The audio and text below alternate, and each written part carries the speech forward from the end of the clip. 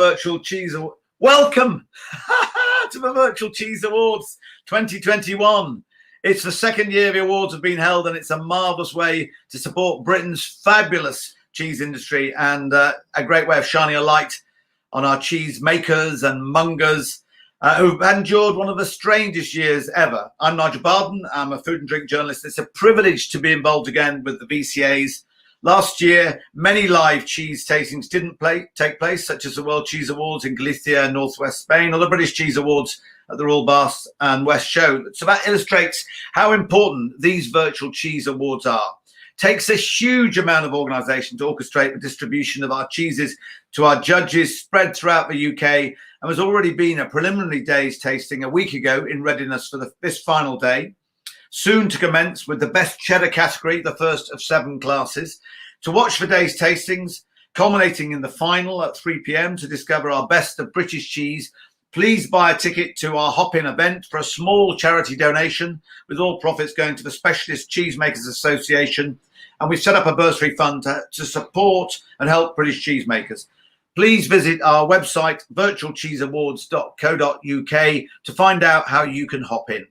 And last year, the inaugural Best of British accolade went to the magnificent Renegade Monk from Feltham's Farm, a soft blue cheese made from organic pasteurised Somerset cow's milk, and that was rind washed in ale, fabulous too. And I'm delighted I'm going to be speaking to Marcus Ferguson of Feltham Farm this afternoon. Sarah DeWitt and Nigel Pooley, they originally set the awards up at the outset of a first lockdown, and they'd witnessed producers struggling to sell their stock. In fact, much was given away and unwanted milk went down the drain, which is not a good thing as the on-trade shut down. So this was their way of supporting the stricken cheesemakers.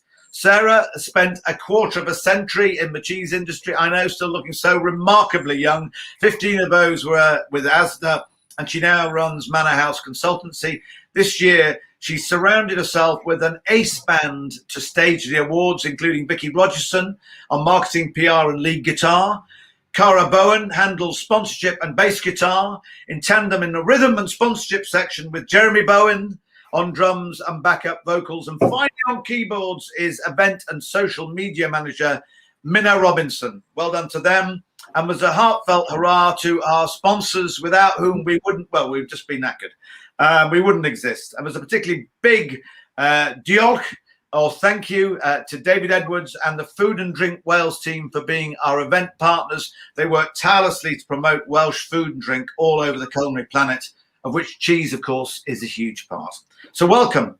I got up early this morning to tidy my bookcase, and that's Happy Harry the hippo. There he is, I'll move. You can just see him, he's looking good. So let's get the proceedings underway. 11:30 was going to be on the main stage a panel discussion on the year that challenged British cheese. You can say that again. And that's with Andy Swinscoe of the award-winning Courtyard Dairy at Alstwick near Settle, Philippa Christa of the Speciality and Fine Food Fair to be held in early September at Kensington Olympia. Before that, though, it's going to be the Best Cheddar category with judges Chris Dawson of M&S and dairy consultant Terry Hudson, moderated by Louisa McCoy of Good Sense Research and sponsored by CheeseUs app. So welcome to you all, and let's get those cheese irons wielded. Okay.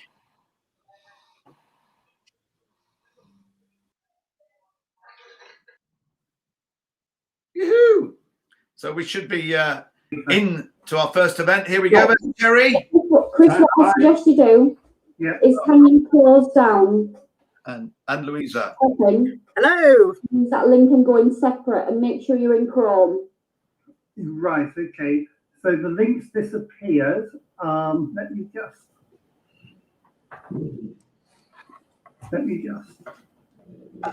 Okay. Well, I hope that's all working well. Yeah, and Louisa, how's it going to work for you? What's your job? You're very crucial. Yeah, so my role today, obviously, as moderator, is I will be keeping Chris and Terry on time, judging the cheeses, but I will also be taking down their scores. So they'll be scoring the cheeses on 5 different attributes, which are appearance, texture, aroma, flavour, and true to character. So once they've gone through each of the cheeses and scored them on those attributes, we will then announce the winner, and we'll ask them just about some final comments on the winning cheese. Okay. But Terry, how many cheeses have you got to go at? Well, at the moment there's 5 cheddars, but later on I'll be doing the final, and I'll have to wait and see because it's they haven't been done yet. So 5 cheddars. Yeah. As we're waiting, I think for Chris just to. Oh, here he is! Aha, Chris. Morning. Hello, Nigel. A very nice climatic morning. Well done to you. You're here, and we can relax. Well done. Thank you so much. So I'm going to let you two crack on because it's a bit time sensitive. So you go through your judging process. Any queries, Louise is there, and then start with the first cheese and tell us a bit about it as you go along. Okay then, so the first cheese we're going to start with is 1167, and obviously if you said it's Terry and Chris that are judging today. Okay, so the first cheese is a mild cheddar, cheddar being the most popular cheese in the United Kingdom. But cheddar is actually just a generic name. There's lots of variations on cheddar, apart from mild, medium, mature, extra mature, vintage. There's also organic, vegetarian types, and there's farmhouse and creamery. So lots of types of cheddar.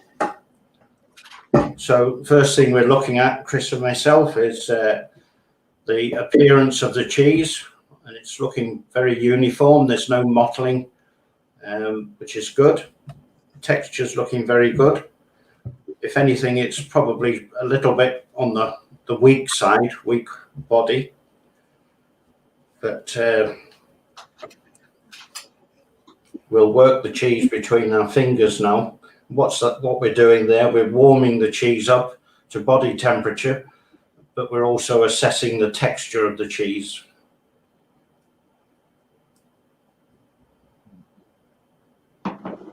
When it's warm, we have a little sniff. So the texture, I don't know what Chris thinks, but it's, in my opinion, it's just a little bit soft. I think it's got a lovely, rich yellow colour. I think the appearance of this mild cheddar is really good. As you say, the texture is slightly soft, but you would expect a much weaker cheese with a mild cheddar compared to your matures, ex-matures, and vintage. So I've seen a lot of mild cheddars a lot worse than this. I actually think it's not bad, Terry, from its texture. But I wouldn't score it highly, but I think it's certainly acceptable.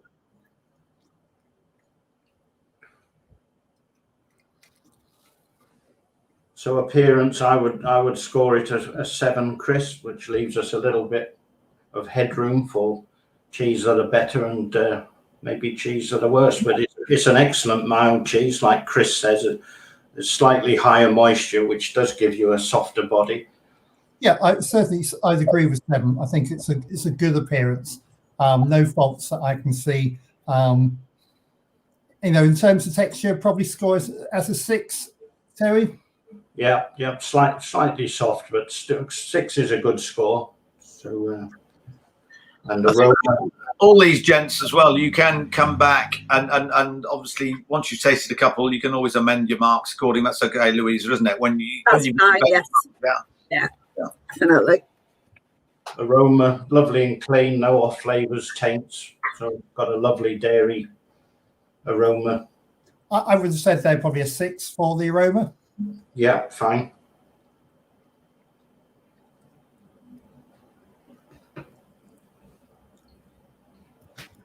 That flavour, it's very clean, it's very rounded, it's really pleasant to eat, and it's really tempting to go back for that second piece. I would score it another 6. I think there are no distinguishable faults. It's a good mild cheddar. Yeah, that's right. I'd agree. And true to character, I would give it a 7 really, because it's a good mild cheese. Agreed.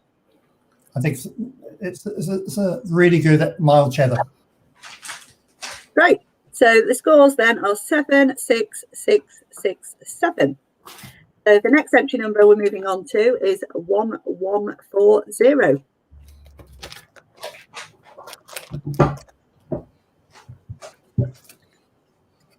We've moved on to the mature cheese. Again, first thing you're seeing is, I'm not sure if you can see it on mine, the calcium lactate crystals along the surface, which is always a good indication. Some consumers are put off, they think it's a bit of mold or some contamination, but it's actually calcium lactate, which is, and that gives a nice crunch, which is quite popular these days. So appearance, again, there's no mottling. Mottling can be caused by too much acidity or too little acidity. But it's got a lovely yellow colour. Terry, I've got some free moisture on this cheddar. I don't know if you have. No, mine's fine. Okay. But certainly the calcium lactate is a really positive attribute, and customers absolutely love it. But in terms of appearance, I would tend to give this an 8. Yeah, I'd agree with that, Chris. Yeah. You can even see the calcium lactate within the body of the cheese as well, which, like Chris said, customers rave over it now. 10, 15 years ago, it was seen as a fault. We actually used to employ people to scrape the surface of the cheese before packing. Wow. And in terms of texture, I think it's a very good cheese. It's got a really good firm body. I'm inclined to give this another 8. Yeah, it's excellent. It's got a lovely flinty break, as you can see there.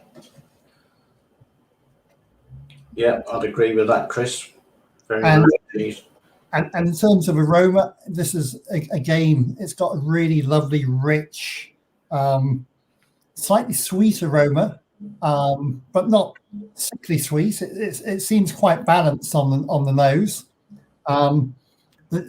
Certainly from the aroma, I want to start eating it. And again, I think aroma-wise, 8. Yeah, I'd agree. It's lovely and clean, but like Chris says, it's got a slight sweet note, which is quite popular in cheddars these days. So flavour, very nice. Again, slightly sweet.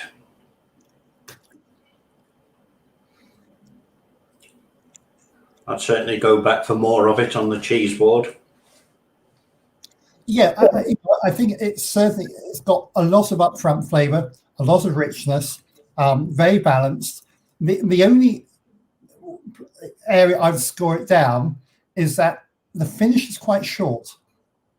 I would have expected from the aroma and from the initial flavour for the flavour to have lasted longer on the back palate.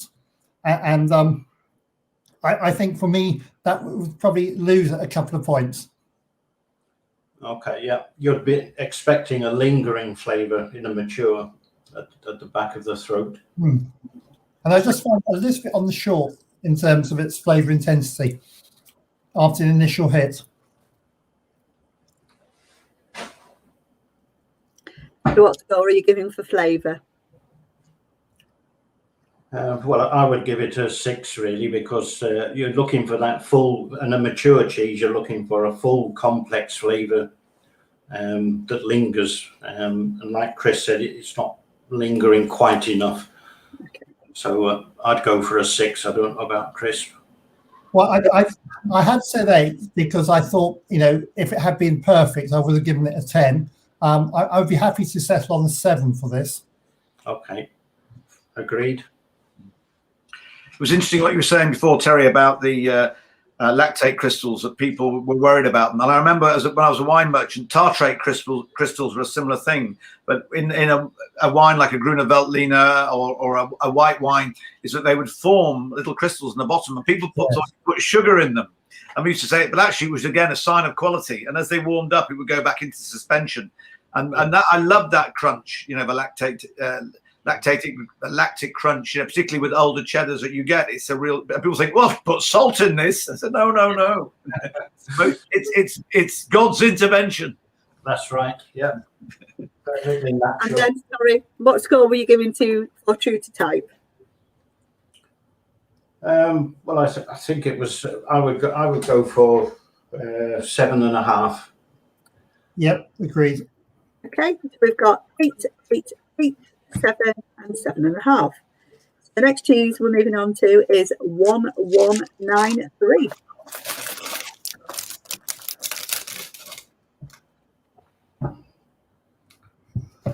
Again, we've got the calcium lactate on the surface. It's a bit of a rustic looking wedge, but I've actually got the corner of the 20 kilo block that it was cut from. So won't knock it for that. There's no mottling. My piece is not from a corner, Terry. I've got, I think, an internal piece. So Right. I don't have visible calcium lactate on the piece in front of me. But there's certainly, from the appearance, it's quite flinty, the texture. Yeah. Which is a good sign.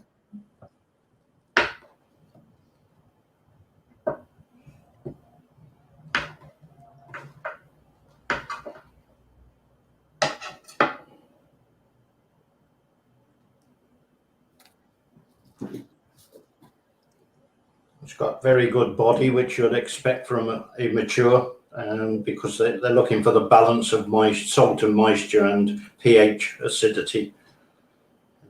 So it's a very well balanced cheese. So from an appearance, Terry, are you inclined, to a 7? I would say a 7. Yeah, I don't think it's quite as good as the previous one, but it's still a very good cheese. But in terms of texture, I would give this an 8. So I think it is a good texture. It's got a nice flinty character to it, and it's got a nice firm body. Yeah, I'd agree. Yeah, we'll go for an 8 because it has got a very good body. Excellent flinty texture.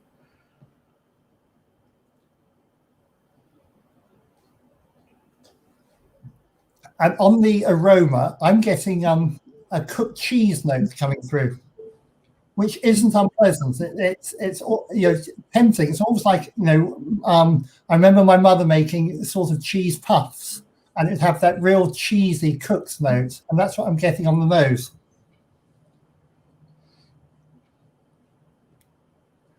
Yeah, but it's very clean. There's no off flavors or taints, and lovely clean cheese. A nice complexity. Interesting what you said there, Chris, about the cheese puffs and your mum, because now there's a big vogue at the moment for air dried cheese. It's like popcorn. That's right. Yeah, barbers are doing it as well, and the flavour is amazing. The intensity. I mean, talk about the ultimate beer snacks. They really work well, or cider, or something like that. Yeah, it's almost like the pork scratchings of cheddar or of cheese. Yeah, but no, we're great. And then, we've got 3 lads that made us hoover them up. Yeah, we saw this probably about 6 or 7 years ago. The Dutch, I think, were the first people that I saw who were making these sort of cheese popcorn from Gouda. Yeah. And now it's been brought over to the UK. And yes, you can get cheddar ones, you can get some Parmesan, Grana Padano ones. It's a really interesting snack. Yeah, it's a company called Cheesies who do one with Emmental and like that. Sorry, Terry. No problem. You can carry on. Yeah. So where did we get on the scoring, Louisa? Is it flavour? We've got 7 for appearance, 8 for texture, and then you didn't finalise your aroma. Oh, right. Okay. The aroma, I would say an 8 because I think it's got a very nice aroma. I don't know what you think, Chris. Yeah, no, as I referred to, the aroma reminds me of my mother's cheese puffs, which Right. has really rich cooked notes. No, And, I'm going for an 8 for this one. Yeah, I'd agree. I mean, it's a very good cheese. It's true to character. So we'll go 8 all the way if you're in favour of that, Chris, because the flavour I think lingers a little bit more than the previous one, and I think there's a little bit more complexity to it. It's not overly sweet. Excellent. So we had 7 for appearance, but then 8 across the board. So we've got 2 more cheeses to go in this category, and the next one is 1145. Are you happy with the scores, Chris, with the previous one? Again, I expected the flavour to be stronger based on the aroma that I had. Mm. I'm just finding that the flavour is a bit short. And so I probably wouldn't have scored it an 8 for flavour. I would probably... So we gave the last one 7. I'll give it probably 7.5. Okay. You happy with that, Terry? Yes. And I think overall that would probably bring it, just shy of 8 as a total score. So yes, go with 8 overall. So we've got 7.5 for flavour, but due to type, we're going with an 8. And we've got 8 for texture and aroma, and 7 for appearance. Okay. We're moving on to vintage cheddar now. Yep. So this is 1145.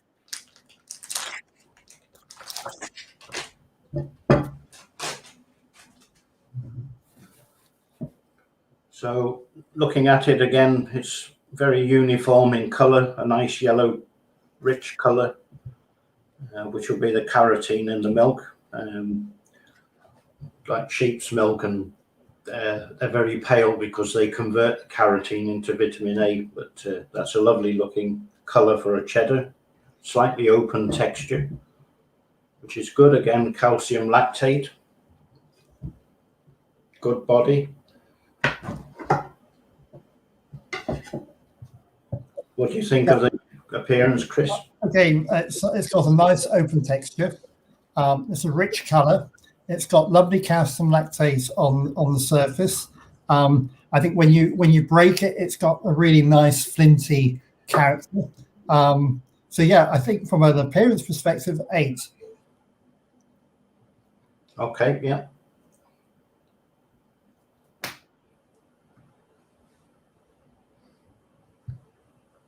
Texture, as you would expect from a good vintage, is firm. Firm, and as I said previously, it's got a really nice flinty texture. I would go for another 8 here in terms of texture. Yeah, I'd agree. Yeah, it's a lovely texture.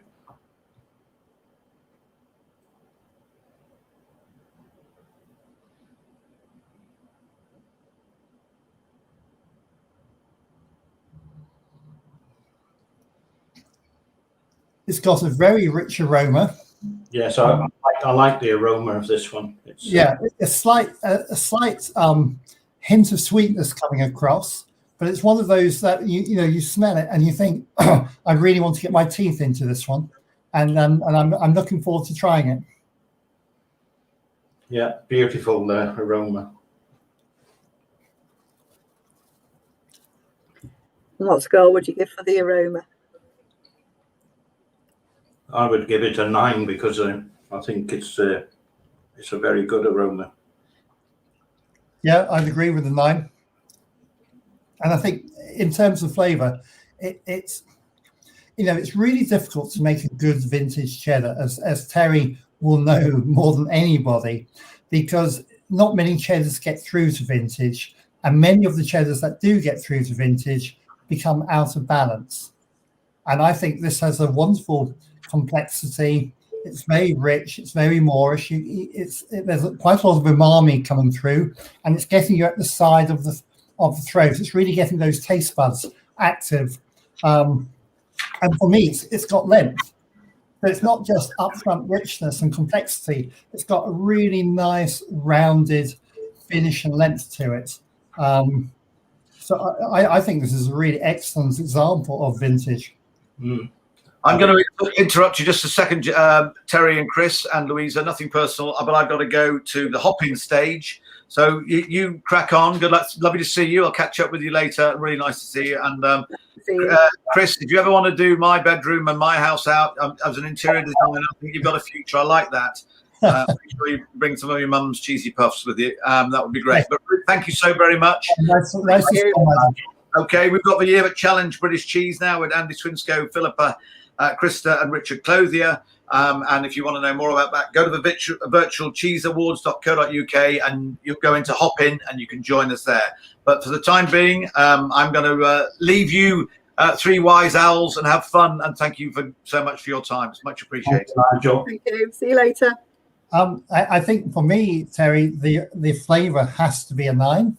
Definitely, yeah. No. I'm still tasting it, so it definitely lingers. It's got the lovely complexity around the side of the mouth, and so definitely a 9. It's a stunning cheese. This really, really excellent. So true to character, I would give it a 9 again, because I certainly wouldn't be disappointed if I bought that. I'll certainly be keeping this piece to have over the weekend. Yeah. Agree with that score then, Chris, for True to Type. Yeah, no, it's really good. Excellent. So this one we've got, it's 8 and 8 for appearance and texture, and then 9 for aroma, flavour, and True to Type. So now on to the final cheese, which is entry number 1103. Right. So we've got a traditional sort of farmhouse cheddar type with a beautiful rind on the surface, but it's very clean, I would say, for a rind. There's no molds or yeast, so it's not mottled at all. It's quite darkened, quite right on the edge. That's just really where it's dried out slightly as it's maturing on a shelf. Historically, it could be in a cave or going way back to the Cheddar Gorge. But yeah, it's a very nice cheese. There is slight marbling in this one, which you'd expect on a mature cheese, as opposed to mottling. Sorry, on a farmhouse cheese. So I think the appearance is very good for this type of cheese. I think this is an excellent looking traditional cheddar. This is the only traditional cheddar that we have in this class today. The rind is very clean and very well formed. It looks as though it's been well matured from the way that the cheese is aging. There's obviously an open texture because it's a farmhouse cheddar. It's a lovely rich yellow. It's flinty when you break it, which is what you would expect, because it's going to be slightly drier than creamery cheddars. I think it looks like a very well made traditional cheddar, Terry. It is, yeah. There's no cracking on the surface, and no bluing at all. No. So I'm inclined to give this a 9 for a trad. Yeah, definitely. And the texture is excellent, a lovely flinty texture. And yes, it's still got body. It's still a good bodied cheese. Mm-hmm. Texture, I'd give it 8. Yeah.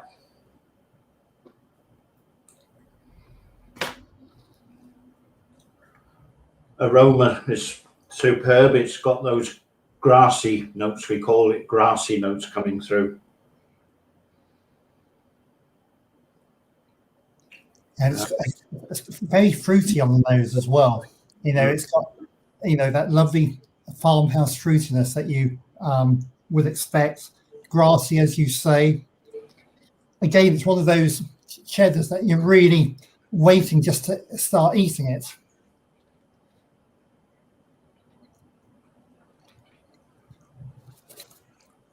What score would you give for aroma and flavour? Well, aroma, I would go for a 9, because I think it's a there's no off flavours or taints, and it's a very good example of a farmhouse cheddar. I don't know what I can't really fault it. Yes, no, I think it's really good. Nine as well. And the flavour, I think, is very complex. All sorts of things happening on the taste buds, and it's a lingering flavour. I would probably downgrade the flavour slightly. For me, it's it starts off really nicely, but then I get a bit of harshness. It's not as clean, and I know it's difficult with the traditional cheddar because it's not going to be like the creamery. I'm just not convinced how it's as moorish as the previous cheddar that we just saw. Yeah, the flavour's not lingering as much as the previous cheddar. So it certainly had, to me, the complexity which I would expect. Maybe not as lingering as the previous one. I've got a slight bit of bitterness or something just coming through at the end, which is just, it's just not as good as I had hoped from the aroma. So for me, it's a 7 in terms of flavour. Yeah, well, I was going to give it an 8, so we'll agree on 7.5. Okay. True type? For me, I would say an 8. Yes, yeah, it's an excellent example of a farmhouse cheddar. 8, yeah.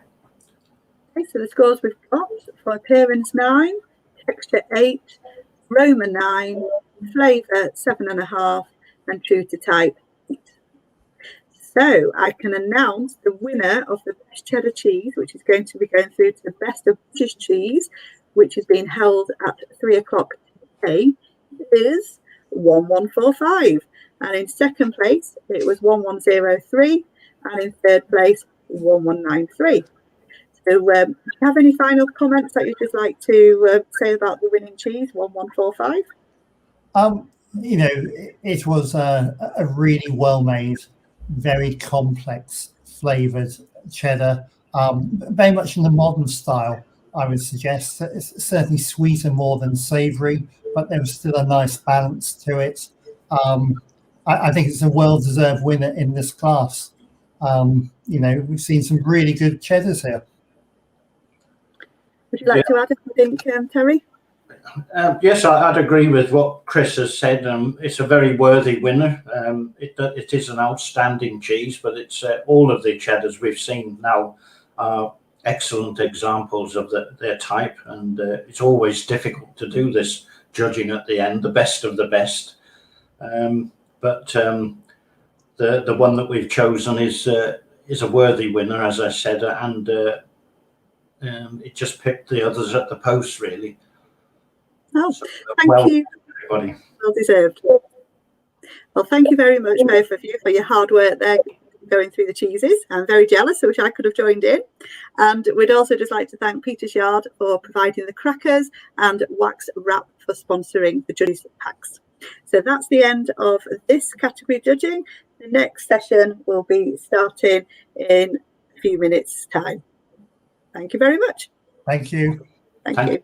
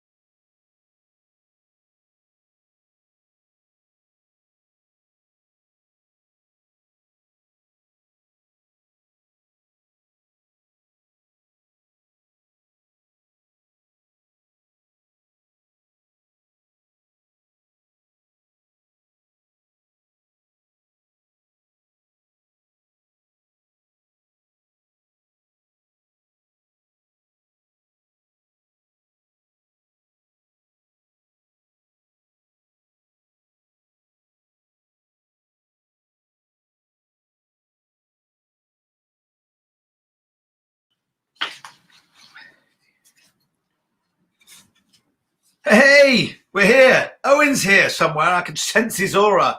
Fantastic. I've just been pre-tasting some of these remarkable Welsh cheese and the drinks that have gone with them. And this is not a bad way to spend a Friday, I have to say. Welcome to the Virtual Cheese Awards. I'm Nigel Barden. We've got territorial tasting that's just been taking place at the moment. And we've got blue cheese coming up. But now we're going to break away and have a few little elements here. We've got Owen Davis, who's a mate. There he is. Owen. Hello. Hi, Nigel. Never in doubt. Never in doubt. Crossing Emery. I know. It's good. I'm actually, while you were just putting your hair and makeup and everything, I was just doing a little bit of pre-tasting as well. What's some fantastic. Tell us a bit about you and the business. I know you've travelled around. You were in London. You come back to Wales. Tell us a bit about you and what you're up to. So, I've worked for Harvey & Broccoli for almost 18 years in London, looking after their arts and cheese range.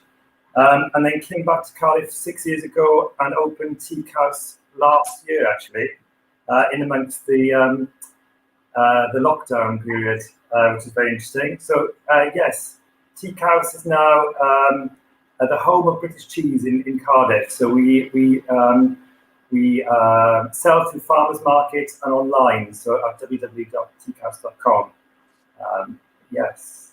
No, well done. Yeah, I mean, open the business. Now, I'm just trying to work out that you might have something that's still up, just because we've got a little bit of echo on. In that case, if you close that down, get you. So there you go.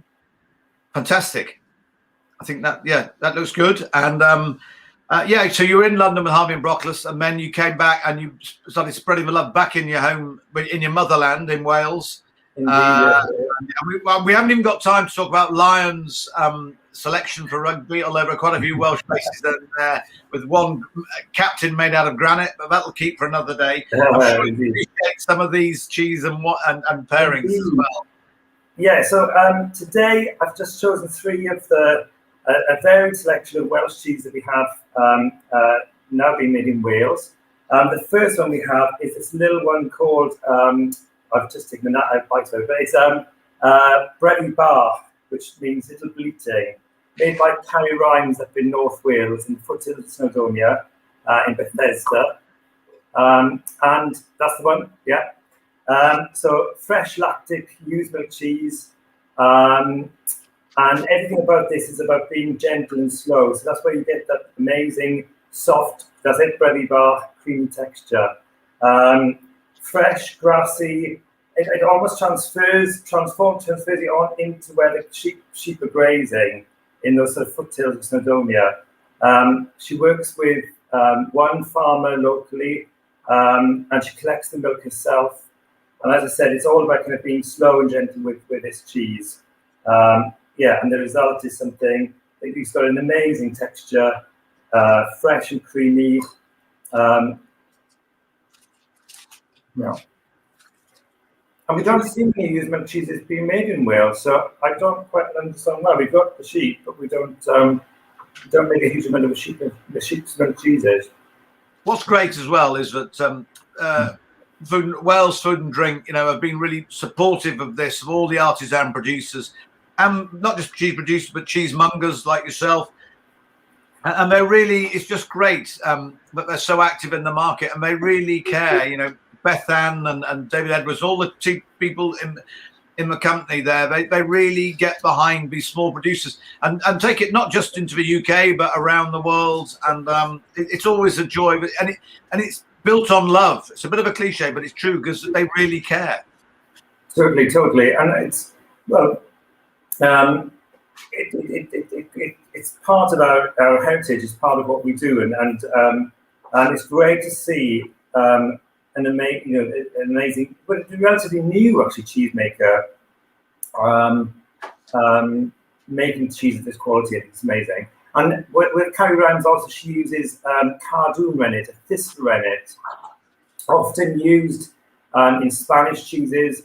And again, it just eventually she'd love to grow her own thistle to make it herself. But Yeah, just incredible. I think that's just lovely. And thank you for your card for this. I love this even handwritten card. Inside notes as well. It's just brilliant, really. And I love that artisan element. You know, that's what you and your business are all about. You know, carry down your cows for the love of cheese. You know, and I just, you know, you're selling about your heritage. What should we be quaffing with this? What are you pairing it with? Well, we should be quaffing Welsh wine. Yes. This is from West Wales, Llew, which actually translates as white milk. And I thought it was very fitting with us trying cheese. Obviously. Cheers. Cheers. Yeah, absolutely. Here's to Alan Wynne Davis and all the British and Irish Lions, and good luck to them in South Africa. So this is, I was so surprised by this wine. It's a fresh, it almost has like some wild strawberry flavors with it. It's nothing sweet, not too sweet, which pairs beautifully with this creamy, fresh lactic milk cheese. Family-owned vineyard. They say that the West Wales is going to be the new Wild Valley. So this is the start of it. Great. Do you know the grapes they've used? Yes, the grapes are two grape varieties, Regent and Orion, I think it is. Yeah, Regent and Orion. Yeah, great. Thank you. Sorry to put you on the spot, but yeah, very good. Yeah. It is really good, lovely.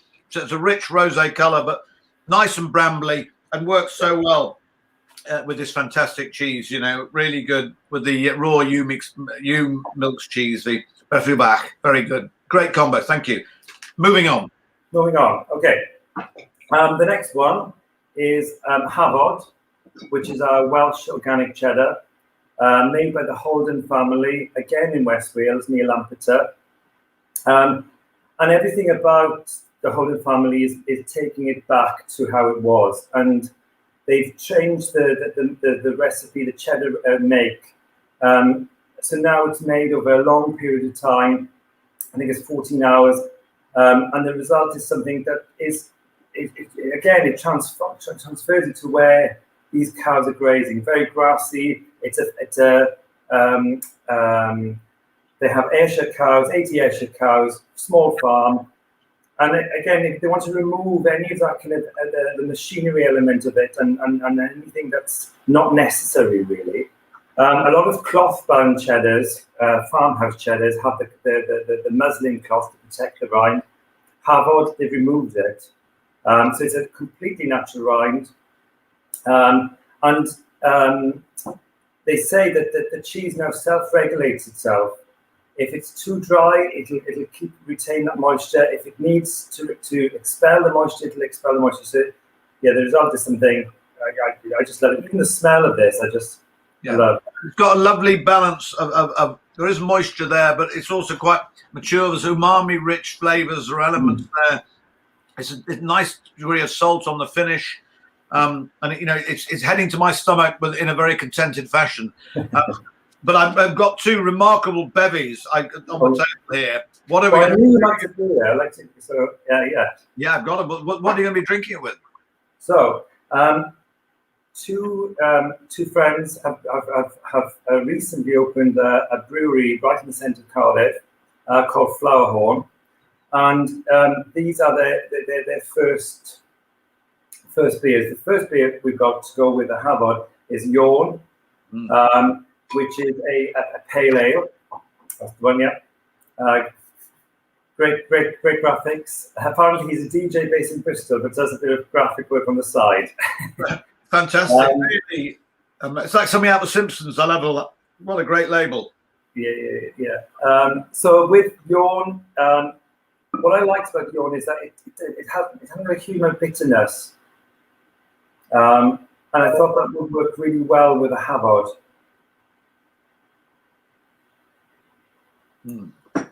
So it's Mosaic, the hops are Mosaic. And again with the cheese.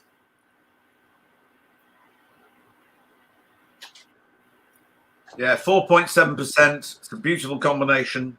Neath Road. Yeah, it's Swansea. Plasmal. And but a really fun bottle as well. You know, 4.7%. But that would, you know, we all drink with our eyes, but it is a great pale ale as well. But plenty of punch, but it stands up well to that lovely cheddar hit. It's a fine combo. Thank you for that. So I'm intrigued because we've got a passion fruit to go to in a minute. The IPA. What you've actually, what are you going to be wowing us with that? That's the Mantis, which is I think 7%. I think it is, yeah. So yeah, the cheese to go with this, I selected is the Golden Canard, which comes in its lovely wooden box. Yeah. Made by Carwyn Adams in West Wales by Caws Canard. And this is described often as the Poisse of Wales. You know, it's kind of that kind of pungent, wash-rind cheese. More pungent on the nose actually than the taste. It isn't as intense as in the Poisse. But yeah, Carwyn washes this cheese in Welsh cider to give it a lovely pinky, orangey colour. And I think they washed it for 8 times. I think they washed the cheese over a period to give that amazing colour. And then so gooey inside. This is beautiful. If you take the plastic film off and have it in the box, beautiful, baked in the oven and acts then as an instant fondue. Wow, I bet that's fantastic. Yeah, for dipping in that. But just again, lovely combination. I'm just going to grab a glass. Actually, I've got my eyes and ears. This is Sam Thompson. His shirt. He's outdone me on the shirt front. Look at that. I know. He's trumped my ace. But there you go. Because yeah, everyone needs a Sam Thompson in their lives to help it on the technical side and making sure. But this is. Again, it's just Mantis. What a great label! Yeah, lots of fun. From Flowerhorn, but just 7% IPA, but with a bit touch of passion fruit. But it cuts through the rich, the richness of the. Yeah, fantastic. So again, the cheese. Going back to the cheese, Carwyn is making with local organic milk. And all his range is now organic, so that's another plus to the. Carwyn was one of the. He did a piece to camera. It kickstarted the whole thing because a lot of 89% of his business was selling into the on-trade. So that all closed down when we locked down. So he did a piece to camera, and not really particularly verbose man. As he walked around the farm and said, "Please help me. You know, if you like my cheese, you can have it for nothing, and then pay me, you know, later on if you want, whatever you want." But I need to get rid of this cheese, and it went viral. And within 2 weeks, they'd sold out, and it really got the cheese. Jamie Oliver got involved, and it got the whole cheese community. The public got behind it. Fantastic stuff. Owen, tell us a little bit about the business, how we can get hold of you online. Tell us a bit more. Yeah, so I sell through the farmers markets, as I mentioned earlier, and also online. So www.tcaws.com. There's a full cheese shop and an accompaniment shop there. If you want to order now, then there's if you put in the code virtual 10, you get 10% off your first order. We have a list of over 40 British cheeses online, and there's always new cheese coming on board. I can't say no to good cheese. Well, I'll tell you what, well, Harvey and Brockless loss is Wales and our gain. Well done to you, Owen. It's a fantastic. I really enjoyed great pairing of those fabulous 3 cheeses and the drinks that you've chosen to go with them. I've got to move on, but thank you so much. And have a great weekend. Take care. Yucky, thank you so much. Wow. Blimey, Owen, that was good. We had a few technical problems to start with. That's why we came to him a little bit late, but we're going to be saving the flavour with British cheese and drinks, and with a real, a bevy of remarkable people involved in the business. Someone who I've known for quite a few years now, George Beach of Mudwalls Farm. That's in Alcester. There he is, George, right on cue. How was that for timing? Yeah, no, that's absolutely spot on. Well done to you. Sorry, we're a bit slightly delayed. It was just getting stuff. And we're going to be together, UCFF, which is the Universal Cookery Food Festival, when a load of chefs get together. That's the 14th of September. It's a Tuesday. It's typical of you. You've opened the doors to people like us and the chef fraternity. What will we find if you've not been to Mudwalls before? Tell us a bit about the place and what to expect. Well, I expect the sun to be shining. I'm absolutely, I've got that fully organized. Yeah, expect the sun to be shining. So, yeah, we're going to be right at the sort of start of our apple harvest. So hopefully we'll be able to go around and pick some apples. We'll have an abundance of excitement with lots and lots of artisan producers, as well as lots of chefs buzzing around. So very, very excited about the day. We're going to do a few tours of the farm. We've got Colin coming to do some foraging. There's a huge amount going on, but predominantly we're going to be eating lots of lovely food and hopefully drinking lots of wine. And today really is about just sort of a trial, I guess. Yeah, no, good. Well, it's just nice to see you. And I know you've got one of your mates involved with us today on this panel as well, James Richard of Van Nerf in Stratford. Tell us a bit about how you get as if by magic, here he is. James, tell us a little bit. Yeah, well, you can tell us and we'll embarrass him while he's on the screen. Nigel, morning. Morning, George. How are you doing? Yeah. So how did you meet James? James and I have known each other all of our lives. Actually, James and I share the same cousin. We won't delve into the real nitty gritty, but, you know, in families you have cousins and cousins, but we both have the same cousin. And since we've known each other from childhood, we've become neighbours as well as great friends. And James is my hero wine man. If there's ever a question about wine, he's the only person. I was on a wine tasting a few months ago, drinking some rather special ones. And I sent him a text message to say, James, you know, what's this sort of wine? And he sort of opened his mouth and said, what the hell are you doing drinking that? Anyway, he's a great friend and a great knowledgeable guy about lots of wines, and he's going to prove that shortly. Yeah, well done to you. My outlaws live at Alderminster, James, so just outside Stratford, near the Bell. Yeah, and so if they haven't been to you, I'd be very surprised. I'm sure they would have been one of your very regular customers. But also, it's a family setup as well. I know you've got all the members, you know, of the family involved as well. Tell us a bit about Van Nerf. You've got the retail side and the online as well. We get indeed, obviously, Nigel. Good morning. I said COVID has obviously changed our remit. We set up 2001, 2002, primarily as to the restaurant trade, you know, to the on trade. I was lucky enough to open the shop where I'm talking to you from this evening or this afternoon in the cellars here in 2006. But obviously our business has changed. We've always been championing online, but no one's kind of seen it until obviously the last sort of 12, 18 months or so now. And thankfully, 40% of our business is, or 45% plus is to the restaurant trade. So that's been struggling the last sort of 12 months, the hospitality industry. But luckily online has certainly helped. But, and yeah, we're lucky enough. We've got sort of 400, 500 wines across the board here. Well, that's a good reason to go and ram raid your outfit, without doubt. And George, how are you doing? I've got hair envy already.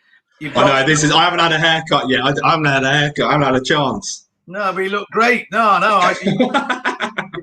I've been called all sorts of names by celebrities that I've never heard of before. So I'm waiting for the next ones. To be fair.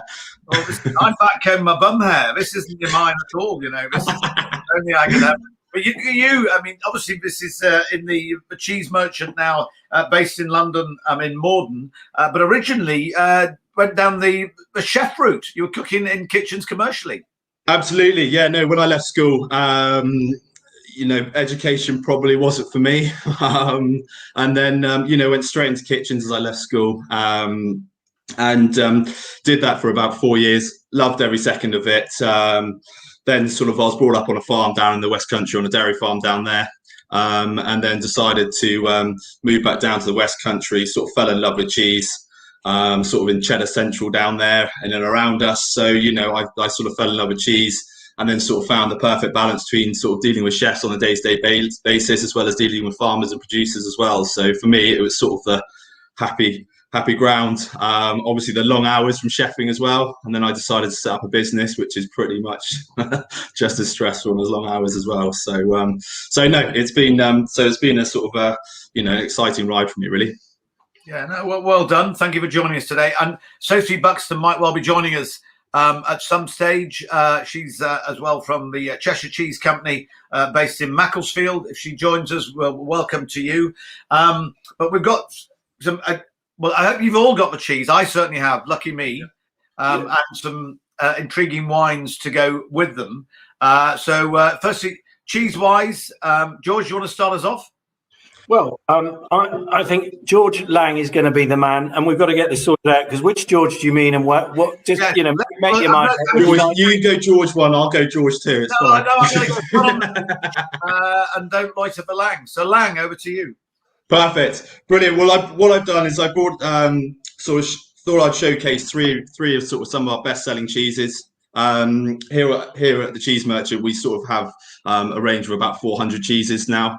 So we have quite a large and diverse range. But I sort of brought on some of our really exciting ones that I love the stories behind, and I thought that we can enjoy with a bit of James's wine as well. So shall I kick off with the Montgomerys? So basically Montgomerys,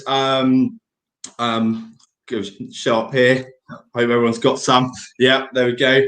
So Montgomerys. So I actually obviously only grew up about half an hour away from the farm. We're great family friends of the Montgomerys. So I've sort of known them all our lives. So obviously Jamie's behind the mastermind behind the cheddar down there in North Cadbury. You know, a lovely little setup down there. You know, they cut no corners when it comes to producing a wonderful cheddar. You know, they don't try and modernize things. You know, they don't try and cut corners. You know, they still use a pint starter as well. Where, you know, some of the sort of other cheesemakers use powdered starter cultures. So they use everything very traditionally down there. We normally try and get our maturity between about 14 to 16 months. Is normally where we sort of like to see our sort of sweet spot for us personally. And so, you know, all of their milk comes from their own herd as well, of 200 Friesians as well, so down on the farm. So it's a lovely little sort of family business down there that are producing one of the, you know, one of the world's best cheddars, really. George, I'm salivating. Can I go? Yeah, no, go eat. Sorry, I'm waffling away. And I don't know, Beachy, I don't know if you've met Jamie Montgomery before. No. He is remarkable. I mean, he and Mary Quick and what have you, these are generations like the Barbers. But there's all of these families, they're amazing longevity. But also, if you want to go out with them in the evening, as Langy here, just for God's sake, all shore leave cancelled. They've got the constitution of an ox, all of them, and they're great fun to be with. But I would love to put it to the test and see. Yeah, it's a challenge. Yeah. There's the deal then, George. Yeah. But this is a beautiful cheese. The nose is so enticing; it just beckons you on. And It does.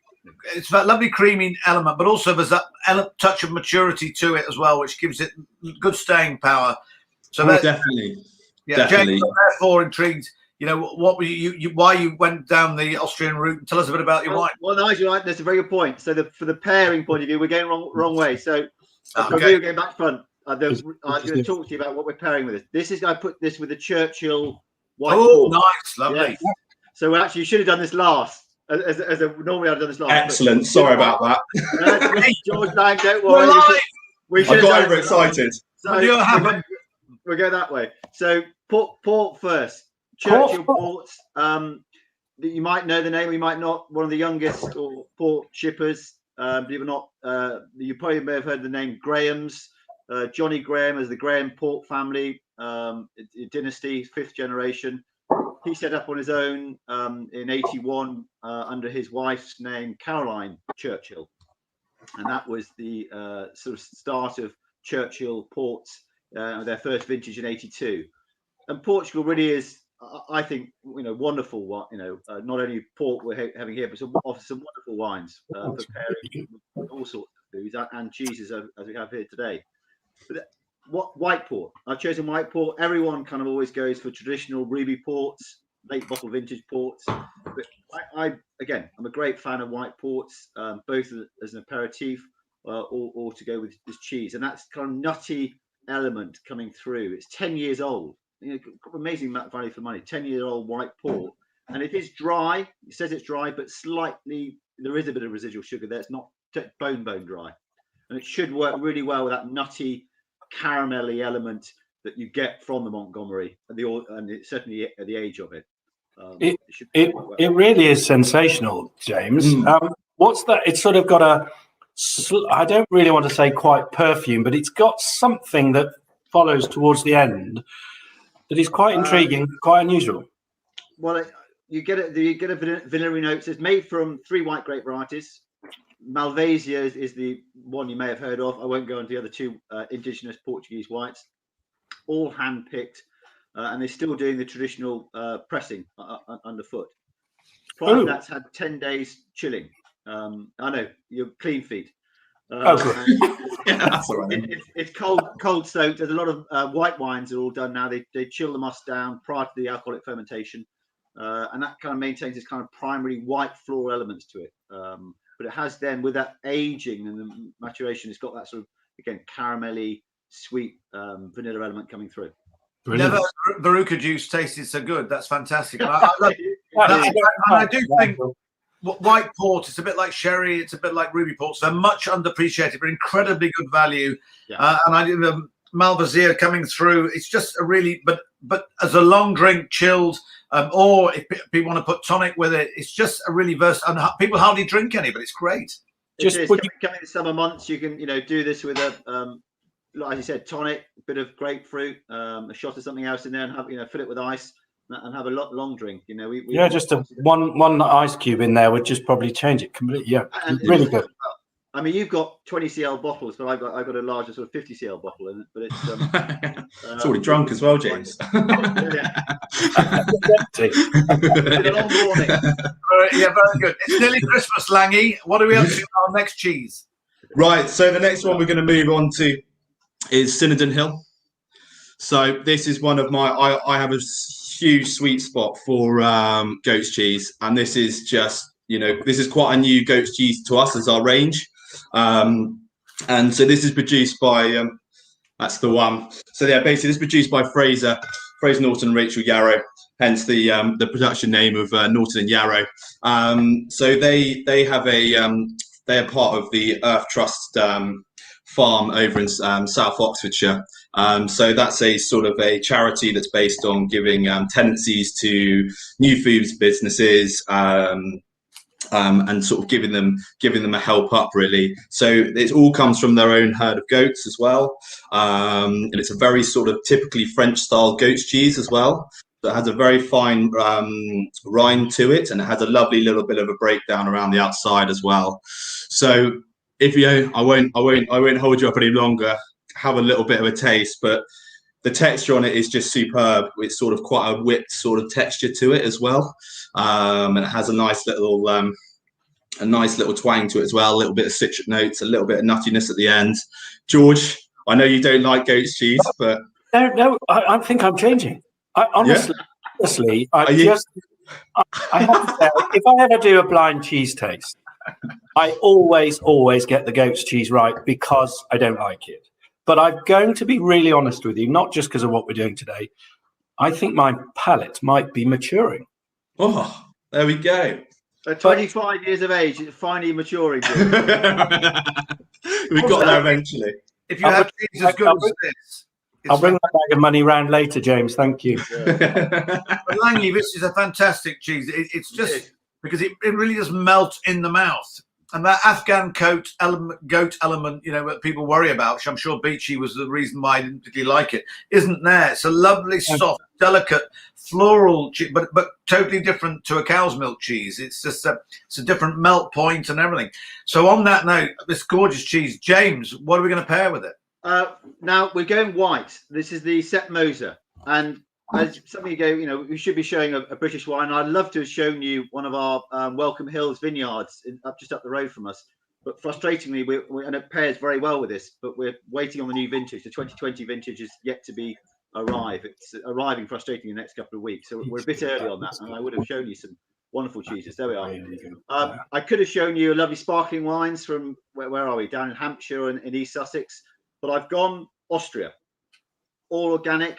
Sepp Moser, he's again 4th or 5th generation, and it's a great variety called Grüner Veltliner, and perfect at this time of year in spring and summer. The reason for pairing it, everyone, is basically it's like a white pepper. It's a classic kind of note. A white pepper, which works well with that kind of white peppery element of the cheese and that creamy element. You want to cut through. You want it to be, overpower the cheese, because the cheese, the goat, is quite delicate. It's a delicate animal, delicate cheese. You don't want the wines to overpower it. So you don't want to be a tropical, pronounced New Zealand or Southern Hemisphere Sauvignon Blanc. It'd be too flowery. You want something with good acidity to cut through that fattiness, and that kind of peppery, white, floral element just should match it quite nicely. Oh, that's absolutely stunning combination. And Grunewald, if you ever go skiing in Austria, you'll get cheese wine like this. It's lovely, a minerality to it. Yeah, there's a bit of fruit. You know, it tastes of the mountains, and it's a really. Remember, this is an organic version as well, 12%. But this is light, yeah. Those grapes did die in vain. This is their entry level, and I think it's a really good benchmark from Nicholas. So I've known him. He took over from the estate in 2000. I've known him since 2000, really. They make some wonderful wines based in the far east of Austria.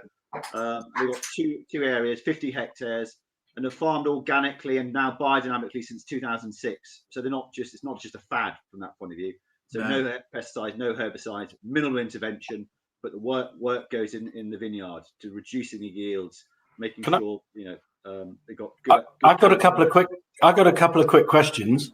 Yeah. Quickly on the wine, the age and the sort of how long it should be around for. Well, it's a good point. This is 2019, and it is at peak. You'd say, right. Unlike you're at peak. I'm past its best and in decline, George. So it's at peak. We're going up. We will move on to 2020 vintage around in the next couple of months or 2 months or so, subject to Her Majesty's Revenue and Customs being able to release the wines from Europe. Brilliant. Another day. And George, quick question on your cheese. Shelf life on this particular soft cheese, is it generally typically quite a short shelf life? It is generally, yes. So, I mean, we would normally get it in from them. So it will only be mature for about 21 days by the time we sort of get it into our hands. And so it is quite a short shelf life. We would only sort of get it in with sort of about 25 days on it, roughly. And normally when we get it in, it's a little bit firmer. And then after the sort of first sort of week, then you'll start to get that little bit of breakdown as you sort of see around the rind and between the paste and the rind, you'll start to get that gooiness that will start to come through to it. And then I think that's when it's at its sweet spot, really. So if you were delivering to a consumer, what would you give a sort of 10 days or circa that, or a bit less? Yeah, so I mean, we normally try and aim for about 14 days to sort of, because it's sort of a fine balance really between two things of sort of shelf life. People can, saying it's too short shelf life because everyone looks at the packet and say it's too short shelf life.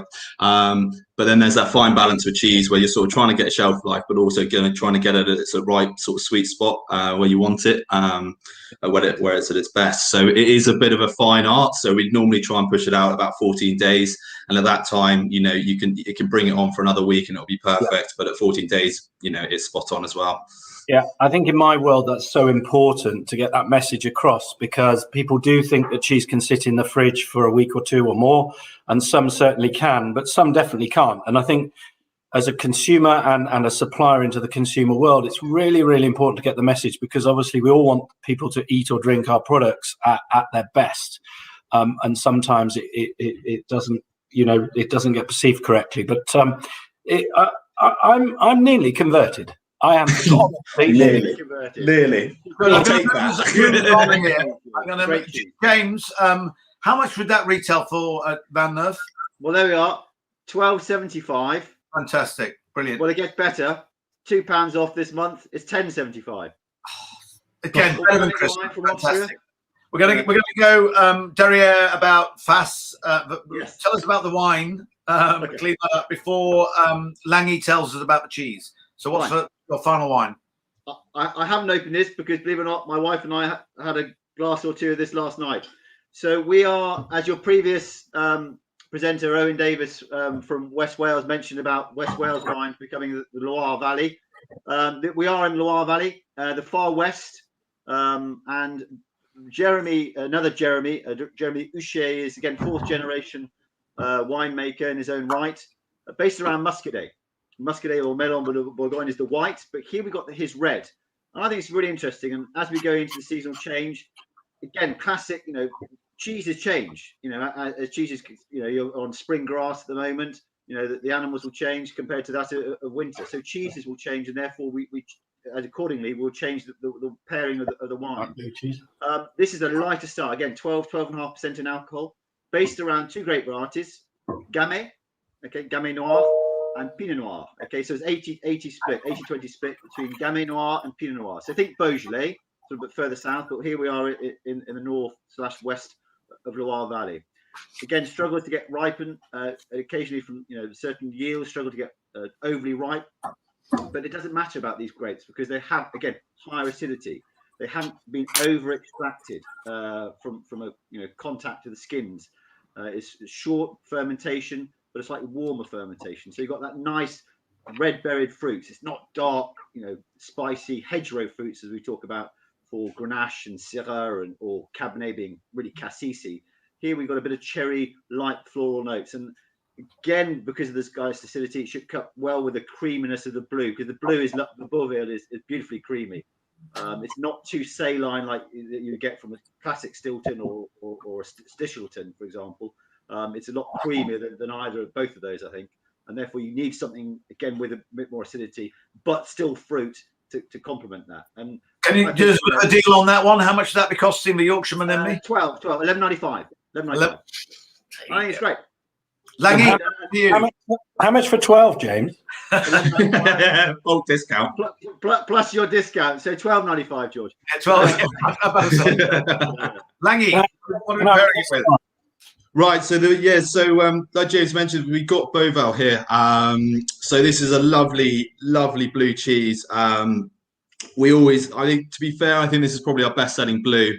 So this is produced by Cropwell Bishop's Creamery up in Nottinghamshire. So this was developed back in 2011. So it is sort of the UK's answer to a Gorgonzola. And the reason why they developed it was a lot of some people find that Stilton might be a little bit overpowering for them, but still like blue cheese.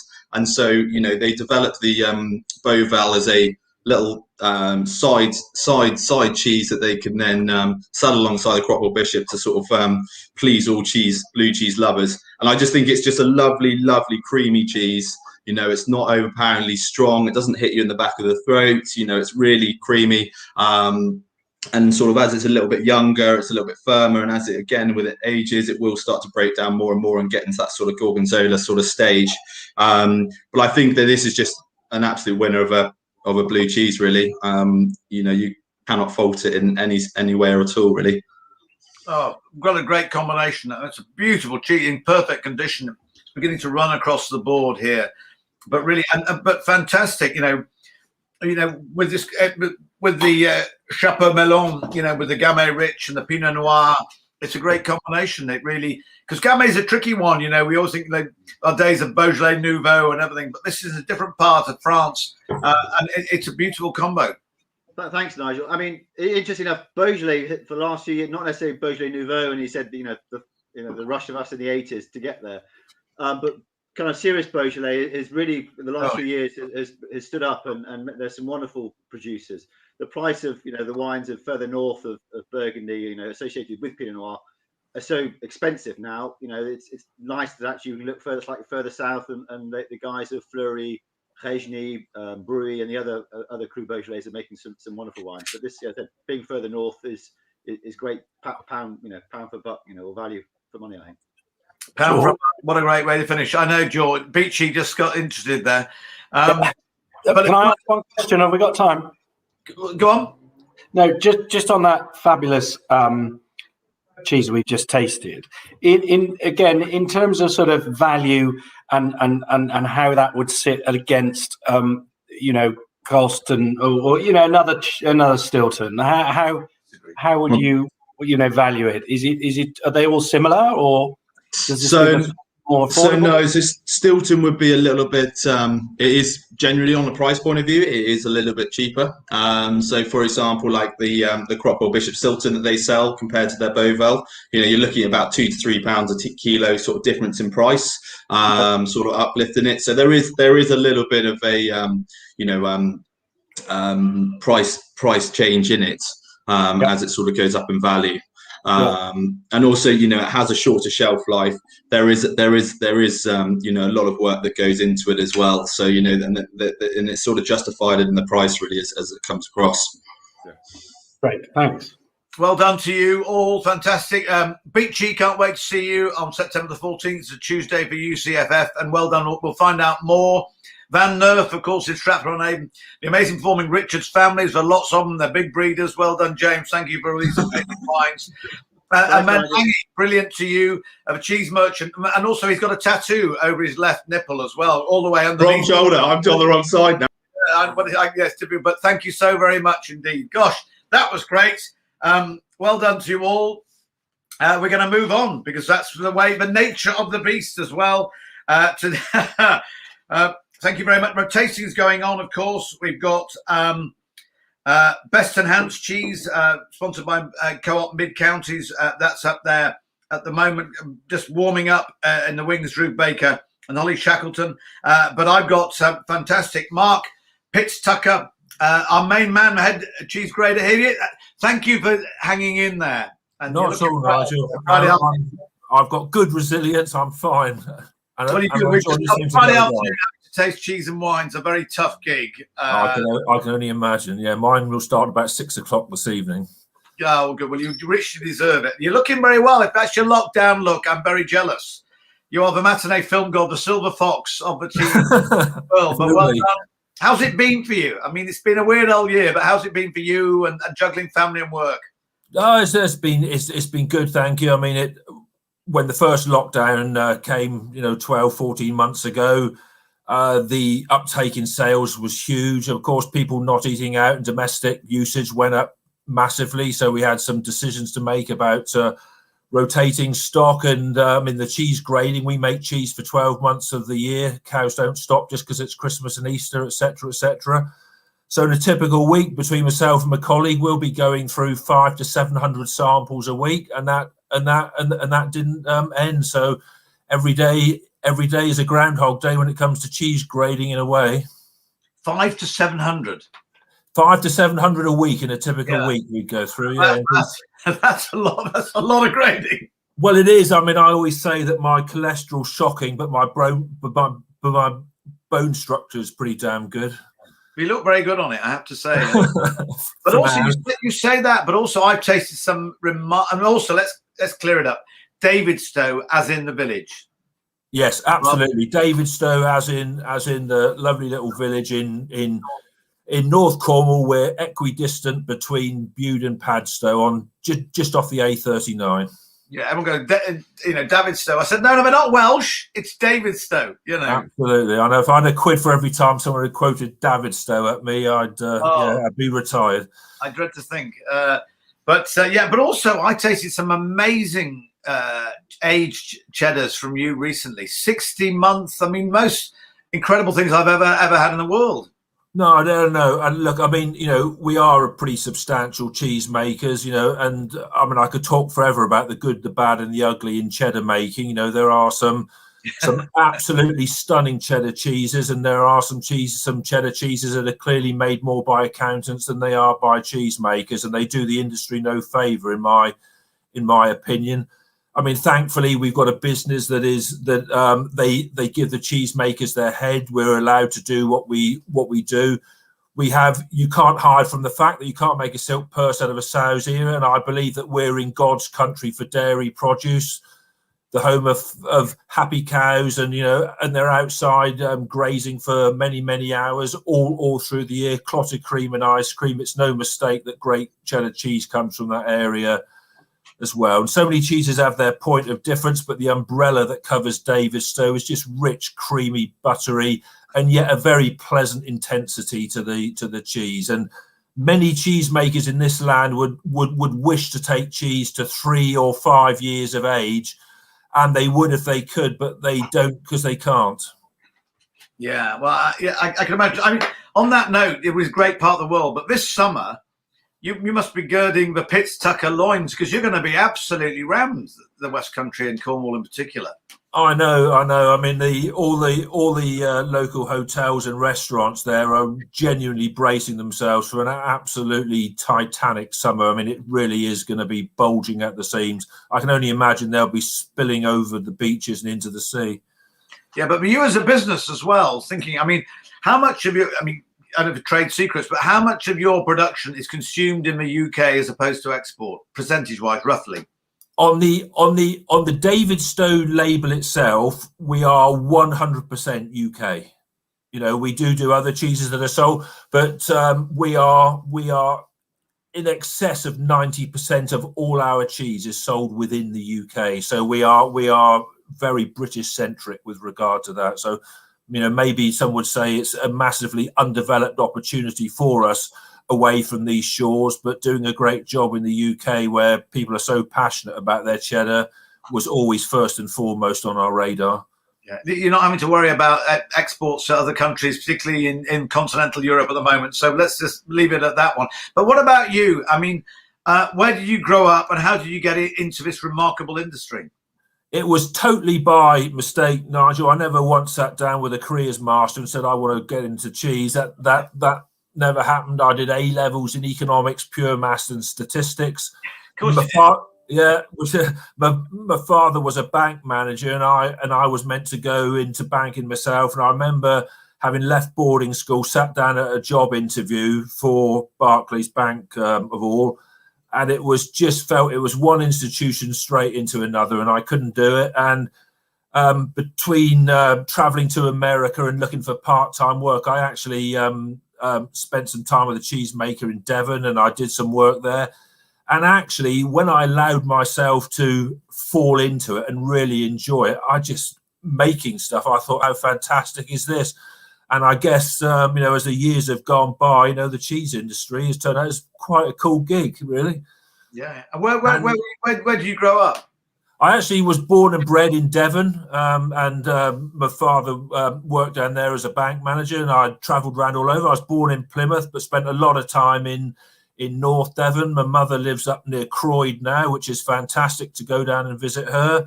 And spent a lot of my time in Mid Devon. You might have heard of a village called Chagford. I lived there for a few years, which I enjoyed very much. And yeah, really, as I got to travel more and that, I've moved away recently. I live up in Oxford now, just outside Woodstock, which is a nice spot, but it allows me to travel around the country quite freely. And basically, I mean, whether I'm eating cheese because of work or whether it's my own time, I'm just a 7-day-a-week guy. I can't get enough of it. Yeah, well, as I say, you look very well on it. Just tell us, as far as a grader, so if people didn't know, what does that actually entail? Okay.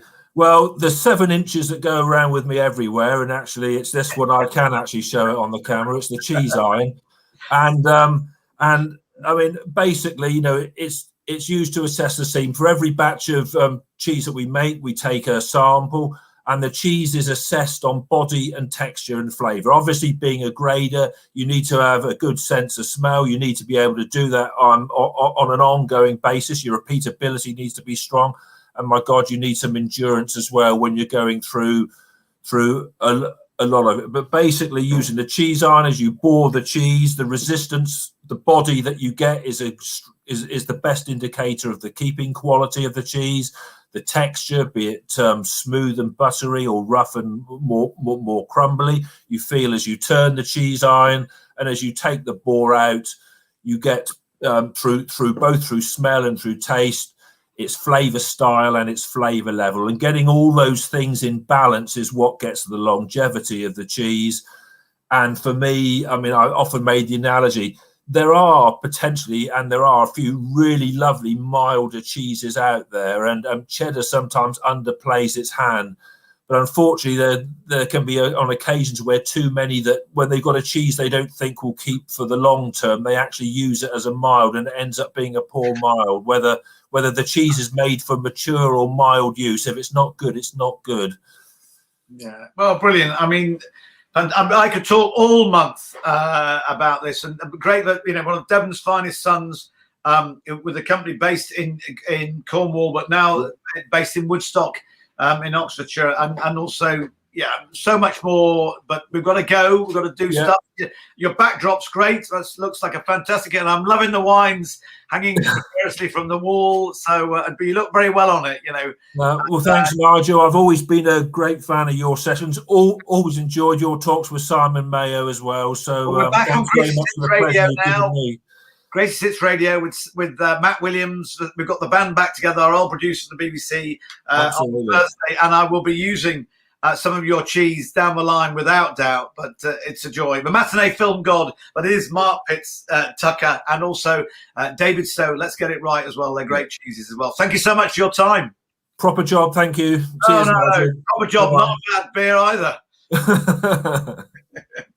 Sure, there you go.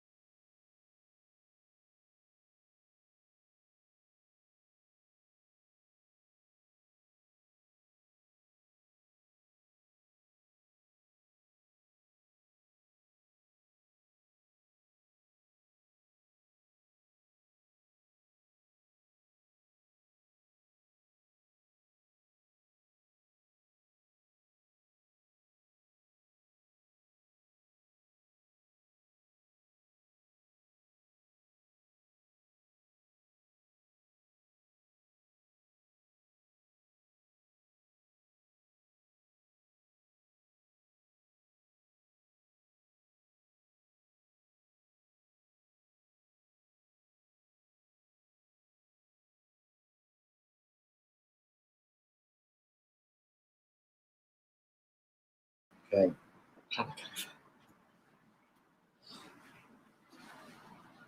Well, hello. Gosh, what an afternoon. It's I'm in Berkhamsted in Hertfordshire, and it's actually a beautifully sunny day. The sun's been cascading through, overheating my computer nicely, but it's great. But to touch base with all our judges around the UK is really special, and to have a panel discussions, this is remarkable, I have to say, and to be involved with it, you know, the caliber of cheese judging that's going on, but to do it all via computers is amazing. So, and also technically to get all the cheeses and delivered to the different places in great condition that they are, hats off to, well done to all the team, Sarah DeWitt and all the crew, and Jeremy and old Carla, etc. Cara, well done to you, and ongoing sense of admiration, and Vicky Rogers for making it all happen on the to the marketing and PR side. Now, I've got two very special people waiting to join me. Lancashire's finest from Butler's Farmhouse Cheeses in Longridge in Lancashire, Jill Hall. I've even got a little note from her. Jill, look at this. I've got your note. Oh no, it's that one. Hi, Nigel. Thank you very much. I thought I didn't reply in person, but it's just great. And that's typical of you. You know, you engage. Isn't this just amazing that we can just do? I've been tasting to people all over the UK who've been judging cheeses, and here we are. I mean, who would have thought this is our new life? I know, I've been watching. It's been amazing. Yeah, they're really, really special. And again, it's brilliant to be involved again. Well done. You know, Sarah DeWitt and Nigel Pooley, when we set it up a year ago, who would have thought? But the fact is all the other cheese awards, you know, have not taken place. So it makes these even more relevant and pertinent. And it's a great way of showcasing some fantastic cheeses and producers. We're really grateful because, as you say, there hasn't been any other shows, and there's such a move towards buying local with COVID and people wanting product with purpose, and all that provenance story and that real pride that people have got in supporting their local community. So what better showcase for Farmhouse Cheese? Because, as you know, with all the current excitement and varieties that we can make in Britain, we can actually answer that demand for people to buy British in whatever style they want it to be. Yeah. And the British public are really brilliantly appreciative consumers, and also not just cheeses, but fantastic Vickies to go with it. Some of them with a Scandinavian complexion as well. So I'm really delighted. From Peter's Yard, we've got Claire Stiles waiting in the wings. Hello, Claire. How are you? Look at you. Hi. That's a very minimalist backdrop. Yeah, like very Scandinavian. Very Scandinavian indeed. Very on brand. Yeah, come on. How did you get involved with Peter's Yard? Tell us a bit about them. And how you ended up working with the company. Yeah, so Peter's Yard has been going just over 10 years now, and Peter Lundqvist was a Swede, as you alluded to, who's very passionate about artisan food and making things properly. And there is a Swedish heritage to the brand. So crisp bread, or knäckebröd, as it's called in Sweden, was really born out of a traditional way of preserving bread. So when all the grain was harvested in the autumn, big discs of dough would be baked off, and then they'd be traditionally hung on a pole and kept over the fire so that they could stay crisp and dry all through the winter, and people would have a source of food.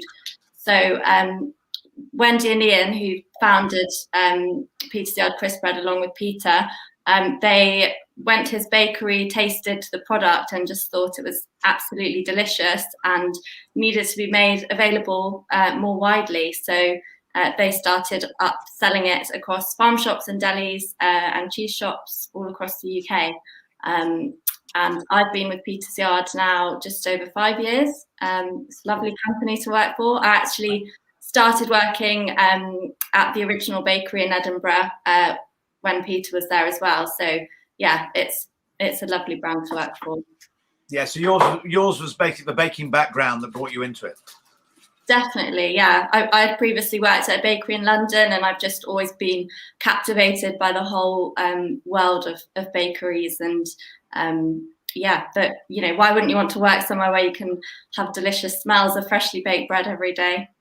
Yeah, I know, fantastic. And Jill, for you as well, great to pair with your cheeses, but a fabulous artisan product like Peter's Yard, you know, it makes, you know, it's like what's the old Lancashire expression? No kiss without a squeeze or something like that. It's a fantastic combination. Yes, and we say apple pie without the cheese is like a kiss without the squeeze. But there you go. I think the thing that I've taken from pairing it with the Peter's Yard biscuits is that when you've got really good and special cheese, it speaks for itself. So you really want to have something exquisite and just delicate and plain, but in a good way to go with it. And that's where I think Claire selected the right biscuits to go with these special little cheeses, so that we actually do showcase them without overcomplicating anything. Okay, well let's crack on. We do it. Thee and me can talk for Britain, never mind Lancashire. And Claire, feel free and tell us about the bickies as we go along. So my first cheese is called a Button Mill, and I don't know if you can see, but it's got a beautiful little, sort of a wrinkly rind. There's a real trend in the UK towards soft cheese, and it's taken us a real long time to make a cheese which is as good as the French. It's not got a thick rind. That's the one. It's got a beautiful thin rind. It's not a brie. It's not a camembert. It's a sort of camembert. And I was really delighted when Claire put it onto some black crackers.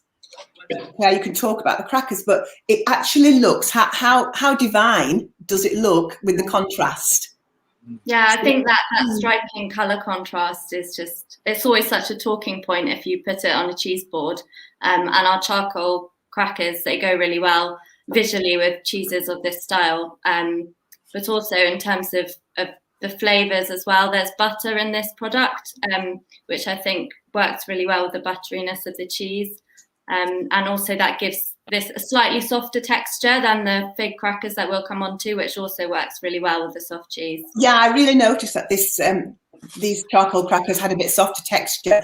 And when you combine it with this creamy little cheese, which is sort of savoury in taste with some spring greens, not too much, and this chewy rind, you've got this explosion of texture and flavour happening in your mouth. So for me, I wouldn't put any chutneys or anything with it. But if you did want a chutney, I would say something maybe sweet, like a gooseberry chutney or something like that. But in all honesty, I would just have it pure and simple, and celebrate the cheese and the biscuits as a combination. Yes, Nigel. So sometimes simple is best, isn't it? And I think exactly as you were saying at the start, is something we really try to do with all of our products, is to have enough flavour, like you said. So all of our products are made with a sourdough starter which ferments for 16 hours, and that really slow process helps the flavour develop, but it's quite a subtle flavour that really enhances the cheese and doesn't compete with it at all. Yeah, it's a great Taste Award winning 2-star as well. All blind tasted, so maybe 100 different judges tasted these.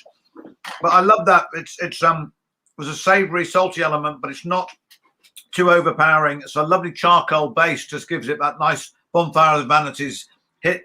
But it's a great conduit for the flavour of the cheese as well. Broughton Mill. What I love about this, Jill, is that typical of you at Butlers is that you didn't stand still. You've been launching cheeses during lockdown. Once the initial shock hit you, like everyone else, you then became incredibly creative.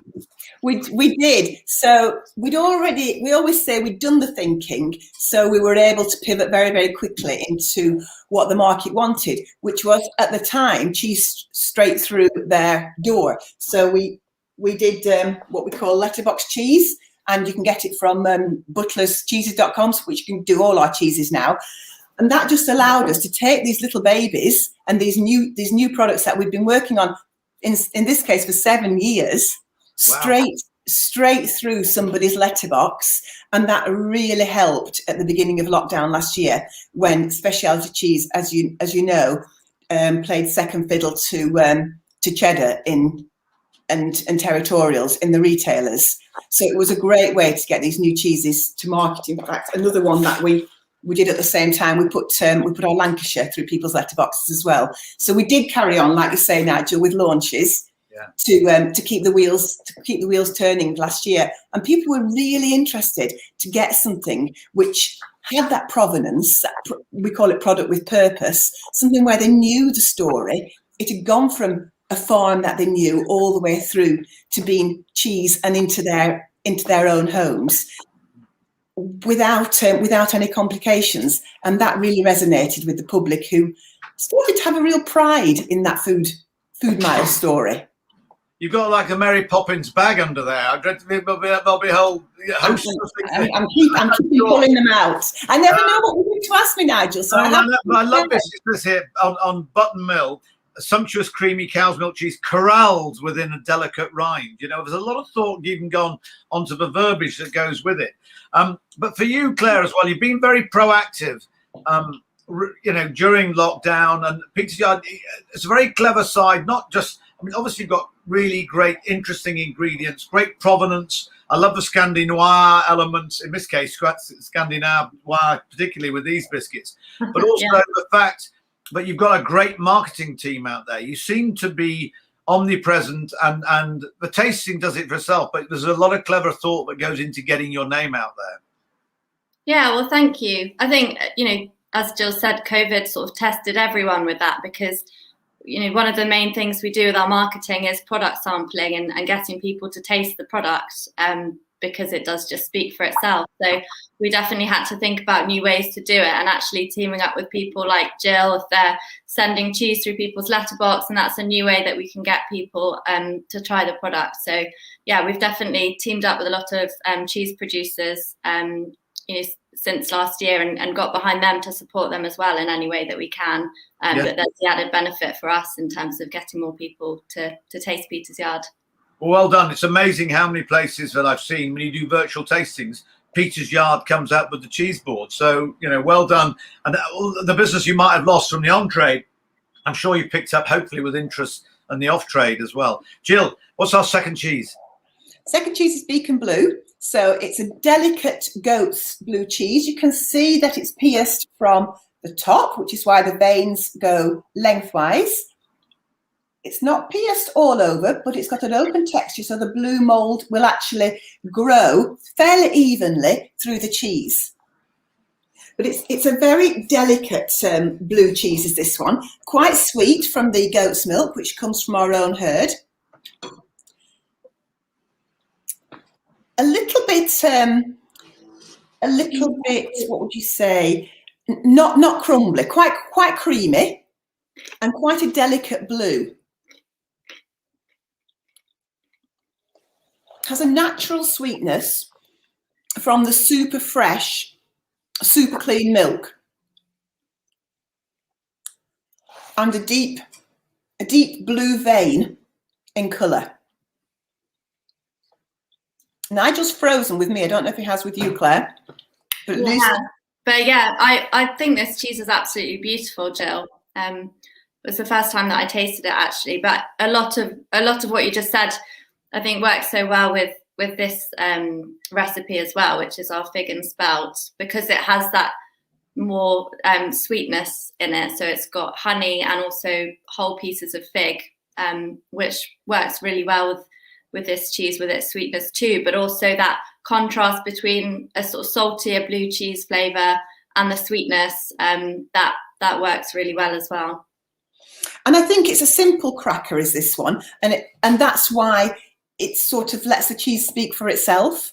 Yes, yeah. The other thing about this cheese, and all cheeses which are made slowly by hand, is that it melts amazingly well. So actually, you can put it with fish, or on top of a pizza, or even in a chicken breast, and it will just melt. So it is. Wow. It is a cheese which is it's largely at the moment undiscovered. So we are whizzing it through people's letterboxes, and we are putting Peter's Yard biscuits with it. So we are getting a following slowly but surely of very loyal consumers. but I think it's got a long way to go. And winning the best blue cheese last year was definitely a help in the Only Cheese Show of the year. So VCA did us proud by voting this one the best blue. Well, it's a well-deserved winner. It's delicious. I think we've lost Nigel completely, haven't we? So we're just going to be able to carry on. Carry on, Claire. We can talk about lots of different cheeses. Maybe we can pair with some of your other cheeses. Maybe we can open some Sunday Best and pair some different ones. Why not, if we have time? Yeah.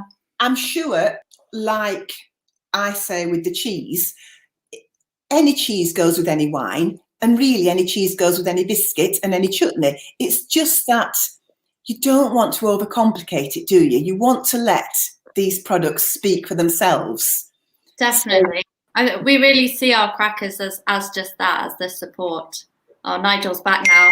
Yeah, I'm sorry about that. I think because of the fact that I'm on all day, my trusty old Apple is blowing up. So anyway, but well done. I knew if two people could chat away, in fact, you don't really need me for the rest of your life. You are, you're quite capable of that.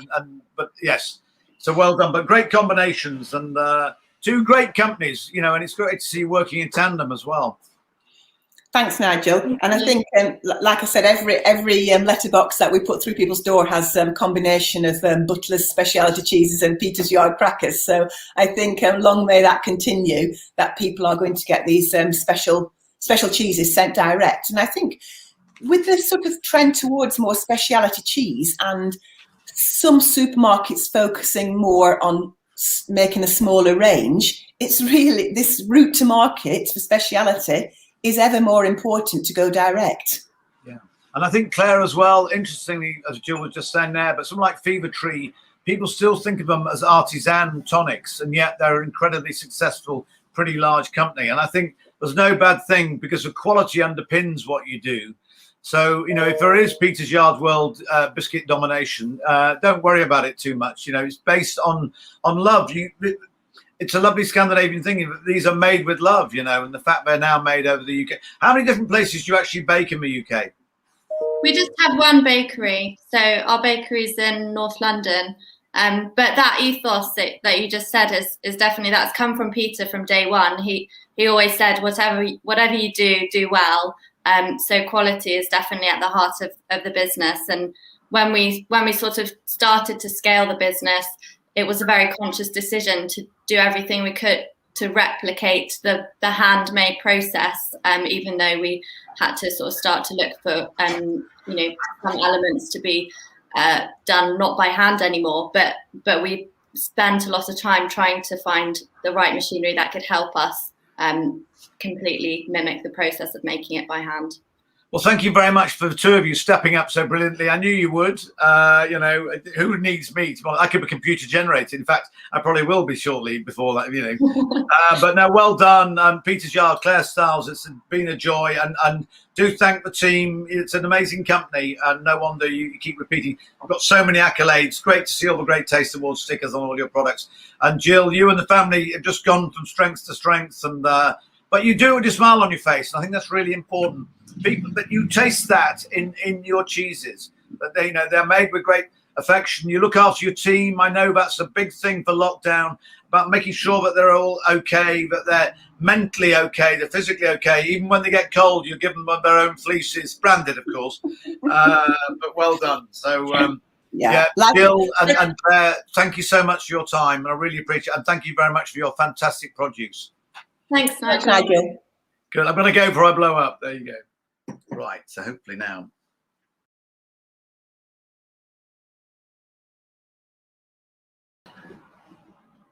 Well, there you go. Gosh, that was great. What an afternoon. I'm sorry if I just left you temporarily. As I say, I think just because I've been on all day, and it's amazing, all the team from the Secret Event Company. We're going in and out at different stages. And this is for a company who I'm speaking to people who are in Middlesbrough, York, Warrington, all of them working from home, making this happen. It's incredible. And then, we've got all the Virtual Cheese Awards team in different places. We've got all our judges everywhere. No wonder that our software implodes. my hardware is imploding, but it is a remarkable way of bringing it together. And I hope he'll be loitering in the wings. He might well be. From a Cheshire Cheese Company is Simon Spurrell, and I know we've got our previous. There he is. Hello. Oh my goodness me! Look at that trip. Now I don't think those are they all for cheese production, or does that mean you're a great athlete and have run around the world? We have many awards for cheese, but they're not them. No, they're me personally for my. I do a lot of running, so I thought you might. Yeah, brilliant. Well done, you. Half marathons, etc. So yeah, that's some of my medals there. I haven't positioned them. They were there before we started using Zoom and Teams. I've gathered them over a couple of years though. You look well, I have to say, and during lockdown, I'm sure all that side's been really key to you. Is that to keep, we'll be talking about mental health, and obviously an issue that underpins all our working lives now. But keeping fit and healthy and out there is absolutely crucial. Just massively. I'm part of a running club in my hometown of Macclesfield. We have about 40 odd members there, and I coach the three groups. So we have all the different levels from couch to 5Kers right through to what we call the supers group that I'm in, which is anybody that can run sub 45 minutes 10K or sub 25 minutes 5K, and that's the supers group there. But going down to people just starting who want to actually make a difference to themselves physically and mentally. It does. It's a massive lift for both those. You can't miss. It's a good way to work off the cheese as well. Yeah, no, I can imagine. I always thought that, but when you're feeling a bit down, just close your computer down, just go outside, go for a walk, go for a jog, get on a bike, just change your environment. They always say that 80% of your creative ideas come from outside your normal workplace. I 100% agree with that. I come up with my best cunning plans whenever I'm running. Actually, it's it's a great place to sort of clear your mind and just concentrate on something other than the stress and strains of life. So it's good. Well, the mighty Spurrell, we're going to leave you there for a moment. And my brother used to play rugby for Sale, by the way. So we know Cheshire really well. I was born near Bury, Ramsbottom for comedic purposes, Tupshouse. But nice to see it. But we've got Mark, we've got our previous winner, our best of best British with us, Marcus Ferguson. There he is. How are you doing? Got your year on. A year on. Yeah, what a year. Had all the family gathered round. It was really special. Yeah, they're at school at the moment. So. Of course they are, but no, it was really great. I mean, and a lovely backstory to yourself, because this was not your original calling. To make an award-winning cheese in the West Country. It was basically, tell us a bit about what you got up to before, and how you ended up doing what you're doing. Well, a checkered career, varied. So I spent the 90s in the music industry. I went into TV and film. Then I worked for a political think tank, and I went into corporate communications, got made redundant. I was already living in Somerset, and people tried to drag me back to London, and I just said, nah, I don't want to do that. I want to work on the farm. I want to do something with food. And I'd always been obsessed with cheese. And I went off and did a one-day course at River Cottage, and I got the bug. I was hooked. There's a fantastic mixture, the alchemy of science and art that goes into cheese making. Well, into one particular cheese as well. I mean, Renegade Monk, there is a bit of alchemy going into that particular cheese. Also a great label. But what was the thinking behind that particular one? It was inspired by foreign holidays, sort of stinky French cheeses. My wife always says that we're here in Somerset, we're in the Silicon Valley of cheese, and we're surrounded by the best cheddar makers in the world. And there was no point in making cheddar, no point trying to compete with, Keens or Montgomerys or Westcombe, any of those guys. And so we felt that we needed to sort of identify a gap in the market and to try and bring in these cheeses that you don't typically see everywhere in Britain. Of course, people know about Epoisse, but unless you've travelled, you might not have tasted it, you might not be aware of those sorts of flavours. So with all of our cheeses, we're trying to bring in, something a bit foreign. So this is our new cheese, our lockdown cheese, La Fresca Margherita, which is a queso fresco. So again, a sort of cheese that you don't typically find in Britain. Yeah. Okay. By the way, if I suddenly crash on you, it's just because my computer's over. The Spurrell Ferguson show will continue, but it'll be the two of you without the lad in the flowery shirt. Right. but the nature of this particular interview, not to worry you too much there, Simon, but the online element, how businesses like yours, the initial oh shit factor, basically, when it all happened and we realized we were locking down and thinking our lives are never going, what do we do? How do we survive? But how you as a business, what was the journey you went on to change the way you traded and to keep you going, not just to survive, but eventually to prosper? Well, I was lucky enough to have a bit of a head start over everybody else because, of course, we already had a successful online business anyway, which was became rapidly more successful from lockdown forwards. But my own background, I was originally a graphic designer, creative director, and also I also own several businesses, including an IT technology business. We have a software business there, software development. We have IT and so on. You're well placed then. Yes, I'm rather savvy, as it were.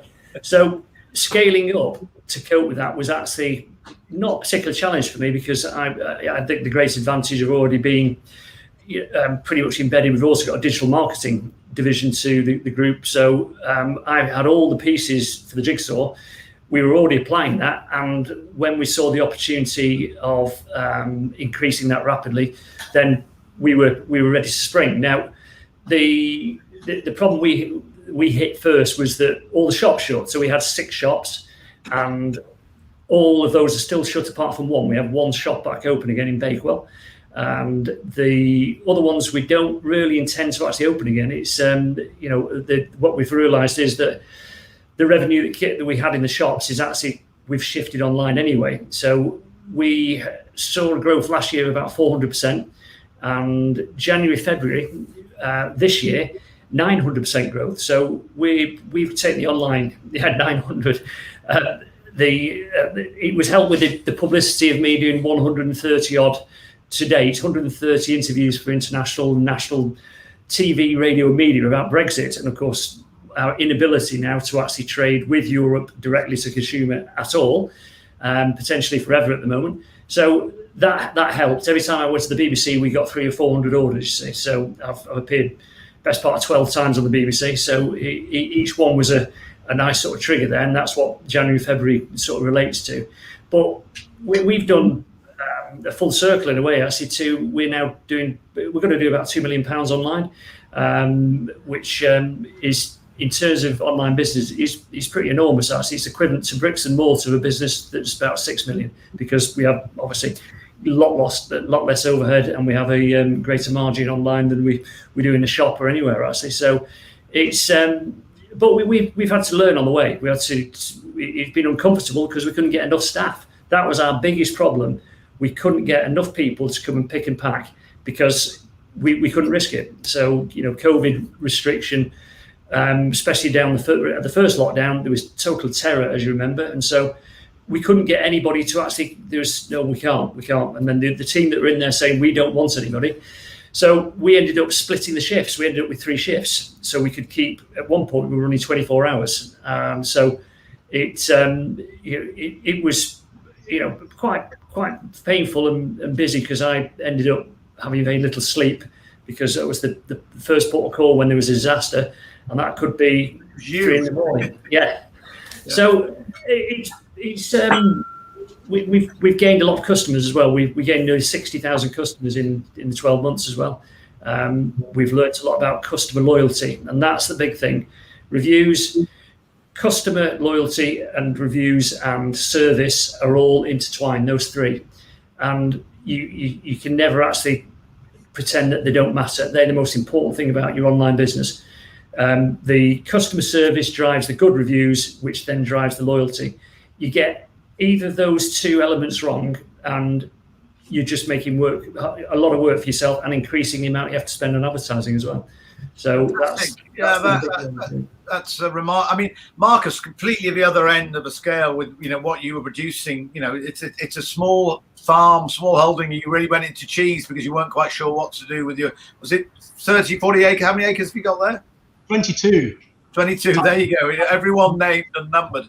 But for you, with your background as well, was that a world you were aware of, or is it one you've really embraced since the online world? No, I mean, my background was, in corporate communications. I work quite a lot with social media, so I was aware of it. But we'd done absolutely no online sales when the pandemic struck, and obviously wholesale, dried up overnight with a few honourable exceptions. Like Fine Cheese, who did a fantastic job of helping the soft cheese makers and the blue cheese makers. They realised they were stuck with stock, and they started doing online boxes and really pushing that up. Our issue was that we only had one cheese at that point. We had a prototype Rebel Nun, so I concentrated very hard on getting that right so I could roll that out.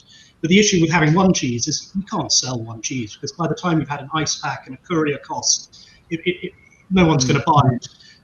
So we got Rebel Nun right. We developed the Fresca Margarita, which is a joy because it only takes 4 days to make it to order. And suddenly we had 2-3 cheeses to offer. We pivoted. We made all these T-shirts, and so we were able to put these hampers together, these boxes together, with 2 or 3 cheeses plus a T-shirt plus some Peter's Yard biscuits, and then we had an offering that we could actually send out. And it's, we're still tiny, but it's building all the time, and we're selling 6-10 boxes a week, which is not going to keep the bank manager at bay, but it all helps. But we also had, as I say, companies like Fine Cheese. Fen Farm has done a fantastic job with their cheese club. So we've been with them for the last 3 months. They've taken 1,000 units. So it's all these online sales that have developed and helping us to get this stock out the door.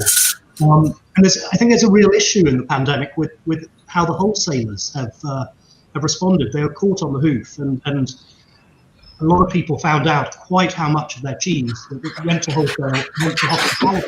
I don't think people knew that 80% of what they sold to wholesale was going to hospitality, and they're in a lot of trouble. So I think wholesalers need to examine their business models actually coming out of this, and communicate more with the cheesemaker and explain. I understand why they don't want to necessarily give you the names of the customers, but let you know the split that is going to retail, to hospitality, so that the cheesemaker knows that his cheese is being spread out all over the place, and they won't be so vulnerable in the future. And in both your cases, I'd love to ask you both this one, is that there's been a big difference, is that the producers, and in your case, Simon, the supplier, the monger, is that people, the public want to know. They want to try and touch base with the producer and the people. So the more information you can give them, the more relevant and loyal they seem to be. I think you were just saying that before, Simon, about how important that relationship is. But don't treat them as mugs. These are discerning people, and also they will. I always give the expression defend the margin, but they don't mind paying a bit of brass as long as they know where it's from, the story behind it, and that normally means you're going to get a better tasting cheese anyway. It is definitely. I mean, that's all part of your branding, and we're very good at the marketing, very good at the social. We have a good part of 70,000 followers on social media channels, and we sort of maintain the premiumness of our brand by we don't undersell ourselves. We don't actually do half price offers, etc., because we that's wrong. At the end of the day, all you're doing is actually devaluing your product. As soon as you start trying to sort of, and we encourage the 650 plus businesses that normally sell our cheese for our wholesale distribution not to do the same, because all they're doing is they're just making it harder for themselves. It's a premium product. There's a margin there for a reason. It's so that we can keep the product as feeling as luxurious as possible. So as soon as you start actually then hacking the price down on that, then you've lost that straight away, because people then level it up with supermarket cheese. Hence another reason we're only in a couple of the very premium supermarkets, and we won't go with the other ones as well for the same reason. But there is a fine balance with it. But we've actually during the pandemic we've taken on board the Hearts and Creamery brand, rebranded them.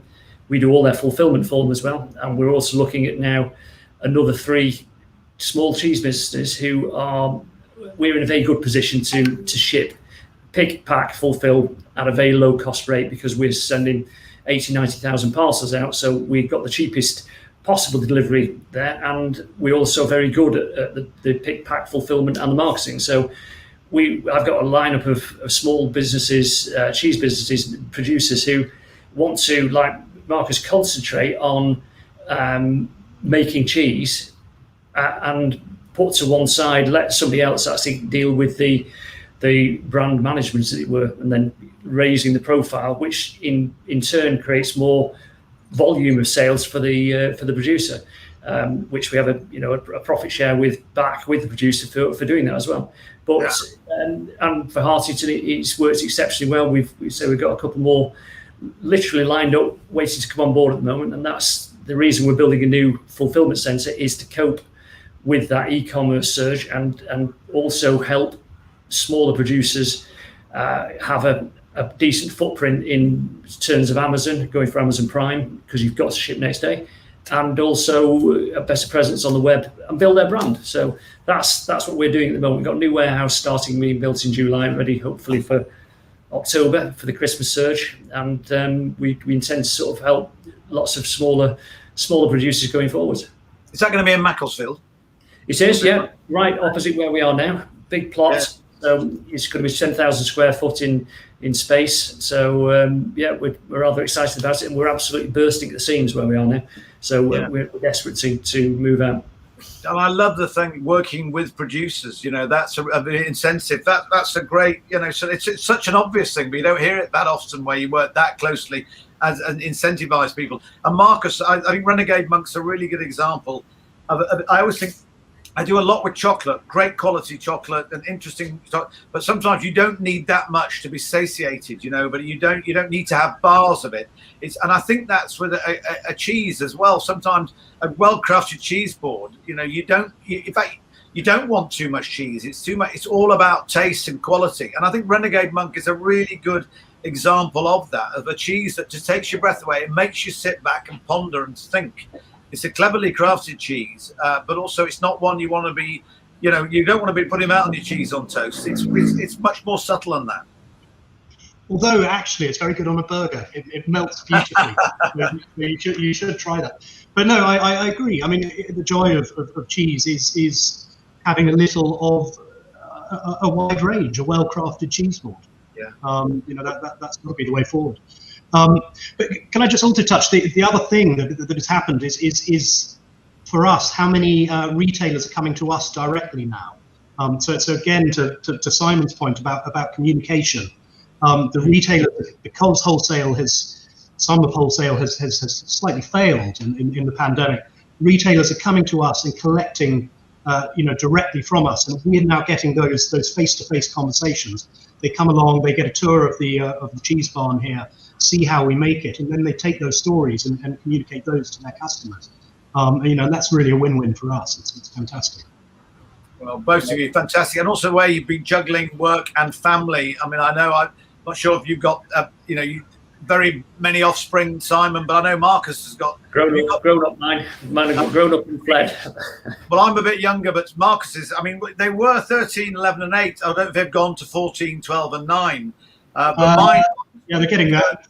Yeah, 14, 18, 21, so juggling that. My wife's marketing director of TK Maxx, and there were 40,000 people on the books in 7 countries in Europe.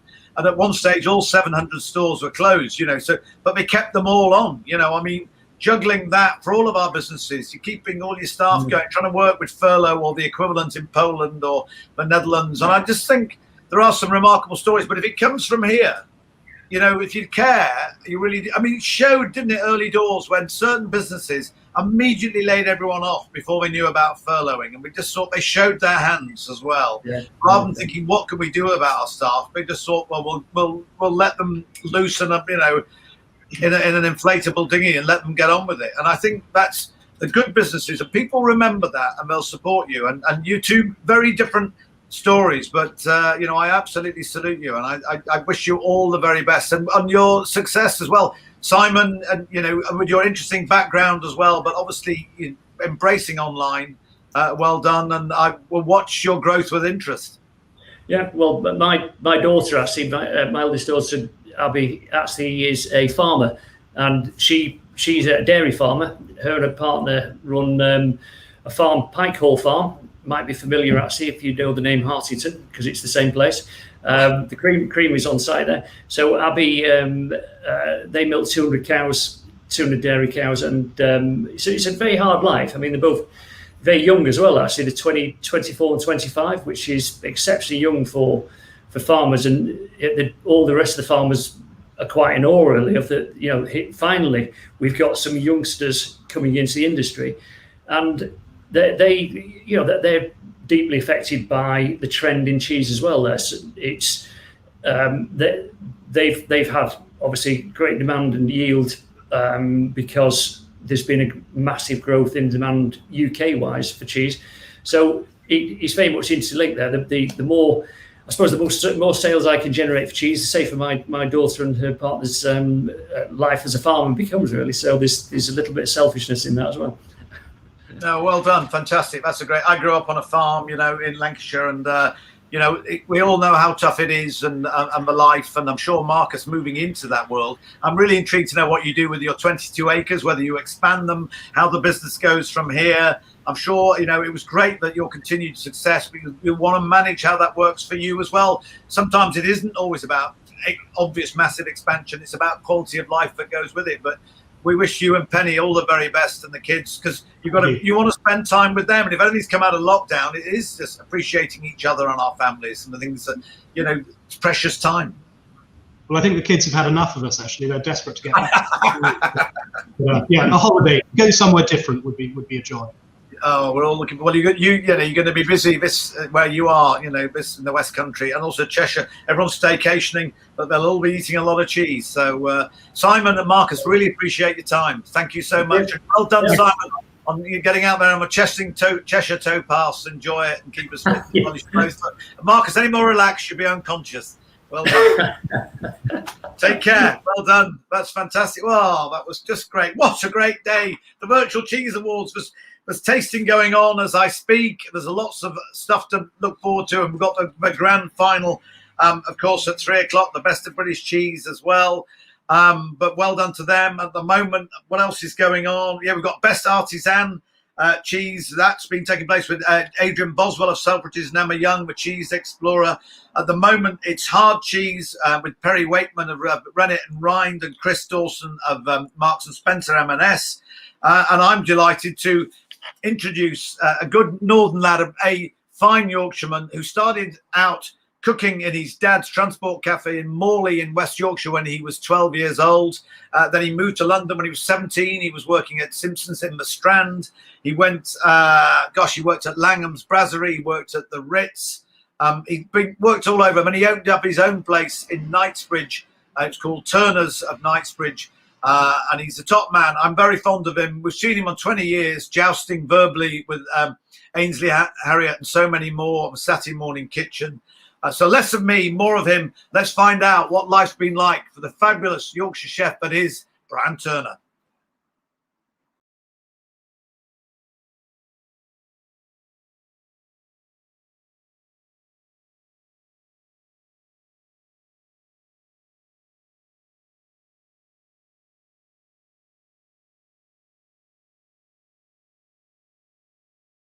Brian Turner, a rare privilege, particularly as we haven't seen enough of each other over the last year, but great to see you. You're looking well. How's lockdown been for you?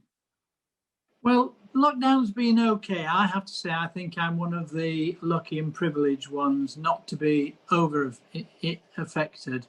We don't have a restaurant at the moment, consequently, so that I didn't mean I had the responsibility of sourcing, of looking after staff and all those kind of responsibilities that come with it.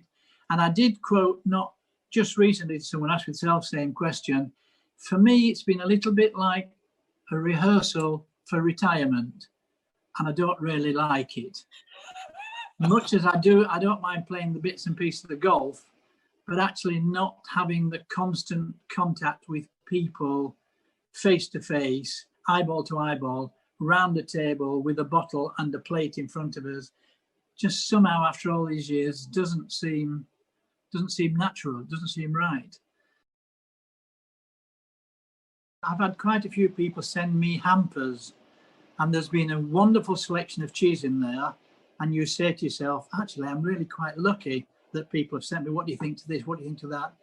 Not a duff piece in any of them. So they were all stuff that will, so you make a note, and then in the future you think, when I get going, that cheese, I never knew about it. Are those cheeses that you would have maybe on a daily basis, which are a few that you would always go to, but are they old or new, which you would think, oh yeah, I've got to have those on, not so much on my cheese board at the moment, but on a daily basis? Well, I'm a Yorkshireman, so Wensleydale has to fit in there. I'm going to take it that you mean the question as British cheeses, not foreign cheeses. Yeah, predominantly, yes. Because I have one or two cheeses from abroad that I particularly like. But I had a Twanger Gladstoneberry mature cheddar cheese I thought was delicious. I don't know if you've tasted that, if you know I'm that writing one. that down, a Turner Twanger. Sounds like something Yes. you burn at cricket. Oh, absolutely right. And of course, I've always been a Stinking Bishop fan. My son, who is in America at the moment working with his family, says it's the one thing he misses, and they won't let it through the customs for some reason. It might have an aroma which doesn't fit nicely with the customs people.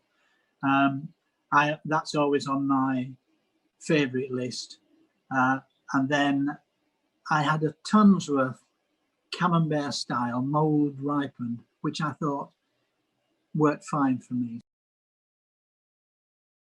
I had an Isle of Wight soft blue, which actually ate well, I have to say. So yeah, those are ones that at the moment, but you may ask me next week and I may have come up with a couple of others. Yeah, I know you're Shepherd's Purse, you'll know, near Thirsk, Judy and Caroline. Oh, indeed, yes. I visited there. Yorkshire Blue. I think what I was going to say about the tasting of these cheeses, the hamper business must be splendid for the cheese makers if they can get it into a hamper that sells 150 hampers and they've got a piece of their cheese in there. That's got to be good business. Well, we look forward to doing it in person. And you, like me, Zooming's all fine, but you can't beat a good Yorkshire hug and camaraderie over cheese and seeing people and the whites of their eyes. And let's hope we're ahead of the game as compared to many of the continental Europeans, so that we can do that sooner rather than later. I haven't been to Yorkshire now for nearly 2 years. Blimey. It is frightening. So I can't wait to get back there to have a look, see what's happened up there. But yes, and I am a great fan of late night cheese on toast. But I mean cheese on toast, just a slice with, and my favourite, I have to tell you, because the lad that did it with me sadly is no longer with us a long time, but we came up with a mixture of grain mustard and horseradish onto a piece of toasted white bread with lovely Wensleydale on top, and then under the grill. Can't beat it for a snack.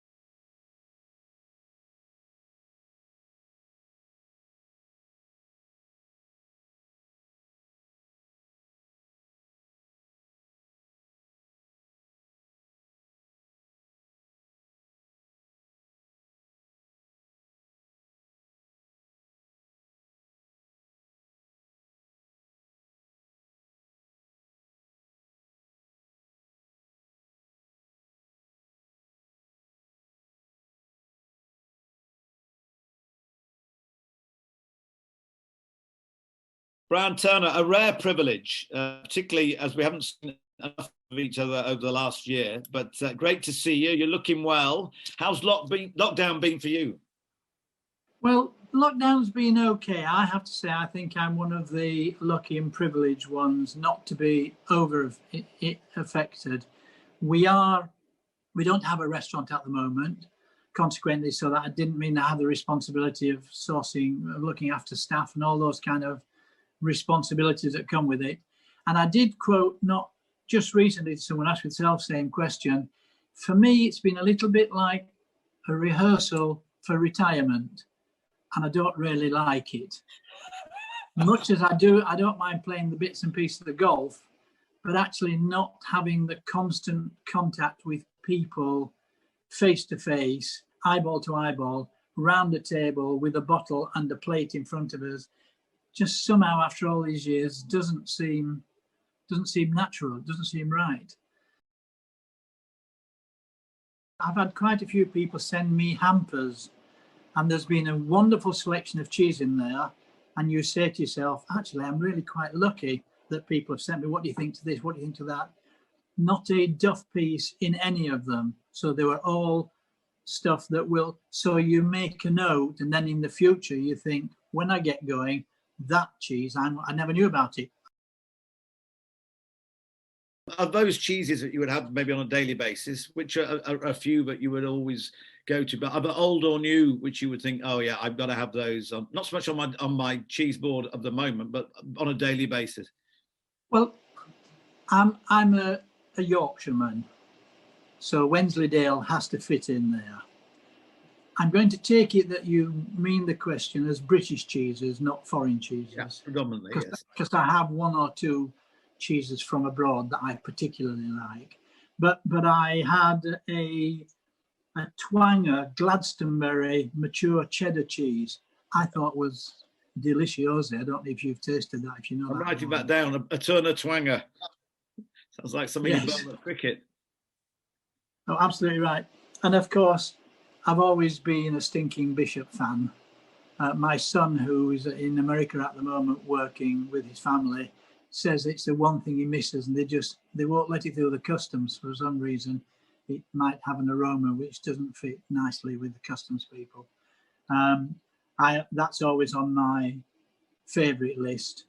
And then I had a Tunsworth Camembert style mould ripened, which I thought worked fine for me. I had an Isle of Wight soft blue, which actually ate well, I have to say. So yeah, those are ones that at the moment, but you may ask me next week and I may have come up with a couple of others. Yeah, I know you're Shepherd's Purse, you'll know, near Thirsk, Judy and Caroline. Oh, indeed, yes. I visited there. Yorkshire Blue. I think what I was going to say about this tasting of these cheeses, the hamper business must be splendid for the cheese makers if they can get it into a hamper that sells 150 hampers and they've got a piece of their cheese in there. That's got to be good business.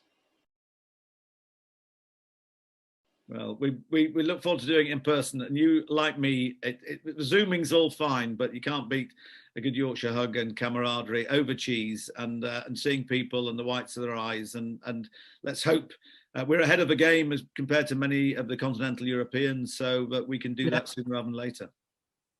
I haven't been to Yorkshire now for nearly 2 years.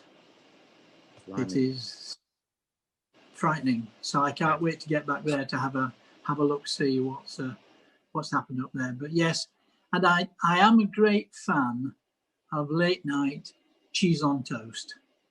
But I mean cheese on toast, just a slice with, and my favourite, I have to tell you, because the lad that did it with me sadly is no longer with us a long time, but we came up with a mixture of grain mustard and horseradish onto a piece of toasted white bread with lovely Wensleydale on top, and then under the grill.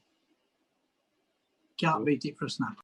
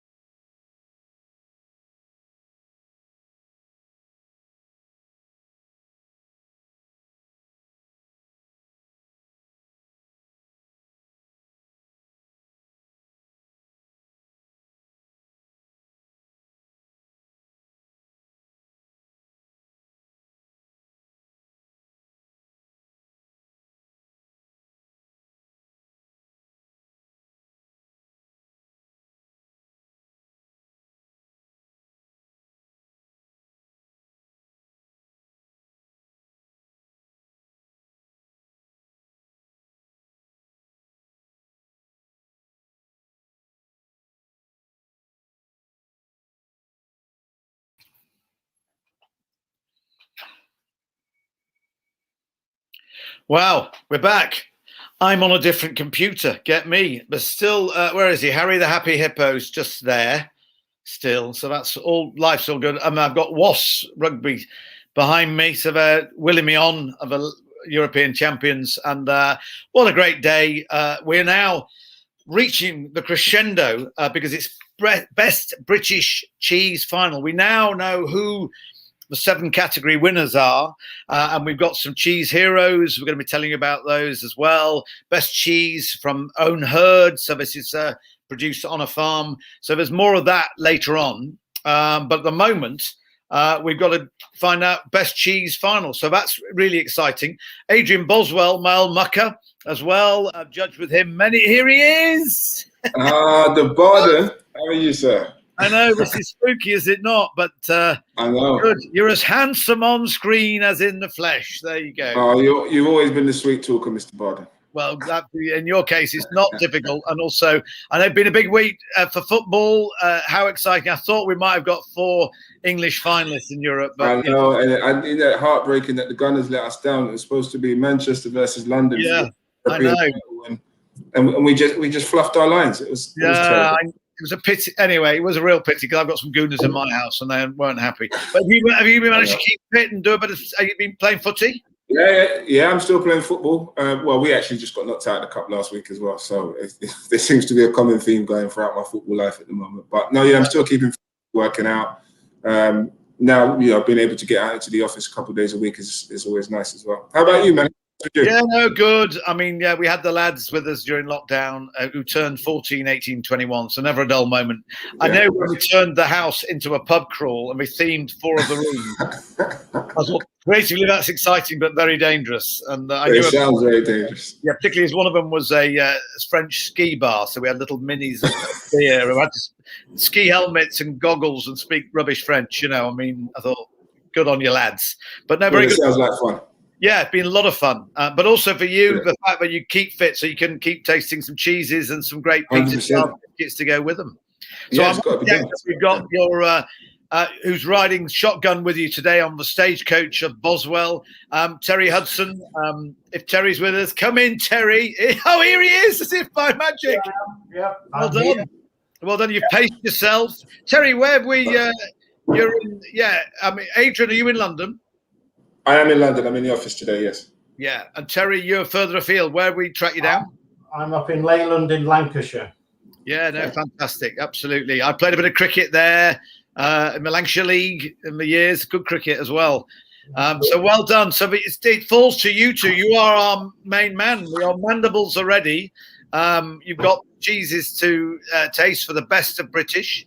And it's very exciting. I know you've been judging previously to this, and we were judging last week as well to hone it down to this day. And we've had the 7 categories. So these are the best of the best. Very special. Yeah, that's right. I'm sure it's going to be really difficult because, like you say, the best of the best. So it's going to be a tough round, this one. Very difficult. They'll all be up in the 8s, 9s, and 10s. So yeah, have a tough going. But we're still waiting for the list to know who the finalists are. So okay, so because also you must have a house full of cheese because you had all the cheeses. That's right. Yep. I've got a party in my conservatory tonight. Here. It's going to be a cheese off. Yeah, no, I mean, I'm trying to do the maths, but let's say you've got at least 50 cheeses, maybe more. Around 50, yes. Yeah. I haven't counted them, but they kept coming, little parcels, big parcels. So some of them smelly cheese, but I love it. I love all the cheese. When you think back to the Second World War, when you could only make cheddar cheese because of government restrictions, they called it government cheddar. Since then, there's been an explosion, and there's now well over 700 varieties of cheese made in the UK, which is fantastic. Good job we haven't got all those to judge today. Well, yes, that would be Adrian would have to go and lie down in his Turkish bath later on. But on that note, Terry, I know, because with Mrs. Kirkham's and the Lancashire cheeses, during the war they stopped making them because they took up too much energy to produce. the process. So as you say, they really honed it down to what could be produced quite straightforwardly. And again, a historical record. It's really interesting as well. So, and Adrian, you've got Peter's Yard. I mean, again, fantastic cheese biscuits to go with it. That's been a great story. The affiliates, the great chutneys that have gone through. I know at Selfridges as well. That'll be something that you have all the accoutrements, chutneys and biscuits that go with cheese. It's not just for cheese themselves. No, yeah, 100%, absolutely. I think across the board we aim to, be the each category that we have, and we have a very strong selection of cheese, not only just crackers, but like, as you say, condiments, accompaniments, tortas, walnuts, and figs, and those sort of stuff, and they do really well for us. And as you can imagine, over the pandemic, I mean, online has just been amazing for us as well. So we'll continue to try and drive that category and see what else is new in the game. But Peter's Yard is obviously a strong part of what we do. Yeah, they're very clever and up there. Now, we've got the person who's going to keep us in order is Helen Blair. She's with us there somewhere out there in the ether. And it's a matter of, Helen, what a busy day you've had as well. I mean, you absolutely keeping your mental chairs at home. It's been a bit back to back. Are we in a position do we know what the cheeses are? Are we ready for a tasting or not quite yet? Not quite yet, I don't think. So me and Louisa have been keeping track of the scores, but I think they've only just finished. So I've got the winners from the categories I did. So if that will help, I can go through those. Yes, if you do those, so that means that Adrian and Terry can then pull them out. Is that right? Or have they got? Yeah. I've got to disappear and go and grab them. I've just seen the list. Has it just come through? I know this is live. It has come through to me on WhatsApp. So this is live TV, people. It is very intense. Shortly. Got it.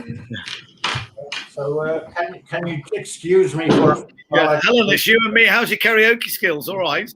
Yeah,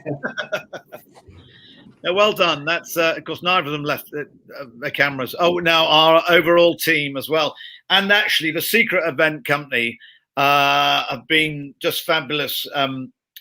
Mike and Nikki, and they're all round, all around the place. Kate, it takes some orchestrating to this, does it not, Helen? The fact that we're all around the UK, and to put the cheeses there was one thing, but to actually make sure that we're making some. I've already had to switch to a laptop because my mainframe computer overheated.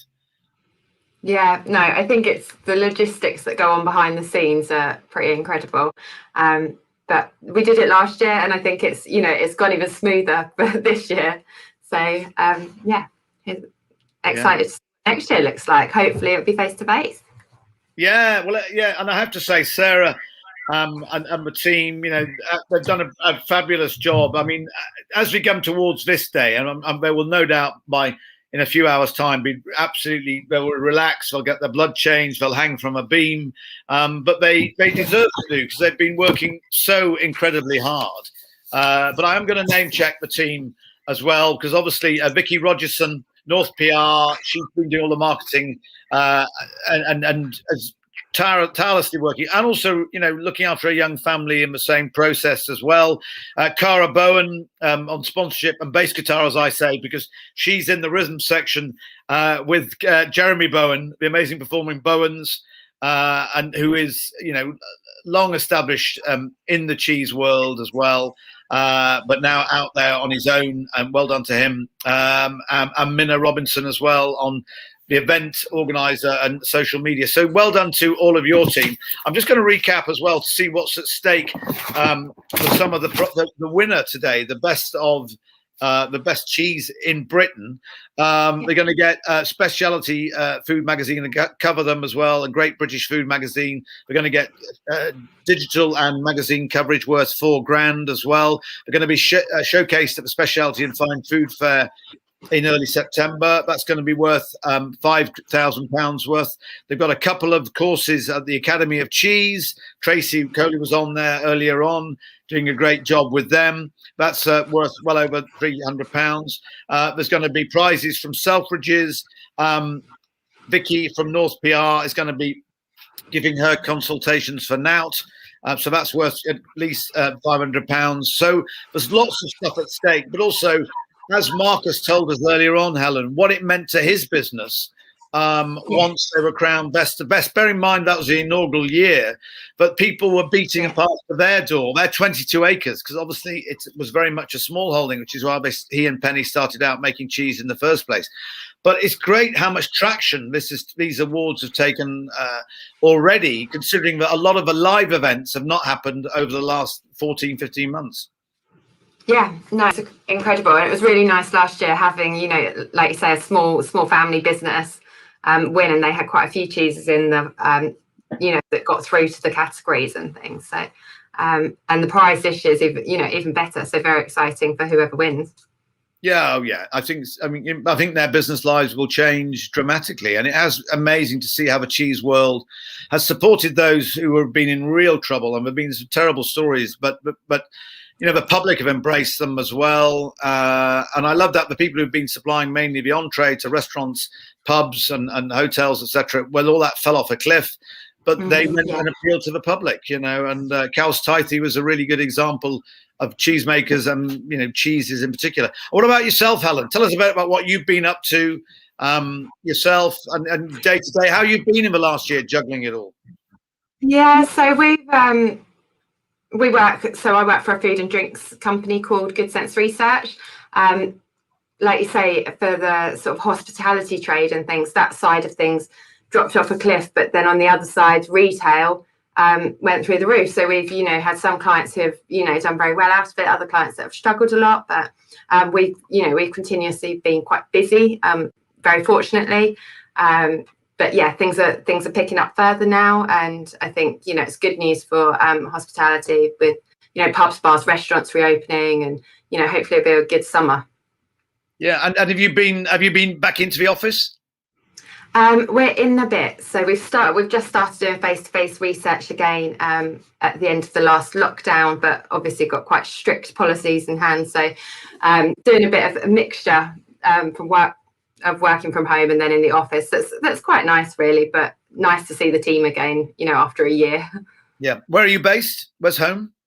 So I live in Newmarket, but our main office is in Bury St Edmunds, so just in Suffolk. Yeah, so not too big a commute. So that's quite No. Yeah. And how many are in the company? It's only a small company, so there's sort of 7 of us, but we're based all over the country, really. We've got one of us in Manchester, another in York. So we're sort of spread over the country. It's just proved that what it can all be done, you know, and I'm sure it's going to be really interesting. A lot of these places where there have been a lot of office space, I'm sure, like the City of London is a really good example. When you go there, it's a desert at the moment. And also supporting business for gyms, for shops, for nail bars, the bars.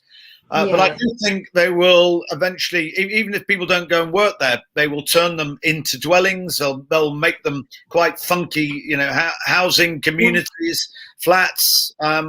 People can't leave them empty for that long. So, you know, one thing is it's shown how remarkably resourceful human beings can be. And we've seen that in the last 14, 15 months. And definitely. And I'm sure with your clients as well, you'll have just seen some of them, particularly the smaller ones, the artisan food and drink people particularly, but how they pivoted their business so quickly because they had to do, but they were in a position to do so. Yeah, I think definitely. I think it's a bit easier sometimes in smaller businesses in some ways. There's less sort of red tape to get through, and, you know, everyone's very much involved and often emotionally involved.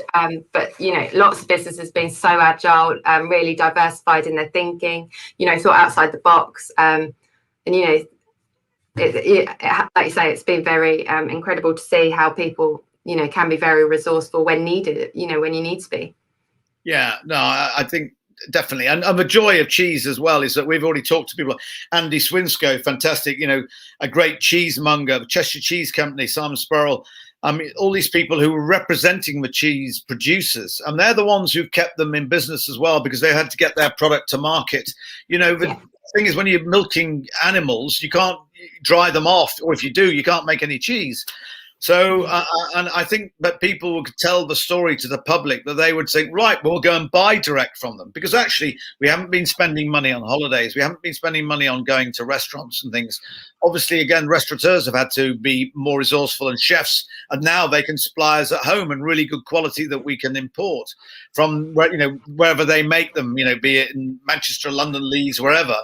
Similarly with the cheese community, but a lot of them now sell direct, and I just think it's incredibly moving. I'm also chairman of judges of the Farm Shop Deli Awards, and you can see these people who, someone might have had a florist, but they've turned it into a greengrocers, or, you know, they just thought, right, how can we help our community and help our staff, you know, rather than just furloughing them all? How can we keep them busy? And you know, you must be aware of lots of stories like that.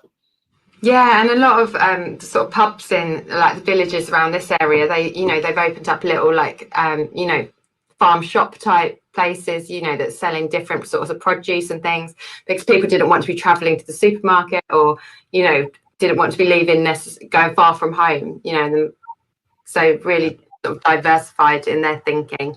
And I think a bit of that village sort of neighbourhood mentality has come back quite a lot, and people helping each other out, you know, checking in on your neighbours. That's quite nice. Whilst there's been, you know, lots of horrendous things that have happened, I think there is a sort of humanity that's come out that is quite nice.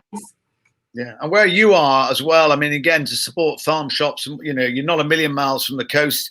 If you're lucky enough to have a fishmonger, if not, I'm sure they deliver into the villages. They get the old fishmonger van that comes round, and your local butchers. And what it must have been amazing as well, being in Newmarket, once they started racing again, to see that community, you know, just start thinking, right, we can get out on the courses and the tracks. Yeah, and I think it's been a difficult one, because I've walked every morning. Obviously, horses, like, you know, like livestock and things, you can't just suddenly stop, you know, even if you're not making necessarily much money out of it. But, you know, the horses have been ridden out every morning, regardless of if the racing was happening or not. So it's took a big knock to that sort of industry. But now they're racing again, and then hopefully, you know, they'll be getting people back at the race courses. You know, in the next few months. So, and also other sporting events as well, you know, football, rugby. Yeah, and I really hope we do appreciate this, you know, when we start going out there, but we don't just get back into the routine, but actually people do stop to smell the flowers a bit, appreciate each other, but also the quality of our remarkable lives. I mean, I'm a good example of it. I was living my life very fast. Many of us were, but we don't need to get on that plane. We don't need to get on that train so much. We can have meaningful meetings like this. You know, you and I have only, you know, we've met over Zoom, you know, over a platform, you know, twice, but you already think you get to know people quite well, although physically you've not actually met them. And I think that's worth a lot. Yeah, and I think as well for British tourism, it's probably done, you know, quite a lot of good in that area, because there's been, you know, so many people who have actually not gone away and have actually, like, you know, stayed at home, or, you know, gone somewhere within the UK and just realised, you know, what is on our doorstep as well. Yeah. Well, this summer, again, I mean, it's going to be, I think the slight problem is there'll be so many people staycationing and vacationing in the UK, is that it will mean that it's going to be very busy, you know, around and about. So I think people have to be a bit more tolerant, you know, and there's only so much cheese we can get hold of, so many ice creams we can eat, how many fish and chips we can get down our necks. I think our judges might be ready. So well done, Helen, for being such a good sounding board there. Terry's in the house. He's done, you know, he's been in the back room. He's gone into his large walk-in chiller. Adrian's there. No doubt, Adrian, you've got lots of people to do this for you. You know, you've probably got I wish. I wish. Terry as well. But well done, gents. How many have you got? You've got 7 then. You're 7 category winners. Yeah, 7 cheeses. Yeah. So the count is right. Hopefully. Hallelujah. That's working all right then. So you should go on, Terry. You should leave us, give us the descriptions, what they are, and then tell us a little bit about it and what your thought. And Helen will be on there. She's doing all the grown-up facts and figures stuff. Right. Well, we're kicking off on a double Gloucester. So then we'll move on to a oat soft cheese, and then we've got a fresh cheese, which is simply a cheese curd in a lovely packaging. then we go on to, we've got a traditional own farm artisan cheese, which looks wonderful. We've got the creamery vintage mature. And we've got a soft blue cheese, which is hidden from sight at the moment. So that'll be a nice surprise when we open that one up. And we've got a lovely smoked cheese. I can smell it. So wonderful. So we've got some fantastic cheeses to look at. I'm looking forward to it. Okay. Okay, Helen, what number are we starting with? What's the order? So, Terry, do you want to confirm which one you are trying first, the entry number? Right, I'm looking at B51027. So 1027. So this bad boy here. That's the one, yeah. They look, whoops, mine's. And this was the winner of the best territorial? Right, okay. So we'll be scoring in the same way as we have done previously. So appearance, texture, aroma, flavour, and then true to type. So if you want to talk through these, and I'll take notes. Okay, well, we've got a lovely double Gloucester straw coloured. Hello. A lovely texture from the outside. It's not mottled or so the appearance. I may have a problem with my mic. So some slight open texture. Tracy, I could hear you there, by the way. So so far so good. So we'll cut it open. Double Gloucester obviously gets the name from well, there's lots of theories on this. Some say it's the double milkings in the spring and summer, so you get the nice straw coloured from the spring milk. Others say it's the size of the cheese because there was more milk around, so they made a bigger cheese and called it double. You do still get a single double Gloucester, but although it's quite rare, which is there's no colouring in that. But again, that's made, they scoop some of the cream off of the top to make butter with. So anyway, we'll go back to this lovely double Gloucester. Beautiful buttery texture, which we're looking for.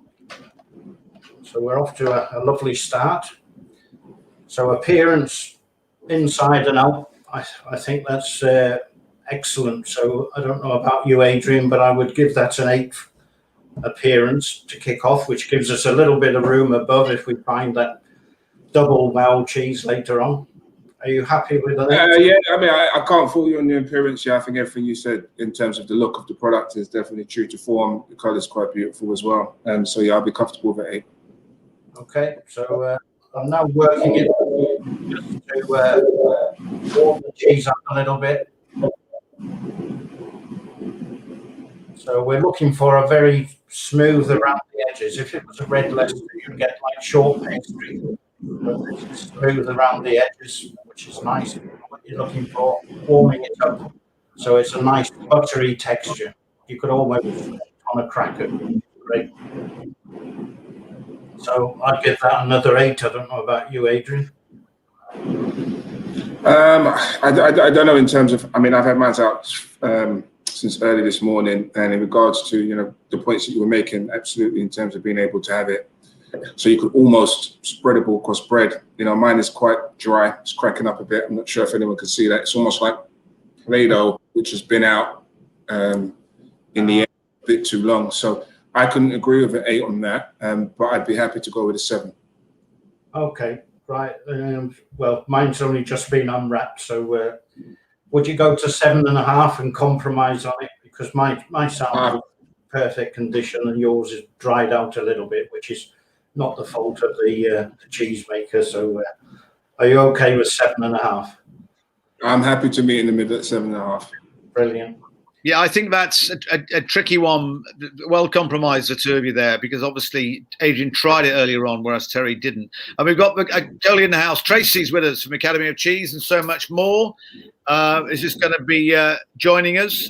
That's the plan. Having said that, I can't see her on the screen at the moment, but I think she's got the cheeses as well. Just join us when you can, Trace. Okay.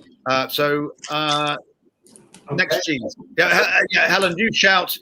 We haven't done aroma yet on flavour, so Yeah, so we've done appearance and texture so far. Tracy, do you know which cheese we're trying? Tracy, do you know which cheese we've started with? It's 1027, Tracy, in case you. Right, okay. So I've just got I'm just coming in with the fresh cheese, the 1036. That's the third one I think we're going to try. Yeah. Okay, so you just have to sit and watch until we give you a shout. Is that okay, Tracy? Okay, yes. Okay, so aroma, it's lovely and clean, so there's no off flavours and taints. Again, I can't really fault that as a double Gloucester. It's got those fresh dairy notes. So again, I would give that another 8 because I think it's a very good example of a double Gloucester. I don't know about Adrian. Yeah, you're right. I mean, you're right. It's clean. I would expect a little bit. I'd expect another flavour profile to come off the nose. Maybe a little bit of sweetness, slight nuttiness. But yeah, you're right. I mean, there's nothing completely wrong with it. Again, I don't think it warrants an 8 in my personal opinion. So I'd be happy to give it a 7. Okay, so we'll go for 7.5 compromise. It feels like we have an understanding already, Terry. Okay, and then true to type. Well, again, I must give it an 8 because I think it's a very good. You do get much more mature types, but I'm judging it as a traditional double Gloucester. Yeah, I mean, again, I think. Yeah, I mean, I think it's a difficult one because it feels like we're almost coming from two different ends of the cheese world, to a certain degree, which I think is very interesting because I'm learning. The more you talk, I am learning some new things and some things that maybe I might not be too privy to. And to your point, absolutely, I think it is.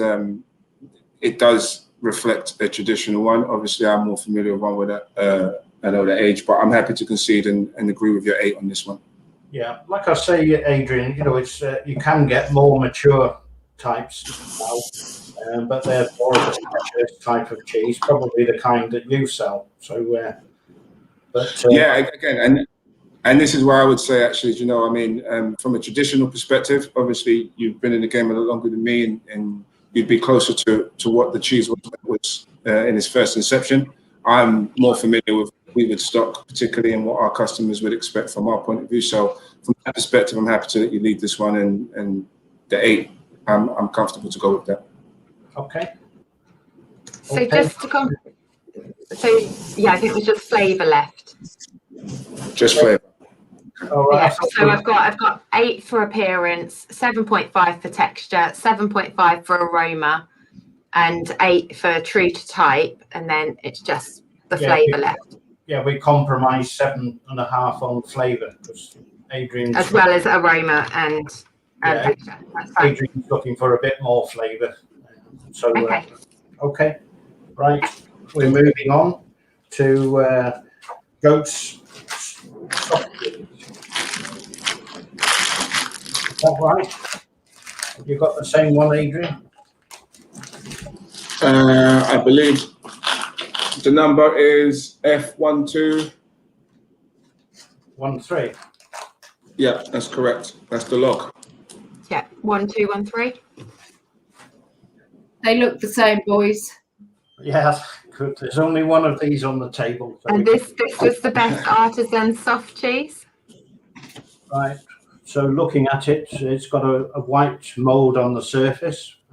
I've got 1 or 2. Not sure if you can see that. 1 or 2 bald patches, if you like. Terry, just hold it right up to the camera, will you, please? Just quite, and we can have a good look. That's it. I'll just take a bit higher. That's it. There, just that way. There, just hold it for a second, and then the camera needs a moment to adjust. Now we can see it. That's good. Okay. Yeah, I can see those patches now. Thank you. Okay, great. So cutting into the cheese now. So appearance again. It's looking beautifully white, which you'd expect from a goat's cheese because they're very good converters of carotene into vitamin A. So it tends to be very pale, even though there's more fat in goat's cheese than there is in cow's milk, in goat's milk. But it's looking very nice. So appearance, I'd knock it down a little bit because of the white being a little bit sparse on the surface. I'll chime in there because I was actually judging this class, and I've had two different kinds. And the bald patches you're talking about, which are clear in this one, but then I have the one that I had this morning is a lot more, and it's a lot more beautiful round. So I'm a bit conflicted on which way I should judge. I think you should go with the one that if they're the same cheese but different samples, go with the one that you like the best of the two. I think we'll be as we should. So, I'm going to go with this one because this is the one that I received this morning, which you can see in terms of geotriche and rind is a lot more balanced, it's a lot more consistent. And again, to your comments in regards to the middle, the white paste is beautiful. It's broken down slightly underneath the rind, but nothing too intense. So I think from an appearance point of view, based on the one that I have, I would actually, give this one quite a high score, which is a 9. But I appreciate that's probably not where you're going to go with the version that you have, Terry. No, I would knock a point off. But I'll agree 8.5 if you're happy with that, Adrian. Sounds good. I can only go on what's in front of me. So 100%, absolutely, I agree. I agree with coming from. So 8.5, yes. Okay, good. So we're looking at texture now. Yep. It's lovely and creamy, which you'd expect. So it's beautiful texture. I mean, goat's milk used to be full of all sorts of horrible flavours, and they'd eat weeds and God knows what. But these days, I think they do a fantastic job of sheep's and goat's milk cheeses. No, I think you're absolutely right. You're right. It's soft. It's got a lovely sort of paste to it. You can tell that the level of moisture is good. Obviously, it's not too claggy. It's not too sticky, but you can tell there's a decent amount in there. Doesn't feel too dry or chalky neither. So I'm quite happy with the texture. 8. Yes. Yeah, I'm happy with an 8. Yeah. So no problem at all. Aroma. So to me, it's a lovely aroma. There's no, again, like I said, for a goat's milk cheese, there's no off flavors or taints. It's beautifully clean. And do you get that little hint of goatiness? It's not overly powering. No, it's a huge whiff of goat, but it's quite subtle. Yeah, but I find that quite attractive, because it's got character. So no, absolutely, I agree. I was just wondering if you actually that's good. Yeah. So I would say 8 again. Are you okay with that, Adrian? Yeah, I'll go for 8. Yeah. Okay. Now the best part, we get to eat it. So 100%.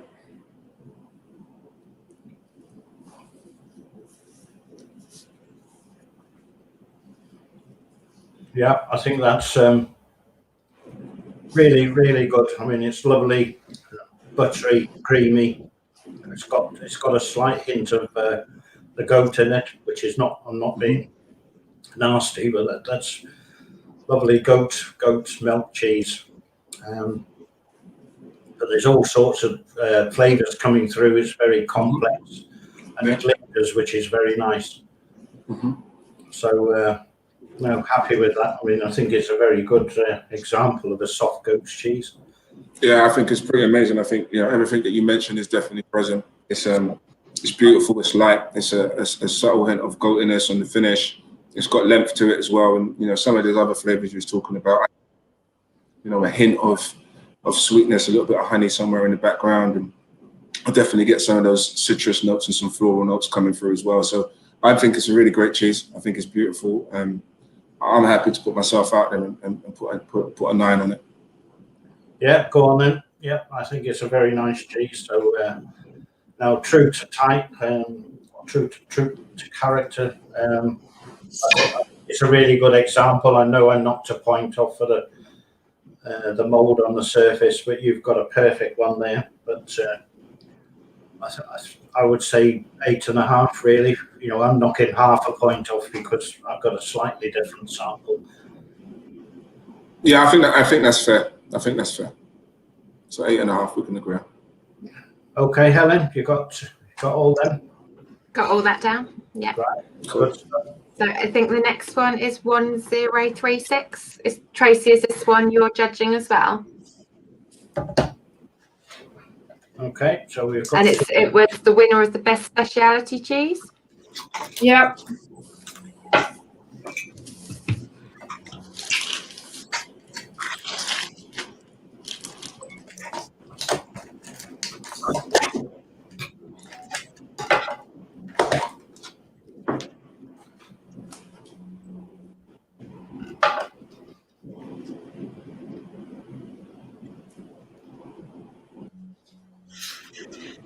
Absolute beauty. Terry, are you leading me or are we? I don't mind. I'll carry on. I mean, it's obviously a lovely fresh cheese. There's no other descriptor. There is a slight bit of whey in the bottom of my tub, which is not unexpected because it is a very high moisture cheese, I would imagine. Tracy's actually tipped hers out, but I hate to tip mine out because it's a little bit of whey in there. So did you have whey in your tub, Tracy? Yes, just a tiny amount, and I think it's you know, for a fresh cheese, it's travelled really well. It's stayed at the bottom of the tub. It's held together well. Obviously, I was judging this cheese earlier, but it's held together really well. You can see it's not sliding off my board onto my keyboard. It's staying in position. I'm getting a fantastic aroma. Just beautiful, fresh dairy, slightly citrus, orange groves. Mediterranean, all want to go on holiday. Gosh, blimey. You must have a different cheese to me, Tracy. I can't do a smell of holiday in mine. So. Terry, it's quite interesting. Terry, if you feel brave and turn it upside down onto your board, it was just because I saw this cheese being tasted earlier on, and I hope there's not too much whey in there, but I do remember thinking, it looked like a really good artisan cheese, and it was. There you go. I mean, and so do hold it up to the camera because I just thought it was, and all those elements that Tracy's talked about, it being lemon and Mediterranean. It's a very fresh, exciting cheese. It's done well to get it to you in that great condition. But I might be wrong, but it does taste. It looks like a real artist, almost like a ricotta or something like that. Yeah, for its type, I mean, it is a beautiful cheese. It's a lovely uniform colour. It's white and bright. There's no smell, so I would say it's a lovely uniform colour. And for a fresh cheese, you know, I would, looking at it, I would certainly give it a 9, in my opinion. I don't know what Tracy and Adrian would do. Yeah. Adrian, this is one where if it was scratch and sniff, which will only be a matter of months away on our computers, we will be smelling that one, and I'll be wanting to. I'm salivating, and it looks like a lovely. I'm not leading the jury because I haven't tried it, but it's just the way it looks and the way it came out of its container. I just thought clever. I'm sending you some across, Adrian. Here we go. I tell you that it's got the most amazing silky texture as well. It's this delicious mouthful. I mean, it's one of those cheeses, I think, that you get served for breakfast on the continent in Europe, in Spain, in France, in Italy. This would be a breakfast cheese. It's just, the texture is stunning. Sorry, Terry, you were saying about a score. What was that one on appearance? Appearance, I gave it 9 because I couldn't really fault it. Yeah. But I'm leaving a little headroom in case I find something Even greater. I agree with 9. And when you cut it, it slices beautifully. You can get a really nice slice, and then the interior has this silky sheen to it as well. And like all these, you know, you can come back and adjust your marks as well. Don't worry about that if there's something that's more sublime or less so, but, you know, just, but it is, yeah. And apparently now, eating this on the streets of West Yorkshire, it's a very, you know, a continental flavour that's seeping all around the UK. I'm obviously making that up, but it does look, as you say, a very intriguing cheese made in the UK, but very continental in style. That's my type of breakfast cheese. Definitely. We should all be eating breakfast cheese, Nigel. Yeah. You mean you don't already? As far as texture, it is, yes, it's silky, it's shiny, it's lovely. I would give it an 8.5. Yeah, I was going to say 8, so I'm happy with 8.5. Okay.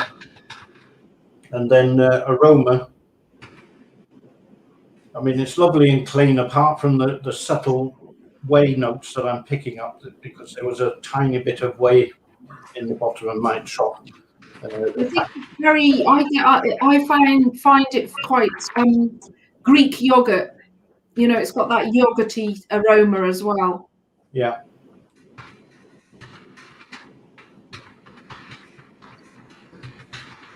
You can eat it, you can dab it behind your ears, you can do whatever you want, you can bathe in it. It's a very. I mean, I've got no shares in this cheese, Terry. I don't know, but I'm just saying it does look quite interesting. I would give it an 8 for aroma. 8 for aroma. Yeah. Okay. You agree? Flavour. It really melts in your mouth. Sorry, guys. Delicious. We'll take your word for it, Trace. It's all right. Yeah, I mean, it's beautifully clean. It's got lovely citrus notes coming through. I think it's certainly gets the palate going. So lots of different things happening. Clean. It's a very nice as a palate cleanser, actually, as well, isn't it? Because it's so fresh. Yeah. Yeah, but I would give it an 8 for flavour, which is a really good score.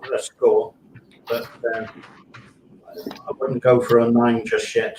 I'm reserving my 9. Okay, I'm happy with 8.5. So we'll maybe come back to it. Does it warrant an 8? If you want to go to 8.5, you know, whether Terry would go with that. I'm happy to go for 8.5. Yeah. Yeah. Twist my arm. Over to the mighty Blair.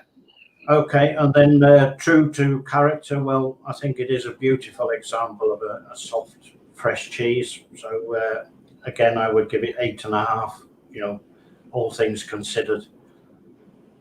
Yeah, I would agree with that, Terry. I'm sorry, Adrian, you're looking quite, you know, like, is this for real? Because you don't expect this little fresh cheese to have so much awesomeness, but it does. It's, you know, it's really got flavour, silkiness, melt in the mouth. Sorry, I think you've got shares in this, Tracy. Wind you up. Right, okay, so you've got all the scores for that one, Helen? Yep. So what was the true to type? Sorry, was it just 8.5? 8.5? 8.5. Yeah. Okay. And the next one is the best British, best cheddar. That's 1145. 1145.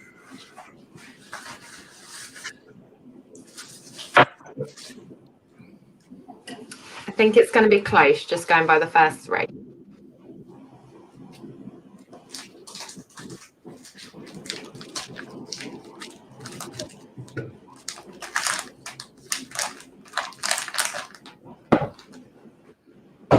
Right, so here we have a vintage cheddar. Lovely colour. It's a nice golden, creamy colour, which again is the milk, comes from the milk, the carotene in the milk. It's a vintage cheddar, very firm body, and this lovely calcium lactate on the surface, which is true to type, which is what we look for. Used to be a fault, but it's now an attribute. People love the crunchy vintage cheeses. So I would certainly give that 8.5 for appearance, because it's got the calcium lactate, got the slight mechanical open texture. Yeah, and it's got a lot of this white. I don't know if you guys can see a lot of this white sort of stuff across here as well. And I mean, I'll be honest with you, my expectations from a vintage cheddar, it doesn't meet what I would expect from a vintage cheddar. And again, this is just me and my world down in Zone 1. But yeah, I mean, I couldn't agree to an 8 or 8.5 in that. It's my personal opinion. 7 is wrong. Right. What's putting you off, Adrian? The lactate on the surface? No, I mean, the lactate to a certain degree, but my understanding and my expectations for a vintage cheddar in terms of what I would expect to see, I'd like to see part of the rind, maybe have some of those sort of beautiful cave age smells coming from the rind and that sort of stuff. I mean, this for me, and again, this is just me and my little world in terms of what I do in Selfridges, and that's how I would judge products. Is this feels more like a block cheddar that would fundamentally be sold via the supermarkets, which I wouldn't really classify as vintage in my specific world. So in terms of the look and feel, it's not something that I would particularly go for, and that I would associate with vintage cheddar. I mean, it's a creamery vintage cheddar. It's not a farmhouse. I know. I appreciate that, but I can only judge it from. I believe I can only judge it from my perspective in terms of what I'm used to and what my expectations are. It's not a dig at that particular category or that world of cheeses. I just come from a particular background within the world of cheese, and that would be my expectation. So, I couldn't give it more than a 7. So, and this is me taking into consideration that you're right, it is a creamery type cheddar, and absolutely it does what it says on the tin from that perspective. But my understanding of what I would expect from a vintage cheddar, that's not what I would expect. That's not what my customers would expect. That's not what my directors, my bosses would expect in terms of the world that I play within. So I'd sit within a 7 for that particular product there. Right. What do you want to go somewhere in the middle then? I'm happy if Adrian's happy to split the score. Was that 7.5? Yeah. Okay, let's go with that. Yeah. Okay.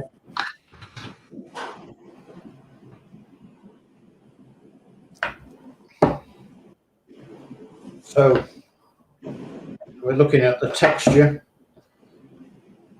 So it's, again, maybe Adrian and I will sort of look at this from a different point of view, but I'll carry on. But it's got the lovely flinty texture when you snap it.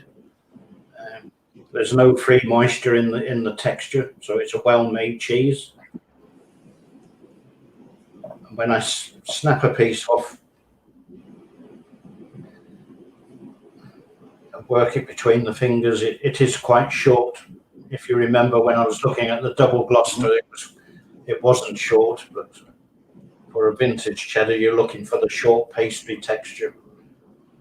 Sorry, can I just ask you, Terry, in this sort of world, in terms of the creamery style that you're looking for, what age would it need to be classified as vintage?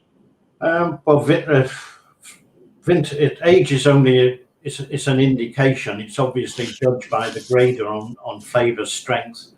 So I would say, you're probably looking at 16 to 18 months, something like that. And in some cases, they take it right up to 4 or 5 years for that would be specialist branded cheese. But that's between the cheese maker and the cheese grader to obviously make a cheese robust enough to actually last that long. And I'm sure Nigel would say it's the same on wine. You can't just stick a bottle of wine to one side and age it, and it comes out very full of flavour and robust. You have to be very careful to decide. No, for sure, and absolutely. That's you try and make the environment as attractive to it as possible, and that's the real art, isn't it? And producing these cheddars with age, with those complexity and the depth and everything that goes with it. Fingers crossed, that's and the consistency. Yeah. So, I mean, I would give it an 8 for texture. Looking at the flinty texture, and bearing in mind it is a creamery vintage cheese. So Adrian's looking a bit disappointed there. No, it's not disappointed. I mean, again, I enjoy this because it's two different worlds of cheese coming together, is what I believe at this point. And I think it's a great thing, because there's things that I'm learning from you, things that you say. That's why I ask these questions, and hopefully, that's sort of reciprocated, from your side and to me. And yeah, you're right. In terms of these styles of cheeses, there's nothing I can fault the texture on. Again, I'd probably say it's a little bit too soft for what I would consider to be a vintage. Not that there's nothing, particularly wrong with it. It probably would have dried out a little bit more, which just gives it a little bit more of an intense flavor. But I think, again, we'll feel like we need to meet in the middle on this one at 7.5. Okay, righty-ho. So the next one is aroma. So again, we're looking. There's no off flavors or taints, or it hasn't picked anything up in the milk that's gone in to make this. Anything in the dairy. So to me, it's got a lovely cheese flavor. Aroma. Yeah. I think I agree with you. I think it's got some grassy notes in there as well. I can definitely get the milk. There's a little bit of sweetness coming through. So actually, I do quite like the aroma quite a lot. It's not bad on the nose. So, I mean, I'd be happy to give the aroma at 8. I think it's quite pleasant. Okay, we'll agree on that one. Okay, Helen, we're not splitting that one. And then we'll pop it in the mouth and taste it.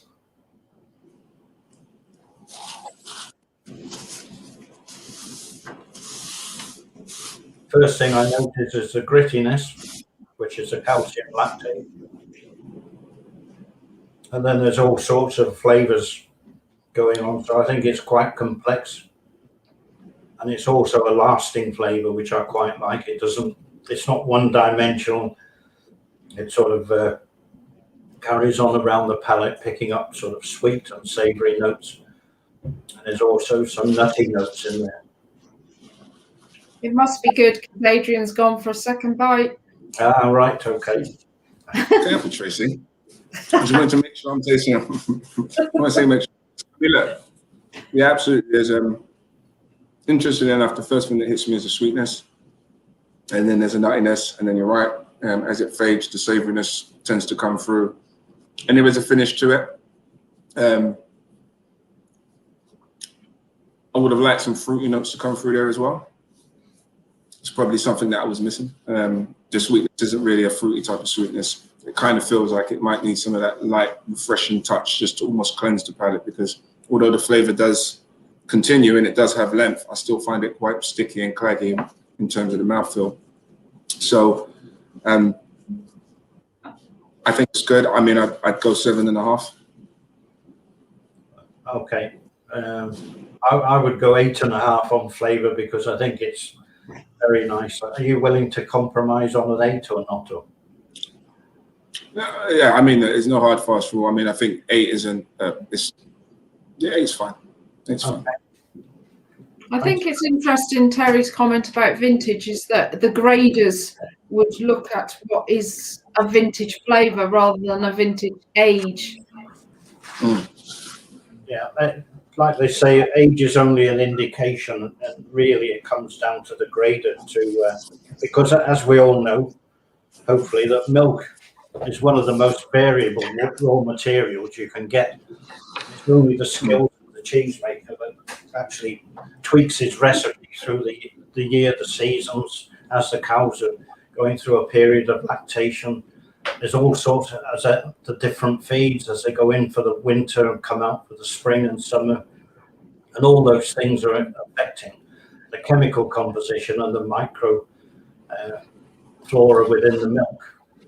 it's really down to the cheesemaker to make those adjustments. It's not like making a pie where you use the same ingredients and you put it in the oven at this temperature. Yeah. So, I think we've just got true to type left on that one. So it could be an interesting discussion. Conversation.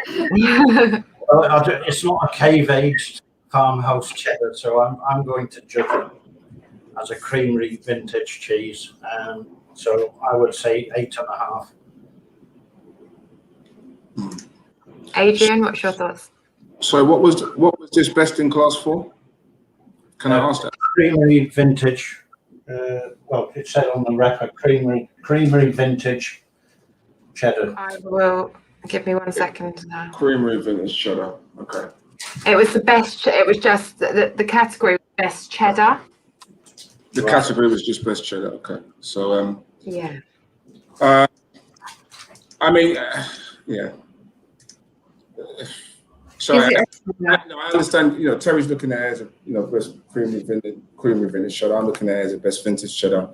Yeah, we're gonna have to. It feels like we're gonna have to do a lot of compromising along the way. So you've gone 8.5. We'll have to look at 8. Okay.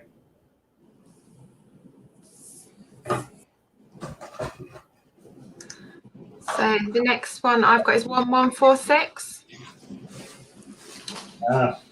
Adrian won't like this one. And this was best artisan hard cheese. Right, I can smell the cave on it. So yeah, I mean, you're absolutely right, Terry. I mean, this is something more again, and there's no right or wrong. You know, it's just different stuff coming together. But this is more what I'm used to, in terms of what I would look for, in terms of a cheddar, in terms of the appearance, in terms of the rind. Yeah, absolutely. You got some of the cave coming off on the nose, some of that mustiness, that earthiness. It's just more up my street in terms of what I do as a day job and what I bring to the party. That's what it is. But appearance-wise, this is definitely more aligned with what I'm used to. I think it looks great. I am a bit puzzled by the rind ratio because it does feel quite thin, and I am used to it being slightly thicker. Albeit, I still think it's a decent piece of cheese. I like the size of a wedge. 8.5. Okay. Well, like I said at the beginning, I mean, cheddar is only a generic name, and there's all sorts of variations on that theme. There's, like you said, there's cave age, there's farmhouse cheeses, there's vegetarian types, there's creamery types, and this is obviously a traditional. Looks like a cheddar. It doesn't say it's a cheddar. This is true. This is true. And I would say, what you said about the rind, you can see a little bit where the cloth. It's been a cloth-bound cheese, which you wouldn't get such a heavy crust on it.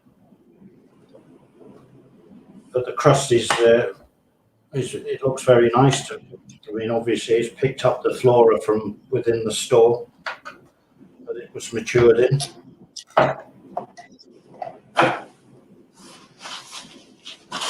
So, I mean, from an appearance point of view, I would give it 8.5. Yeah, 8.5. Yeah, happy with that, yeah. Okay, right. Good. Okay, so texture. Again, it's got that lovely flinty texture when you snap it. Lovely and smooth when you work it between the fingers.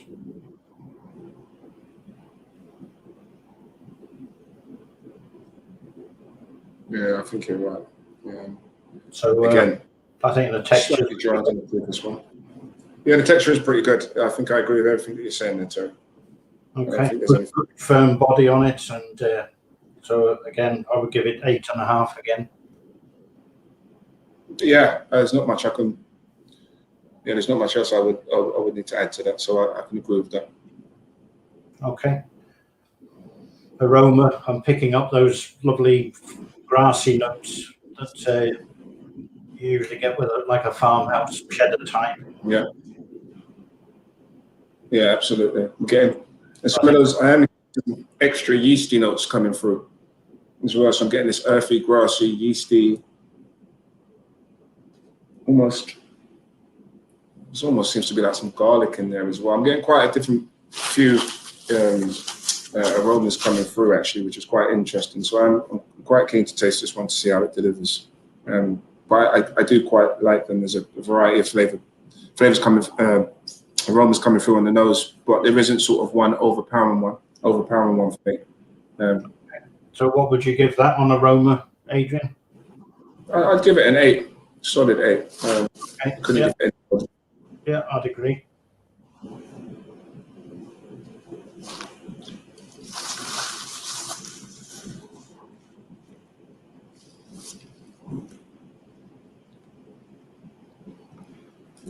And I think the flavour is excellent. It's up, you know, for a traditional cheese. Those grassy notes are coming through. I think it's a very nice flavour. I'm not picking up the garlic notes that you mentioned, Adrian. No, I'm not picking them up on the palate either. Very grassy, very meaty and savoury. I mean, I get I don't know, but I get a bitterness on the finish, which I wasn't expecting. Yeah, is there a difference from the nose to the rind? So say that again, Trace? Is there much difference in flavour from the nose to the rind? So nearer the rind, you might get those garlicky flavours. No, right, it's a fair point. I've kept away from the rind myself, but there's a very different aroma if you sniff the rind. But I mean, I like the flavour. It does finish off with a slight harsh at the back of the throat. But I would give it an 8 because I like it. I mean, you know, funny enough, I probably wasn't going to agree with you until Tracy stepped in, and closer to the rind, you don't get the garlicky flavors, but you get less of the harsh, bitter finish, which is a much more pleasant eat. So I'm happy to be a bit more flexible and agree with Terry's 8 on that basis. Okay. Right. And then just true to type. Again, it's sitting here as the best of its class, so it's going to be a very good cheese. So, what do you think, Adrian? Yeah, I mean, I think it's very much true to form in terms of, you know, shape, size, color, rind, aroma, to a certain degree, flavor profile. I guess, you know, just the consistency of the finish, you know, from the front to the back kind of is missing. So I'd probably knock it down to 0.5 and give it 7.5. Okay. Okay. That's 7.5. Yeah.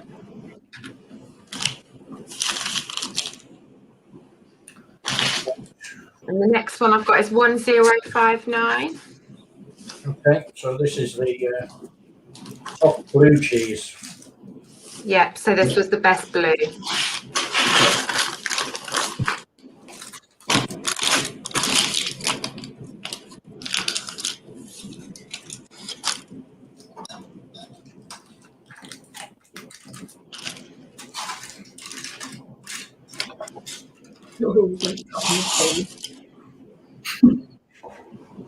There you go. Looking good. Interesting. I'm so glad Terry's taken it off the foil. I thought I was going to have one of those filling moments where you cut on the foil. Probably, so appearance for me, the first thing that strikes me is there's a bit of inconsistency with the veining. One side I've got a lot of straight lines. On the flip side, it kind of just seems to be dotted around, which again, it might be true to form of particular cheeses, just not something that I'm particularly familiar with in my world. I think that's really down to the luck of the draw where the piercing, the pierce that you can see where the piercing rods, the stainless steel rods have come up through the cheese. Yeah, again, it's fine. It's not a dig. It's just you know, what I'm familiar Adrian, with can you do me a favour and just hold it up to the camera just for a second and just leave it there, a bit That's good. Just so it can focus in. There, that's perfect. Leave it there for a moment. So that's one side, but then you know, the other side is yeah. Quite, no, I so get you. it's just that's all I'm saying. I'm not, you know, paying Yeah, you're right. Terry would say it's where they're basically the rods have gone in. Yeah. Okay, yeah. So I mean, and it's, I guess it feels like it's been produced to hold as much moisture as it currently does. Still does feel a bit wet, a bit sticky, but I mean, I think it's still a nice looking cheese. The rind is quite beautiful, but I wouldn't go no higher than a 7. Yeah, there's quite a strong smell of ammonia, which is not unusual for this kind of cheese, as the protein breaks down to amino acids and eventually ammonia. So it's not unusual for a blue cheese to have that smell. But appearance-wise, yeah, I'd agree with Adrian. So what was it, a 7, did you say? Yeah.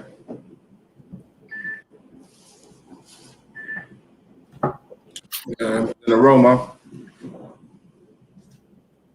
There is a lot of ammonia there, Terry. You're right. It's very present. It's almost hard to smell anything else underneath there. Yeah, I wouldn't say it was a fault, because that's a natural development in this kind of cheese. That some people would you not expect to? Would you expect it to be so overpowering? Would you expect to have maybe some notes of milk, cream? Yeah, my cheese came wrapped in foil, which doesn't help this particular cheese. It tends to sweat a little bit, because blue mold development actually can generate a little bit of heat, which doesn't help. But I think for the purpose of this, you know, to get us the samples, so aroma again, I would give it a 7.5. I'd give it a 7, just because I'd expect. Okay, yeah, I wouldn't. On ammonia, I get what you're saying on ammonia, but I just expect another profile, even if it's underlying or not. Whatnot. So. Okay, I'll go with you on that one. So, and did we do texture, Helen? I don't think we did we? No. No. Okay. I think it's got a really nice creamy texture. Yeah, it looks so. I mean, yeah, it's holding a lot of moisture, but not too much. It's not seeping or anything like that. It feels quite, you know, soft, beautiful, buttery taste, paste-like to it. I'm not adverse to it at all. I don't particularly have a problem with the texture. No. I quite like the texture. It's lovely and creamy. There's no chalky bits in the center. Sometimes it's a little bit chalky. Yeah. It's pretty consistent all the way through. So I'd go to an 8 really for texture. So I think it's I can work with that. I can work with it.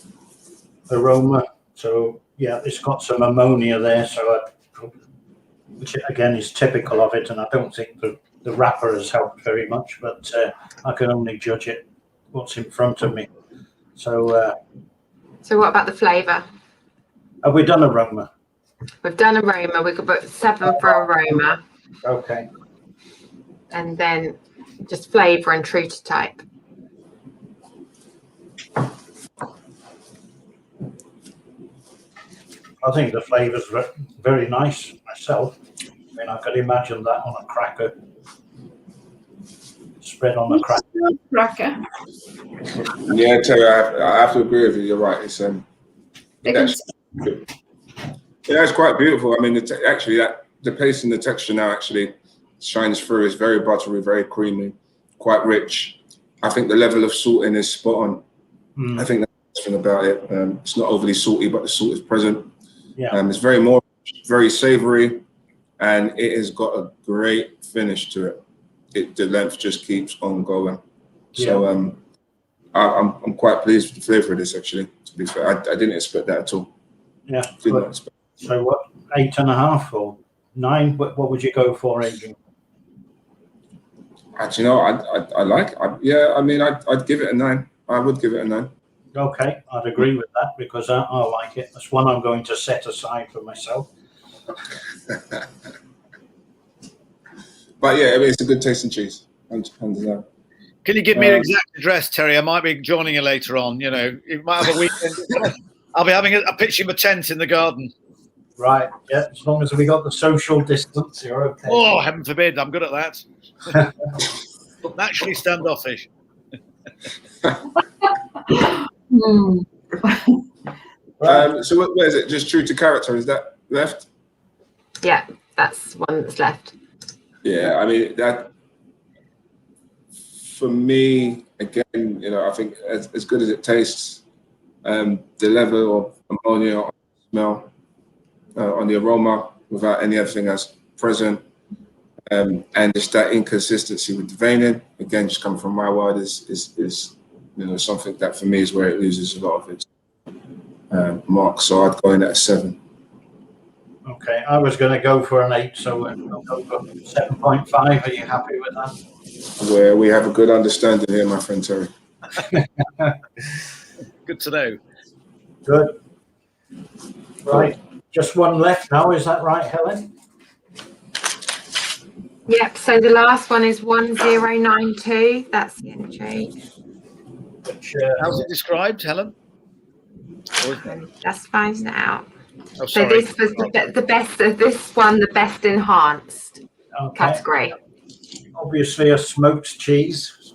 Yeah, it's definitely smoked. Only Adrian and myself can smell it, but it's a smoked. You can see by the colour. I've got a really good idea. Yeah, great. That was good.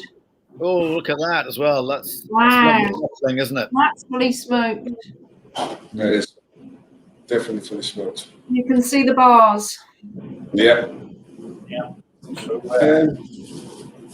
In appearance-wise, I mean, it's kind of what you'd expect. I mean, I don't know. Kind Pretty. Yeah, I mean, it's pretty. I do like the back where you can see the bars. I think that's quite a nice touch to it. I mean, I think the colour, sort of like this deep sort of amber orange, it's quite beautiful. I don't see. It's not amazing, but I can't see anything particularly wrong with it. So you know, I'd go solid with the 8. Yeah, I'd go along with that. I mean, the cheese are selected. They have to be quite robust to go into a smoker because of the temperature. It's very slowly smoked over different woods. So it can be oak or hickory or apple wood, so there's all kinds of different mixes to give it a particular flavour. And it'll be interesting to taste it because the art of doing these is to get a balance between the smoked and the still taste the cheese. You don't want overpowering smoke. It looks like it might be a red Leicester, is it? Is it a red? It's a red cheese Yeah, it is a red Leicester. or a coloured cheese? Yeah, smoked red Leicester.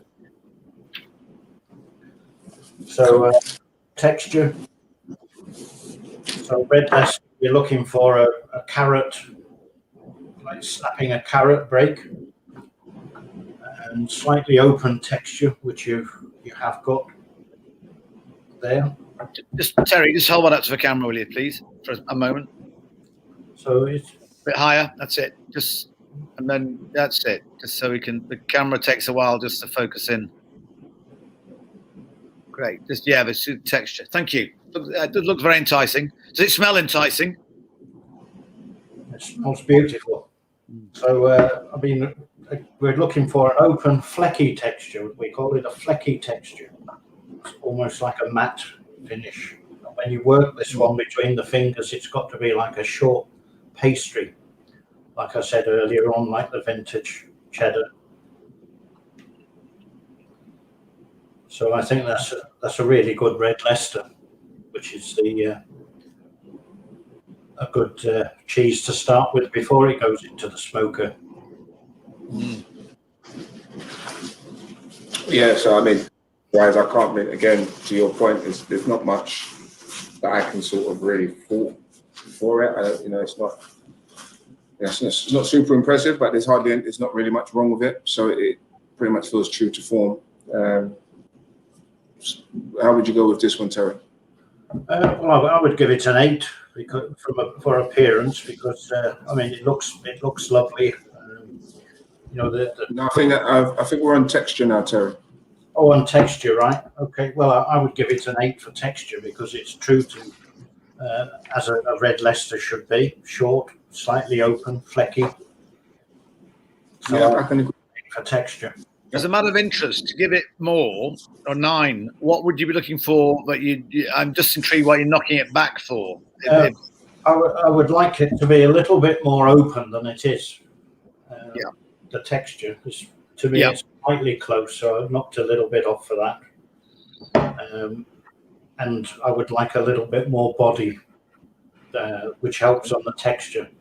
Yeah. So to me, it's slightly soft. So I'm not knocking off points. Sorry, I should have explained that. Yeah, no. I was just, thank you. It's, good to know. Very true. Oh, aroma. Well, Adrian can do the aroma. What do you think? I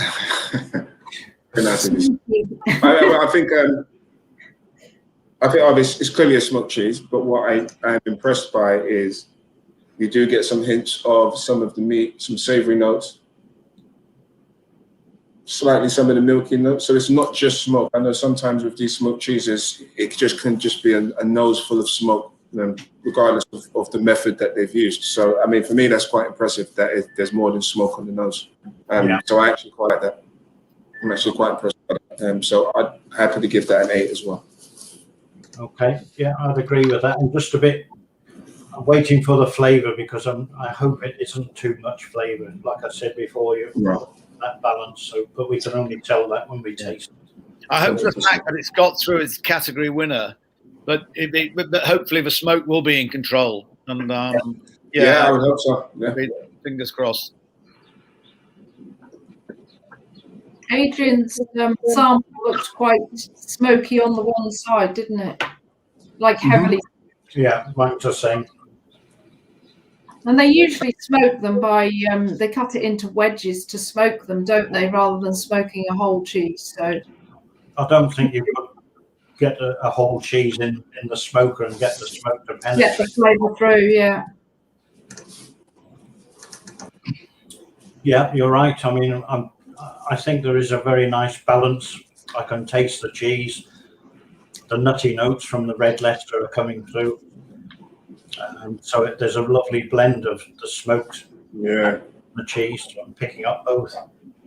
It surprised me, to be honest with you. It's very it's the balance, the journey, the level of smoke versus sweet, which kind of works very well. There's almost like this fudgy butterscotch sweetness to it with this smokiness, and the level of smoke just goes throughout.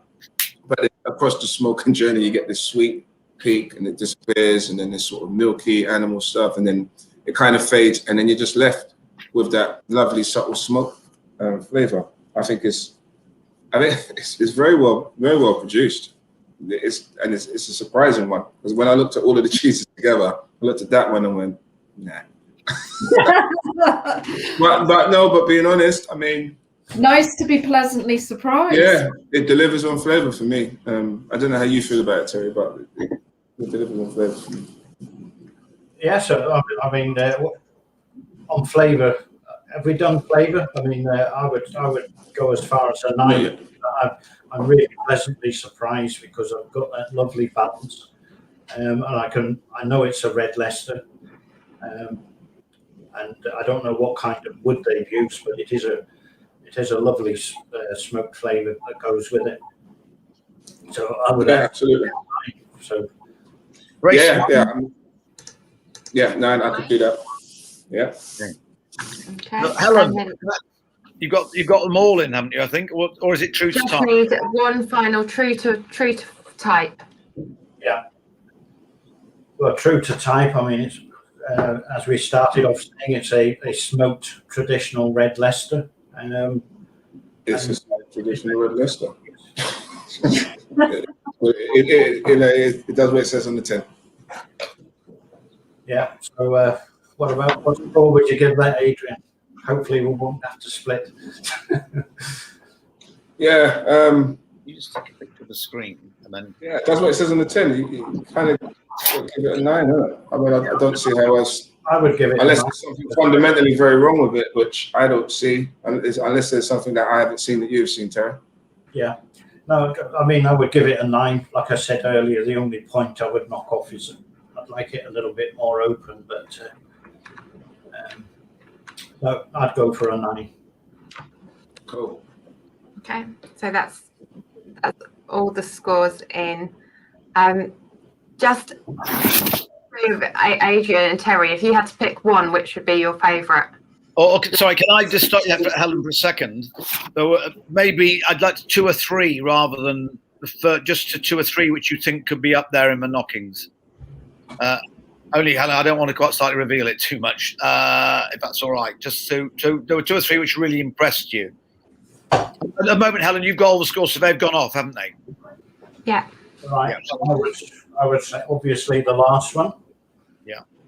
And the fresh cheese. Yeah, little one. Yeah. Getting Tracy's thumbs up. Adrian's going for the creamery cheddar. Oi, behave, Tracy Colley. Look great. It's perfect Selfridges counter. Come on. To be honest, I thought. Oh, you know better, Tracy. Terry, go on. Original cheddar was there. Yeah. Yeah, the last cheddar. Yeah. Terry's Great. 3 great cheeses. Thank you very much, Adrian. What about your top 3? Well, we're already here. Definitely, that surprised me. I'd have to go on with that one. The goats. I just thought this was beautiful. I thought this was a perfect goat's cheese. And then I'd probably go with blue. Yeah. Okay. In terms of flavor, yeah. Brilliant.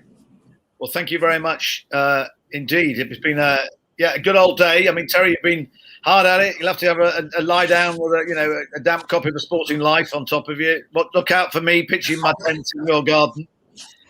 And but it's been an interesting year for the business, Terry. I mean, you will have been across, lots of people, speaking to people in the industry and how they survived and pirouetted their businesses. But we knew there were some remarkable people out there in the cheese world, but I think this last year has proved it. Yeah, definitely. I mean, it was a case of having to adapt quickly to the changing market. If you were in the retail, you were okay. If you were in the convenience and hotels and things like that, you obviously move away from that, which is not easy to do so quickly. So big changes on the dynamics of the market. And it's tough when you've actually made cheese and it's maturing in a store, and then suddenly your market has changed dramatically. So you're left holding a hot potato almost. So it's been pretty tough. Yeah, dwindling shelf life, never easy. Again, lots of cheese to shift. I mean, Adrian, for you, Selfridges, famous retail outlet, but I mean, how did you and the team cope? And also, what about online? How did you manage to shift your stock when the minute you went into lockdown in the first place? Yeah, lockdown. I mean, I think it's challenging because obviously we don't sell any chilled products via our website. So fundamentally, we had to lock it down, and we did a lot of staff sales, which is very important to do. There's a lot of staff who might be worried about their jobs and stuff like that. So they was able to get chilled products at a further discount. In terms of the ambient stuff, we pretty much moved it all into our digital operation, which I think everybody that had a digital platform last year had a great time. But then we was fortunate to be able to reopen our food hall on the 15th of May, as it was deemed essential. So then we rolled out the wave of all of the other lockdowns, and we tried to support the cheese industry as much as possible by buying as much cheese as we could, and pushing it and selling it in a variety of different avenues. So not just from a retail point of view, we did some experience boxes, and we did some other sort of events and stuff where we tried to support as much as we could. There's only so much we could have done. But yeah, I mean, I think it's been challenging for everyone, and I think events like this can only help the industry, and we will need a little bit of support and help. We're only going to be able to do it, to manage that if we do it together. So for you, Sarah, Tracy, Helen, everybody that put this together, I think it's great. I think we have to keep Cara, Jeremy. We have to keep on pushing forward and building the community and trying to move forward together. Yeah, I think, and Tracy, that's something you were very much involved with. I thought the Great British Cheese Weekend might make you go prematurely grey, but thankfully that hasn't the case. Or either you've got some very good hair dye. But anyway, looking good on it. But yes, what a journey! I mean, with the Academy of Cheese, all the online stuff that you're now doing. Again, how you just improvise, having that time of that initial thinking, oh my goodness, what is the reality of this, and then how can we survive? Well, we had digital platforms. So we have e-learning and a self-study course online, which was amazing. Thank goodness we did have that. All our classroom courses finished. So by May, I'd managed to persuade our training partners to start to do virtual classroom courses, and those have gone like hotcakes, to be honest. And it's opened up a new world. We've now had over 2,200 students studying with us, and they're from 49 countries around the world studying our Academy of Cheese British product educational program, which is amazing, isn't it? Yes. So fantastic. That's been the core of it. It has been really tough though, because we've worked on reduced hours. We set up the British Cheese Weekend as a virtual festival to promote British cheese at the very beginning, and the British public embraced that amazingly.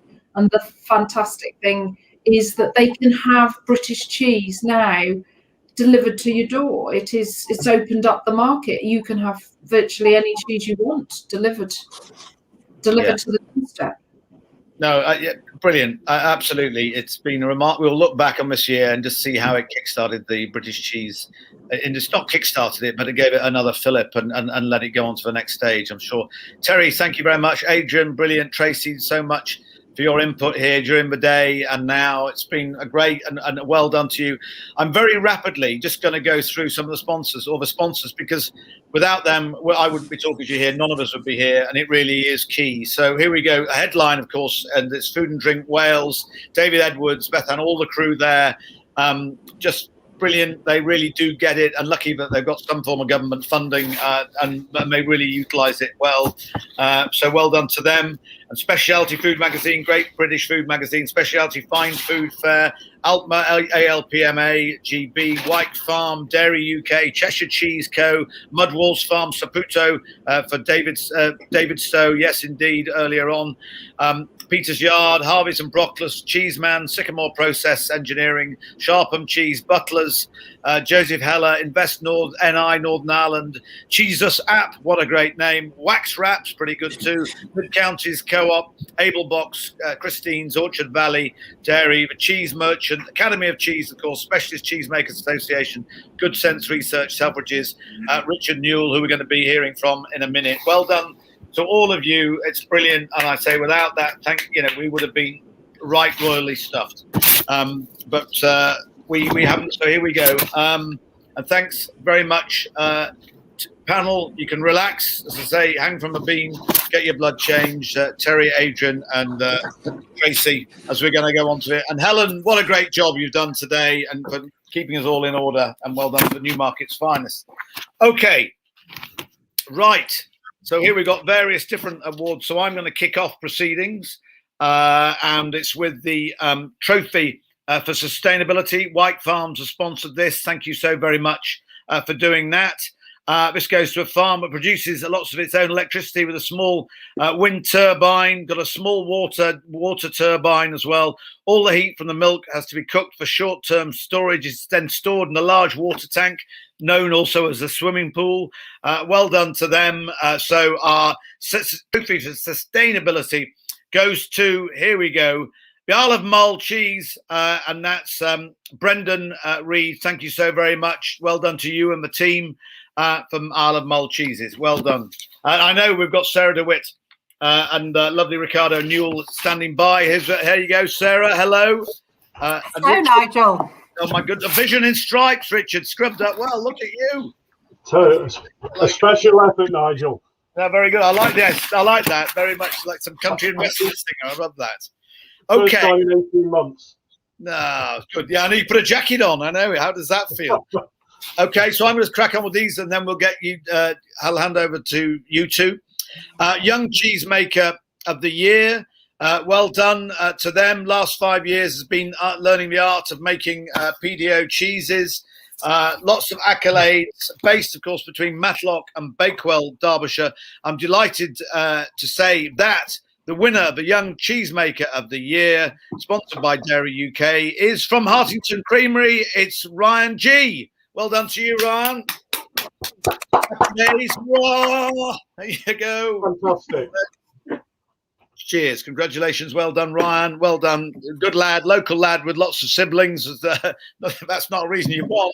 It's just that you've risen to the top of the jug of milk. Well done to you. And you're really talented, and there's a great future for you ahead. And then Cheese Hero of the Year. I've seen the winners of this one. I smiled. They've been at it for over 30 years. It's sponsored by David Stowe Cheddar. Thank you very much indeed. And Mrs. I've got a little bit of a bias. So Northern Collective, well done. Family run, well done. They'll be going bonkers near Thirsk, because the winners, Cheese Hero of the Year, of course, it's Shepherd's Purse Cheeses. Well done to them. Nominated by Alma GB, but well done, Caroline, Judy, Katie, and all the team. Fantastic stuff. Brilliant, brilliant, brilliant. Cheese Hero of the Year. Now, Ricardo, you're the man. Thank you for joining us here. Less of me, more of you. You've got a few to read out, and I know that starts off with Altmar again have sponsored this one. It's the best artisan cheese farm's own herd, so cheese from their own herd. Over to you, young man. Yes, good afternoon, everyone. So I'm absolutely delighted to announce for the best artisan cheese farmer's own herd is Lincolnshire Poacher. Lovely. Make a fantastic cheese in Lincolnshire. Great family team, I believe 4th generation. And although they're small, they consistently produce great cheese. So well done to them. Okay. Yes, great. Moving on, we've actually got the best of Welsh now. And I'm absolutely delighted to announce South Carnarvon Creameries with their Double Gloucester. Now, Double Gloucester doesn't often win, just before we all clap, because it tends to be on the lower end. But to have a lovely Double Gloucester with a buttery flavour and a buttery body and actually hit the nail on the head, particularly when people criticise creameries as not making things true to type, this has just proven everyone wrong. So fantastic. Well done. Well done. That's sponsored by Food and Drink Wales, funnily enough, who's also our main sponsors, but well done to them. Much appreciated. Okay, so the best English cheese, which is sponsored by the Cheese Man, is actually Feltham Farm Limited, and they actually won last year, but with a different cheese. So very well done to them, and great to see some development going on there. So another round of applause, please, everybody. You know which their cheese is, the one that won it? I actually do know which cheese it is. If you hang on there. I don't actually have the name of the cheese, but I can give you a descriptor if you'd like. Go on then. Okay, nice fresh aroma. Can smell Greek yogurt, ricotta style. Cuts in a really satisfying way. Really silky, yogurt, creamy colour, looks like an artisan cheese. Lovely aroma, lemony, melts in your mouth. Name of the cheese is called La Fresca Margherita. Oh, so it doesn't sound very kind of Somerset based, but it's got a great name. So yeah, La Fresca Margherita. Yeah, dive into that, Ricardo. There you go. Okay, so moving on swiftly. I know we're a bit limited for time. The best Scottish cheese, sponsored by Mudwalls. They're a nice new business for quality produce based in Warwickshire, and it's actually J.C. Reed's cheese, the Hebridean Blue, made by the two brothers up in Scotland, Jeff and Chris, and it's a blue cheese for the blue cheese lover, full-on spicy, piquant, and not for the faint-hearted, but another lovely cheese. So well done. Bravo.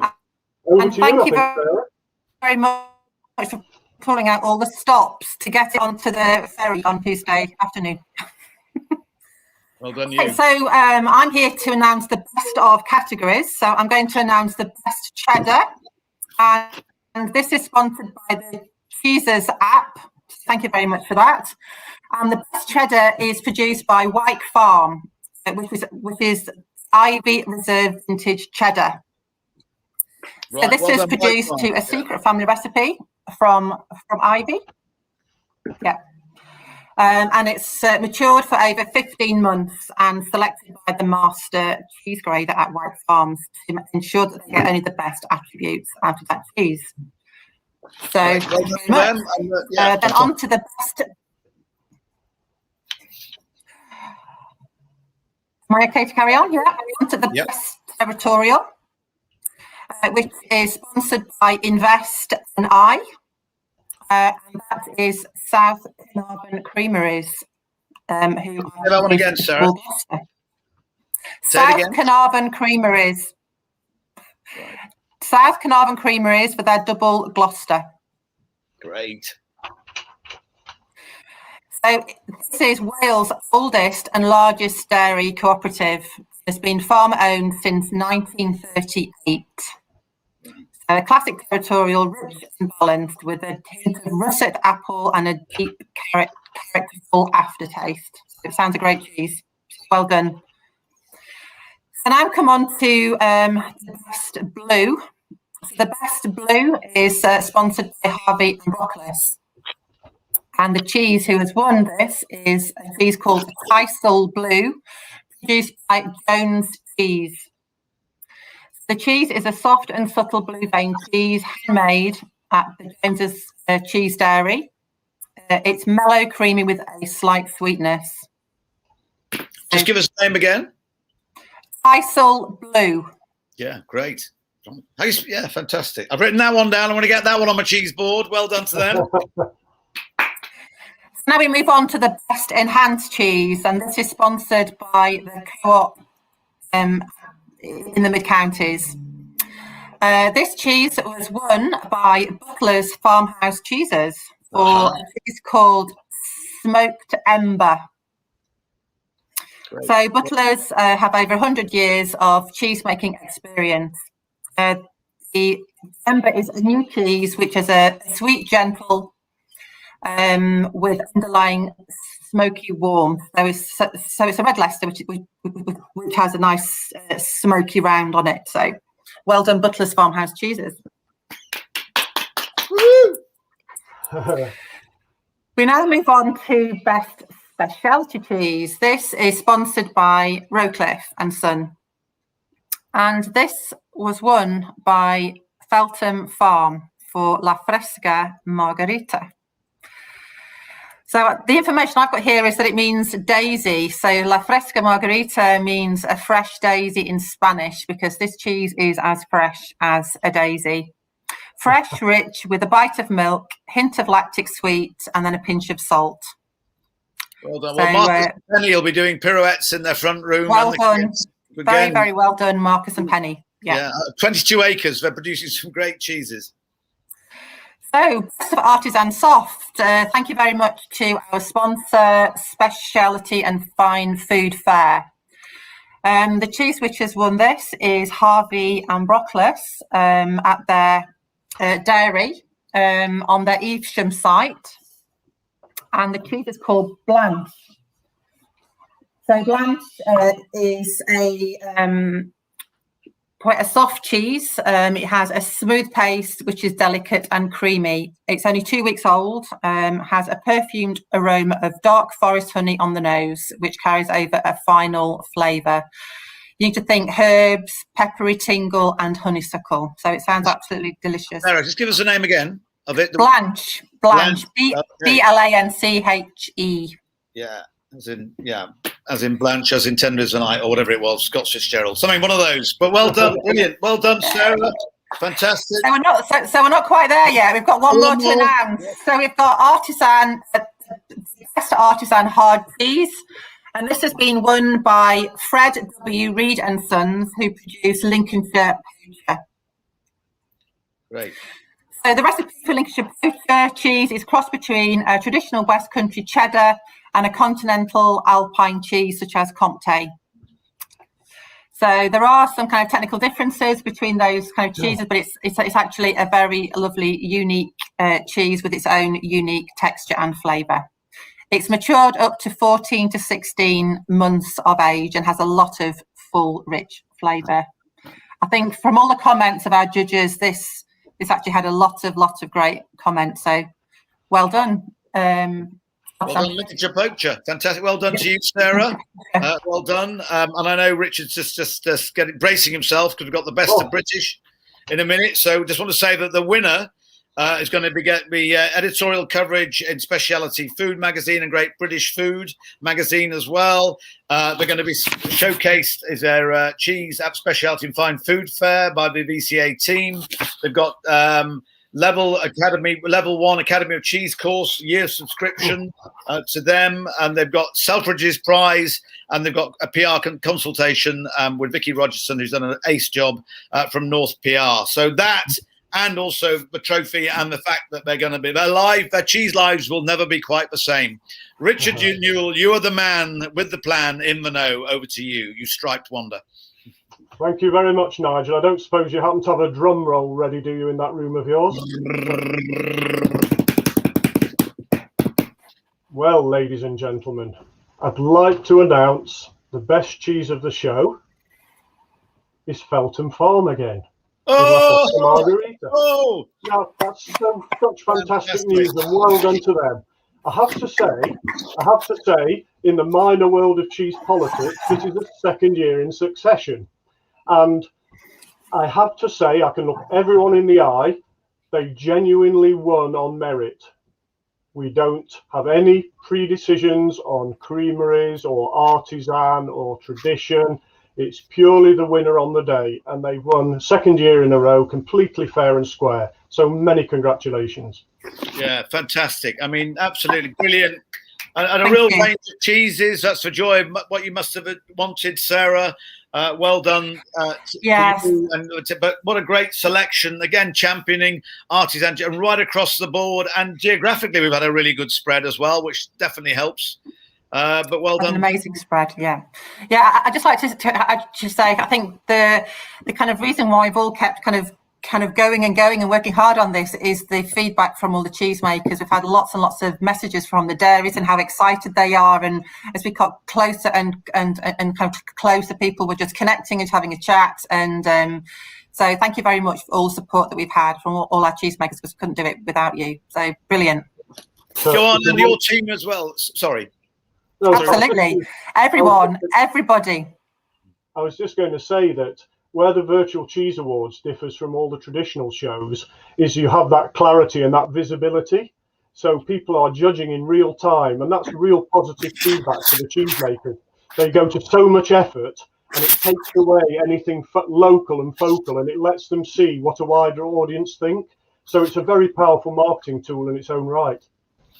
Yeah, no, for sure. There's an awful lot of work gone into it, Sarah, from you and the team. The team have worked tirelessly for many hours, many days, many weeks and months. So, yeah, amazing support from the whole team, from our sponsors, and also from our partners. Sharpham's Dairy collated all the kind of samples, took in hundreds of boxes, collated it into judging boxes, and we had a fantastic courier called BHA, which I must do a shout out for, because they were in a van and went from kind of house to house to delivering it seamlessly. So amazing.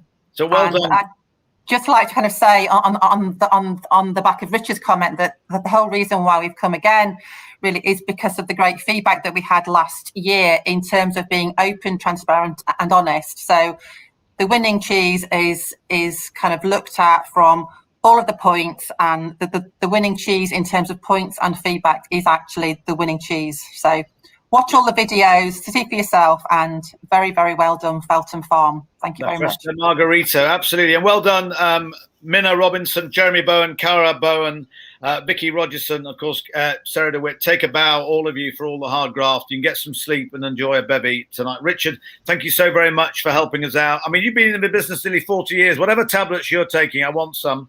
You must be murdering rabbits up in your loft, or there's an aging picture, but you're looking really good, kid. That's what a life in cheese does for you. I'm going to go out and snort some cheddar shortly. But well, thank you very much for your help. Also, I want to say thank you much to Secret Events Company, who have helped us stay on air all day, and all Mike, Nikki and Kate, and they're based up in in Middlesbrough, in York, in Warrington, all over. Well done. And Sam Thompson, who's been helping me out here at this end, because otherwise I'd put in more coal into our. Here he is. That's another nice shirt as well. But I'm delighted to say we've got the main man for the second year running. I'm not sure if Penny's with him, but Marcus Ferguson. Well, Marcus, what a day!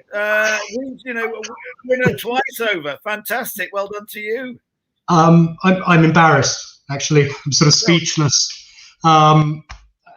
Amazing. This was our lockdown cheese. This was created in lockdown as a response to lockdown. There it is. Blown away by the comments from the judges.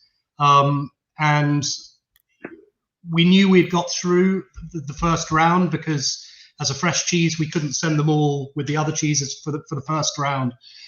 And I was going, that's going to be it. There's no way a fresh cheese is going to win. They're not going to feel able to put a fresh cheese through against, the cheddars, the territorials, the smokes, the washed rinds.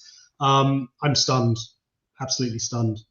Yeah, well done. I mean, all those hard hours, the long hours, farming in the dairy, all the elements, it just comes through. And when they're blind tasted as they have today, and they've been appreciated all along the line, well, as you say, and completely different style to Renegade as well.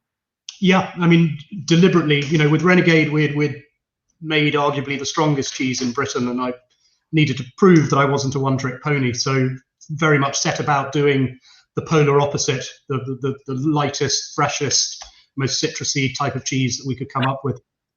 Yeah, well, it's cheese-making genius coursing through those fingers, so well done to you. But also, and a great opportunity with the prizes that you've got, the fact that you can, all the editorials, you're going to be at speciality as well in the magazines. It's just a great opportunity for you to spread the Feltham Farm love, but also, again, on behalf of, this remarkable industry. Yeah, amazing. I mean, as last year, we're so grateful to the Virtual Cheese Awards for putting this thing together, helping artisan cheesemakers come into the spotlight. Really exciting for us. We're going to have to do some hard thinking. So the Fresca is quite new, and we make it in very small batches at the moment. Just 40 at a time. We can scale it up, but we haven't tried doing mass production of it yet. But I think we're going to have to.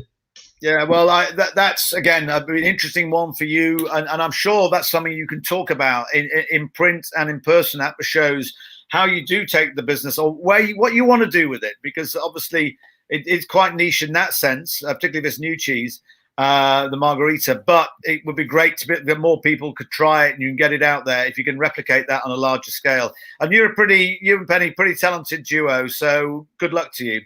And we hope you can. But congratulations again. Again. And the kids aren't with you. You're in splendid isolation. No, I've got to go and pick them up from school now and tell them. That's the reality of lockdown.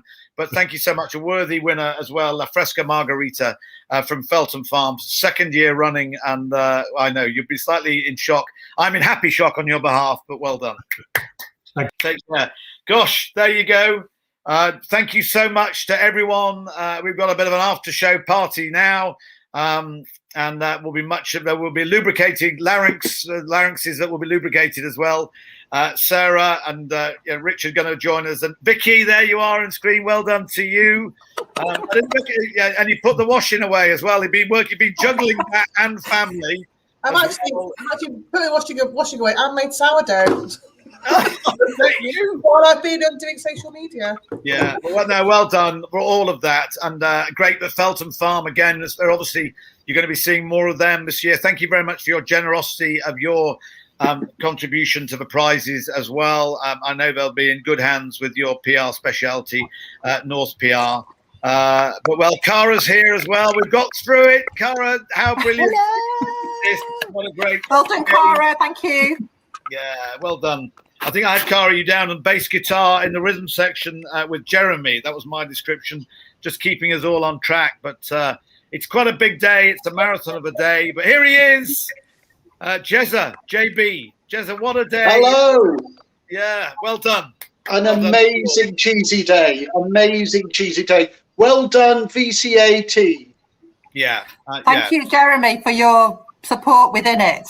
Yeah, your commerciality. Thank you, Sarah DeWitt. Yeah, and wherever she is, let's just say she'll be out there thinking she'll be lying in a cold bath of custard or something. But do send her our very best.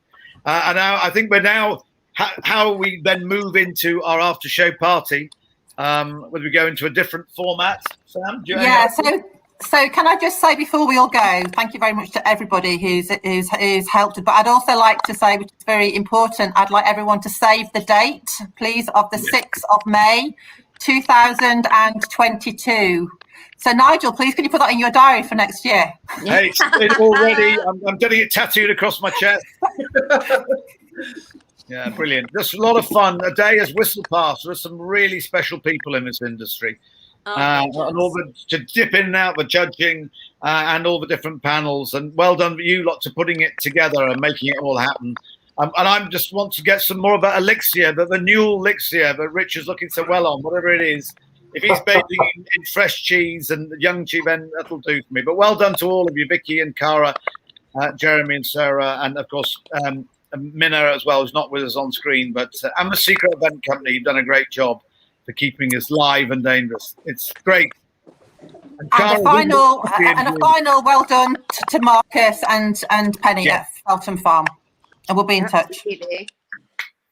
Okay. Brilliant. That's it. Nigel's going to leave the building. I think that's it, everyone. Thank you for being you and yeah, looking after us so well. Take care. Have a great evening. Have a great weekend. Back British Cheese. It's worth it. It's a remarkable community, and I'm proud to be involved with it. Take care. Bye.